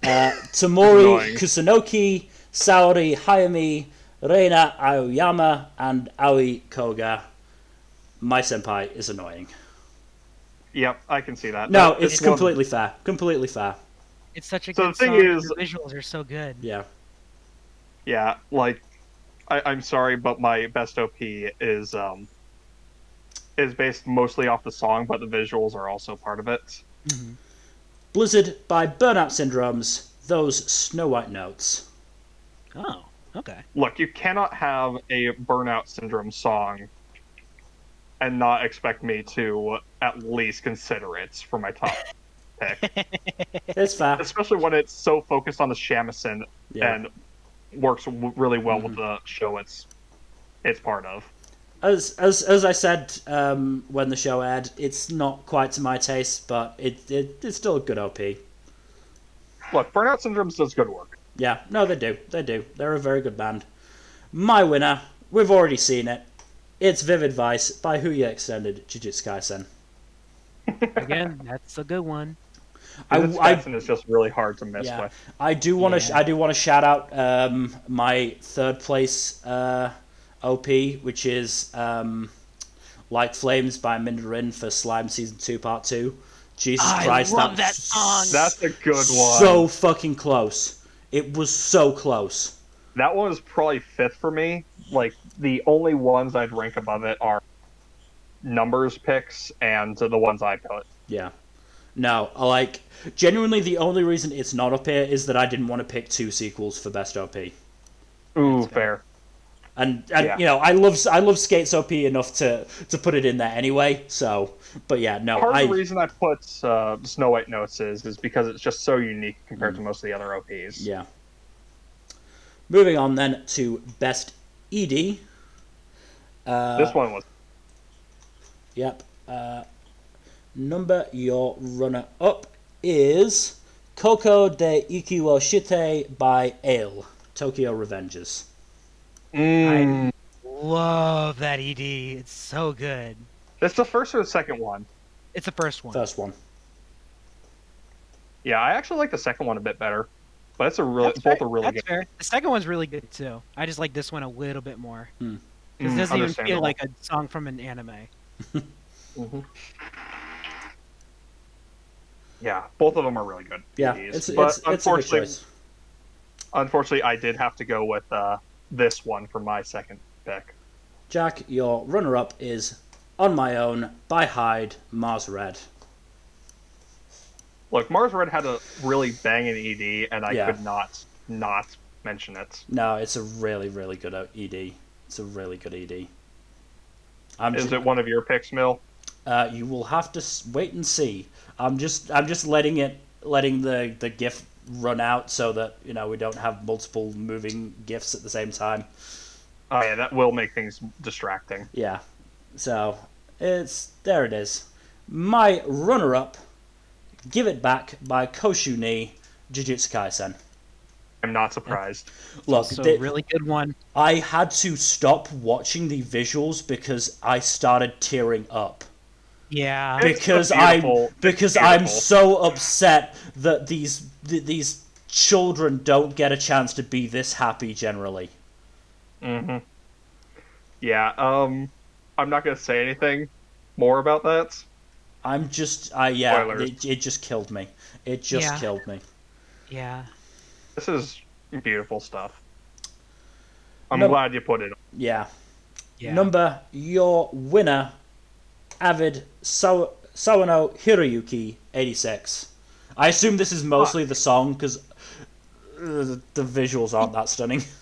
Yeah, but it hits every time I heard it. It's so good. It's a good song. It's a good song. I should have thought of this one before I put mine together, but I'm sticking by my picks. Mm-hmm. And honestly, the way it does, it's not really visuals, but the way it does freeze on the last frame there, and sometimes changes to different imagery. I do like that. So I do like the variability of it. Yeah, it's really good. Mm-hmm. Yeah, it's just a good freaking song. Yeah, no, it's a really good song. Jack, it's the first or second core, I forget. First. Or is it full? First call. Yeah, I thought so. Jack, your winner, Hoshi no Tabibito by Saika Senbongi and Yumiri Hanamori, Kageki Shoujo. This is specifically the Sarasa and I version. Yeah. Okay. Those are all good, though, so... No, they are all really good. I just had to pick one, apparently. Yeah, no, Jack would have picked them all. I forced him to pick one. Yeah, the only reason I didn't pick any of them was because there's so many of them and I love them all. So. Yeah, no, they're all good. It was like he was forcing me to choose which leg to amputate. Yeah, no, we said this in the summer wrap up. Once we decided, or once we figured out that they were actually different songs, we did have to pick one. Yeah, you got all of them. You got all of them in summer, and it was a bitch to try and read them all out. Yeah, I'm sorry. It's fine. I did ultimately go with my favorite version, which was I and Sarasa's version. No, it's a good version. It's a really good version. They're all really good, and it was like this. It was like so close between them. Yeah, my winner. It could be nothing else. On My Own by Hyde, Mars Red. Look, I knew it. This song started me becoming a fan of Hyde. I've got multiple songs from him now. I can't pick anything else. I physically cannot. Not to mention, the visuals are really cool because it's obviously Defrot's backstory and how he became a vampire. And that just makes it a really cool little Easter egg. Yeah. Yeah, no, I don't regret my choice. Don't blame you. Right, Moving on. Move on then. Moving on then to Best Animation, number, your runner-up. Oops. Wonder Egg Priority. That's a good pick. It's so fucking pretty. Fuck. For all we have criticisms of the story, there can be no criticisms of the animation. Yeah. I honestly would have put it if it wasn't for the finale special. Yeah. Yeah. Also, my top two picks were also extremely good. Mm-hmm. Yeah. Yeah, just let this play out. A couple more seconds. Okay, Jack, your runner-up. Jujutsu Kaisen. Mm-hmm. Okay. Yeah, it's a fair pick. Valid pick. It's a very fair pick. It was this one, and then third place was Mushoku Tensei for me. Mm-hmm. No, it's fair. It was really hard not to pick either of those because, Jujutsu Kaisen always went really fucking hard. Yeah. On its, especially with fights like this shit. Yeah. Which was amazing. Mm-hmm. Mm-hmm. Yeah. What was your runner-up, Mill? My runner-up, Wonder Egg Priority. Okay. Oh, wow. Yeah. I had to give it props. Yeah, like it's. But I do understand and I agree. Yeah, like it's just so pretty and it's so sad. I am sad that it went the way it did. Yeah. But No, I just looked at it and went, you know what? It deserves the props for this. It deserves them. That's fair. That is completely fair. I was seriously debating putting it on here, but I had to put Jujutsu Kaisen. No, that's fair. And I also had to put my winner, but we'll get to that. Your winner, Mushoku Tensei. Understandable. Just one of the best looking fantasy anime I've ever seen. It is absolutely gorgeous. It's ridiculously gorgeous. Damn. But yeah, not much to say there. The magic is just ugh. Mm-hmm. Yeah, it's really good looking. Mm-hmm. Yeah. But yeah, I can't wait to see what the studio does next. Yeah. Yeah, they're probably going to wind up doing just more of Mushoku Tensei. Yeah, but they gotta stretch their legs a little bit. Yeah. True. Jack, your winner, Kobayashi's Dragon Maid S. Yeah. Welcome back, Kyoto. I needed to give a shout out to Kyoto Animation, and they did not need to go this hard on a slice of life series. This, if I remember correctly, is like the first fucking episode. It's the first episode of the season. Look at this shit. Yeah. They did not need to go this hard, but they did. Mm-hmm. And it is absolutely amazing. Mm-hmm. My winner, it could be no other show. It is, in fact, X-Arm. No show was as visually unique as X-Arm. It's not wrong. No show's animation stood out as much as X-Arm's. That's not a lie. What's your actual pick, Mel? Give it a second. I want to let the clip run out. Why are you like this? I just thought of it and just went, no, I have to do this now. I have to do this. You have to do this troll thing, didn't you? My actual winner, Jujutsu Kaisen. Okay. I knew it. Completely fair. I had to do it.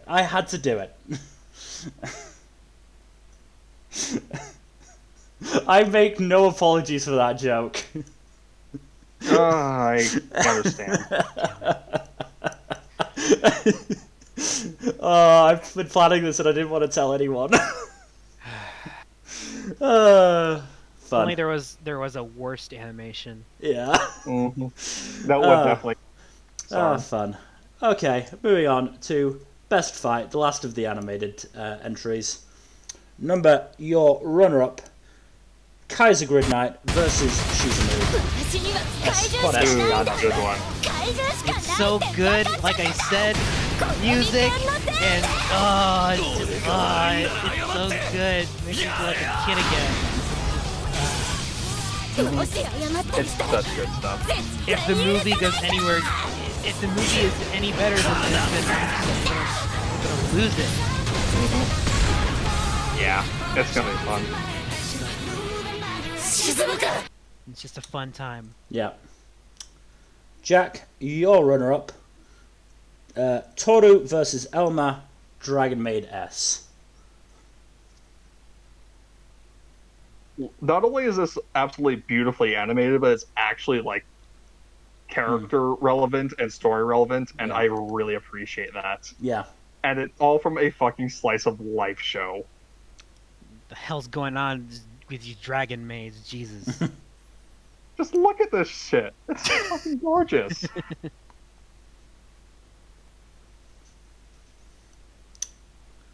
My runner-up.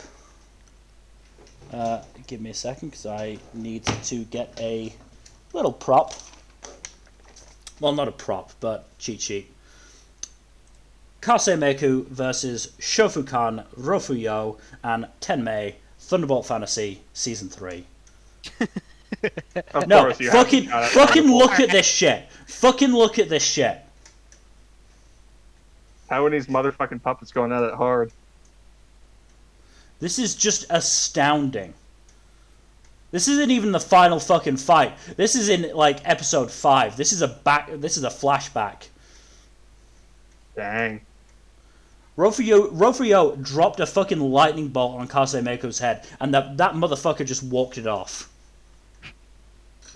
Absolutely just... And I've seen, like, the making of that fight as well in a YouTube video. It's genuinely astounding how they do it. It's so well done. Dang. Anyway, your winner, Kyoshiro Rengoku versus Akaza Demon Slayer. Someone had to shout it. Yeah, someone had to pick it. I'm surprised none of us picked Demon Slayer for best animation, honestly. Well, that would be cheating. It's kind of cheating. Fuck you, Photable. They don't need more. Fuck you, Photable, and your tax-free animation. But yeah, this fight's so freaking good. Yeah. Honestly, it would have been higher on my list if it weren't for the fact that it doesn't really have much emotional resonance compared to my top two. Yeah, that's fair. For my picks, I mean, Dynazenon aside, like, I did mostly steer towards what I got hyped up about when I was watching it. No, that is completely fair. That's fair. Speaking of hype, though, my number one pick. Well, both of our number one picks. Nobara and Yuji versus Eso and Kichitsu, Jujutsu Kaisen. That's another really good one. Really hard to go wrong with this one. Yeah.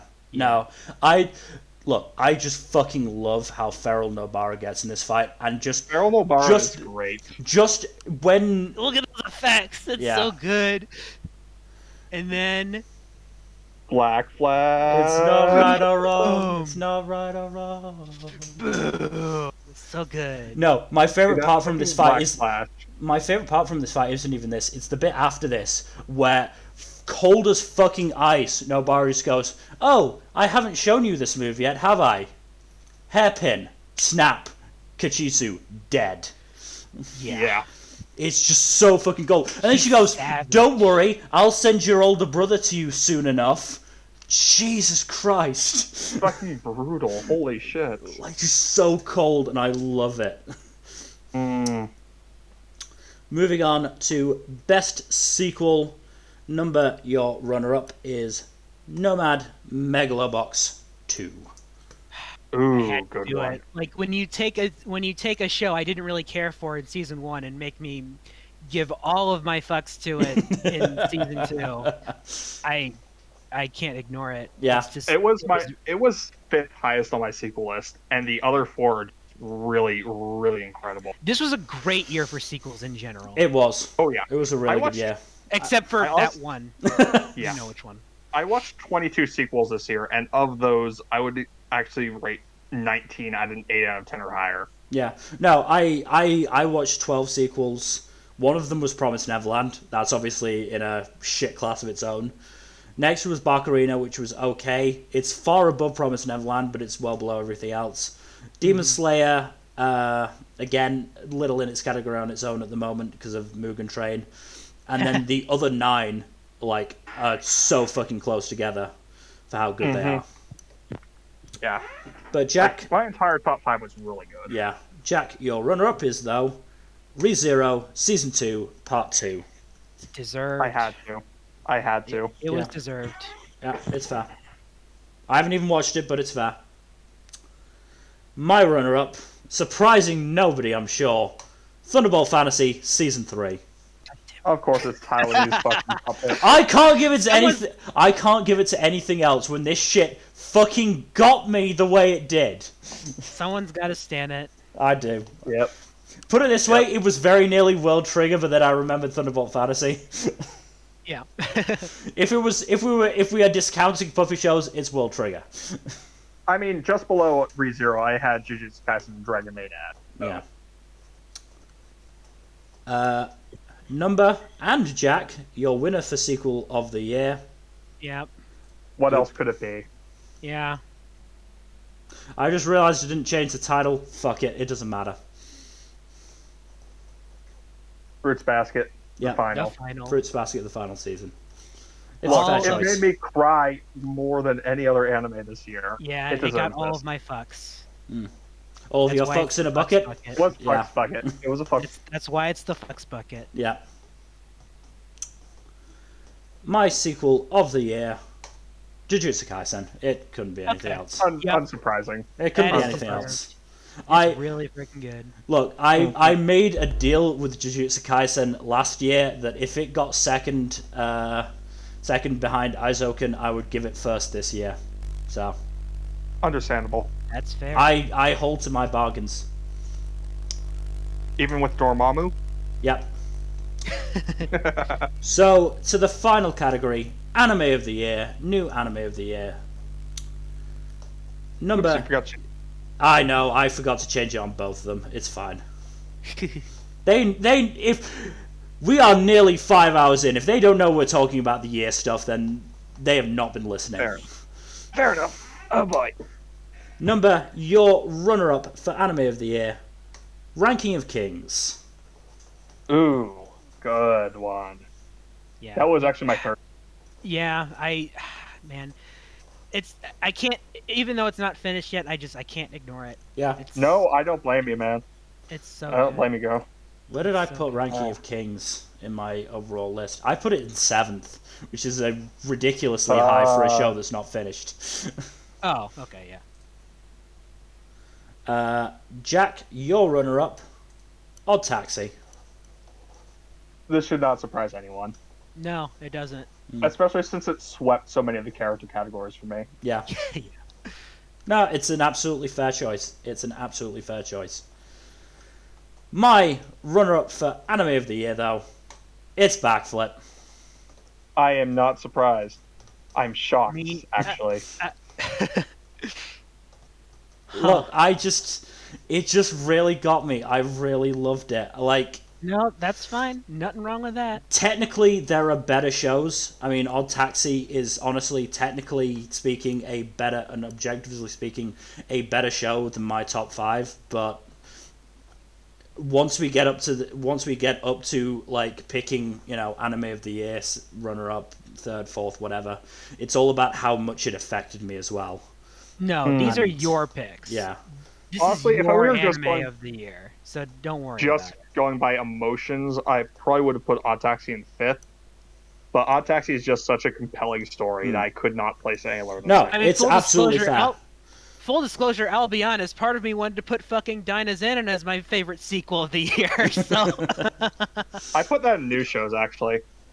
I mean, there's an argument for either. Yeah, I think my argument, because Jack did ask me, my argument is that the only connection it really has to Gridman is Anacilius and Anti, and they don't play enough of a part in the plot to really say it's a sequel. Yeah, that's sort of like saying Hulk Ragnarok is a sequel to The Incredible Hulk. Yeah. Thor Ragnarok. Yeah. But anyways, let's move on to the winners. Yeah. Like, I will say this now, the Gridman Dynazenon movie almost certainly going to be counted as a sequel. Oh, yeah. I'm just going to say that now. Also, just for the season end awards, I know you're not watching it, but if either Jack or I had watched previous parts of Lupin the Third, it would be counted as a sequel. Because we haven't, it can count as a new show. Because we don't have any connections to the characters. But... your Anime of the Year, OddTaxi. Yeah, obviously. No, it's an absolutely fair choice. I'm not gonna say, oh no, that's a terrible choice. It's an absolutely perfect choice. Because it was such a good show. It really was. Jack, your winner for Anime of the Year, 86. Okay. One of the most thematically well-developed series. Excellent characters. God tier soundtrack. It stands out like a sore thumb with those guys. Also, just like the series made me cry over a fucking robot dog. Yeah, that's fair. That's fair. Yeah, that's a side of a good series. Yeah. My winner, and again, as I said with Backflip, I'm picking shows that have invested me and affected me the most. It's Sk8 the Infinity. Okay. This is the only show. This is the only new show this year that I'm reading fan fiction for, oh my boy. And as a result, it has to be Sk8. I'm reading, my guy. I'm reading fan fiction for 3 fucking series at the moment consistently. One is My Hero, one is Jujutsu Kaisen, the other is Sk8. It had to be Sk8. Yeah. I'm reading a really good one at the moment where Cherry has got Reki as an electronics apprentice, and it's really great. Oh, that sounds nice. There was also a really weird one that like fudged with the canon after Reki's first race with Adam, where Reki didn't wake up near immediately. I stopped when an earthquake hit the hospital that Reki was staying in. What? Because it was getting weird. It was getting real weird. Okay, that's weird. I don't know what prompted them to do that, but it was weird. Yeah. Those are our picks. So my anime of the year is Sk8 the Infinity. Jax is 86. Numbers is OddTaxi. There are so many good shows picks. this year, honestly. Like 86 easily could have been my anime of the year as well, or even Ranking of Kings. Like there's just so many good shows this year that deserve that slot and would have gotten in any other year. I mean, very quickly, if you've got it, in your head or written down, you can go through your top 5 or top 10 for new shows. I don't really make lists. That's fair. But OddTaxi, Ranking of Kings, 86. Those are like my top 3 if I had to pick 3. Yeah. So. I mean, for me, Kageki Shoujo is in 3rd. I think it's that would be in my top 10. Yeah, I think it's a good sign, or I think it's good sign that the top 3 shows from each season are my top 3 for the year. 4th is Super Cub, 5th is Kemono Jihen, 6th OddTaxi, 7th Ranking of Kings, 8th Mars Red, 9th 86, and 10th Aquatope. And I feel fairly happy with that top 10. Had 86 managed to finish before the year end, it probably would end up being higher. But yeah, that hurts it just slightly for me as well. Yeah. I know Jack wanted to do his top 10, so we'll just wait a couple of minutes. I saw his top 20. Yeah. And mine would very much be similar with his, just swap My Hero Academia with Mushoku Tensei. Yeah. And fudge the places around, obviously. But are you guys going over your top 10s? I just did mine. Yeah. So you can do yours. Yeah. So sequels, I changed things up a bit over the past couple days because I changed my mind so many times. For sequels, it's Log Horizon Season 3 in 10th, JoJo Part 6 in 9th, Slime Season 2 in 8th, Beastars Season 2 in 7th, Zombieland Saga Revenge in 6th, Nomad in 5th, Dragon Maid S in 4th, Jujutsu Kaisen in 3rd, and then 2nd and 1st, you already know, are ReZero and Fruits Basket, respectively. Yeah. For new shows, Aquatope actually got kicked out of the top 10 while I was deliberating. Damn. It's now in 11th, but number 10 is Kemono Jihen. 9 is Kageki Shoujo. 8 is Dainazenon. 7th is Komi.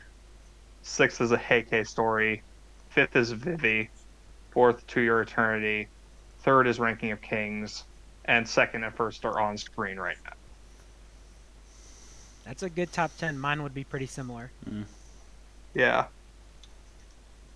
I probably would have put Mushoku Tensei higher if it weren't for that big planet-sized caveats. Yeah, on that's there. the thing. Like you can either get past it pretty easily or you just can't.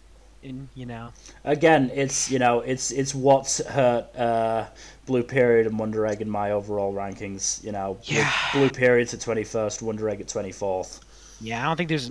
It always sucks when there's always this show is amazing except for this. Yeah. Except for this one aspect. If this were different, if Tamaki wasn't in Fire Force. Oh God. God. Oh, that's I'm pretty sure that's what made Gen basically drop Fire Force. Yeah. I don't blame anyone who drops Fire Force because of that. It's the worst, so bad. It really is. So poorly handled. Apparently it gets better in the manga for a point, but then it gets really bad at one point. Anyway, we are nearing the 5-hour mark. We should wrap this up. It has been a long-ass stream. Yeah. I'm just impressed it's been that a fun got one, so though. much diversity in terms of I'm really glad that we had such diversity, because it meant that a lot of shows got the shoutouts that they deserved, and a lot of I'm surprised how diverse our picks were. But that is all for today. In terms of future stuff, Fuzzy and I will be playing Control on Tuesday probably. Thursday should be the return of Ace Attorney. I just realised I forgot tomorrow, which will be D&D. I think it will actually be the One Shot Club, which will be interesting. Certainly for Jack, who is holding a cursed object at the moment. Yep. And then next Saturday will be the fall anime wrap-up. Not everything will have finished, but enough of it will have finished that we can talk about it. Yeah, we're gonna wait until March to do the fall anime wrap up. Yeah. Everything that isn't either continuing or 86 is or World Trigger going to be over. Yeah, or World Trigger is going to be over by then. But yeah, but otherwise, thank you all for watching. Hope to see you tomorrow and or in future streams. I'm going to Thanks prevaricate. For all your work here, Mill. You are welcome. It's tough, but it's rewarding. I like doing it in the end, even if it does stress me out doing it. Yeah. I'm going to prevaricate for a few more seconds because I want to end this exactly on 5 hours. Because I'm like that, and we're only a few seconds away. No, that's fine. Why not? So yeah. Thank you for watching, and we will see you next time. Good night. Bye-bye. Later.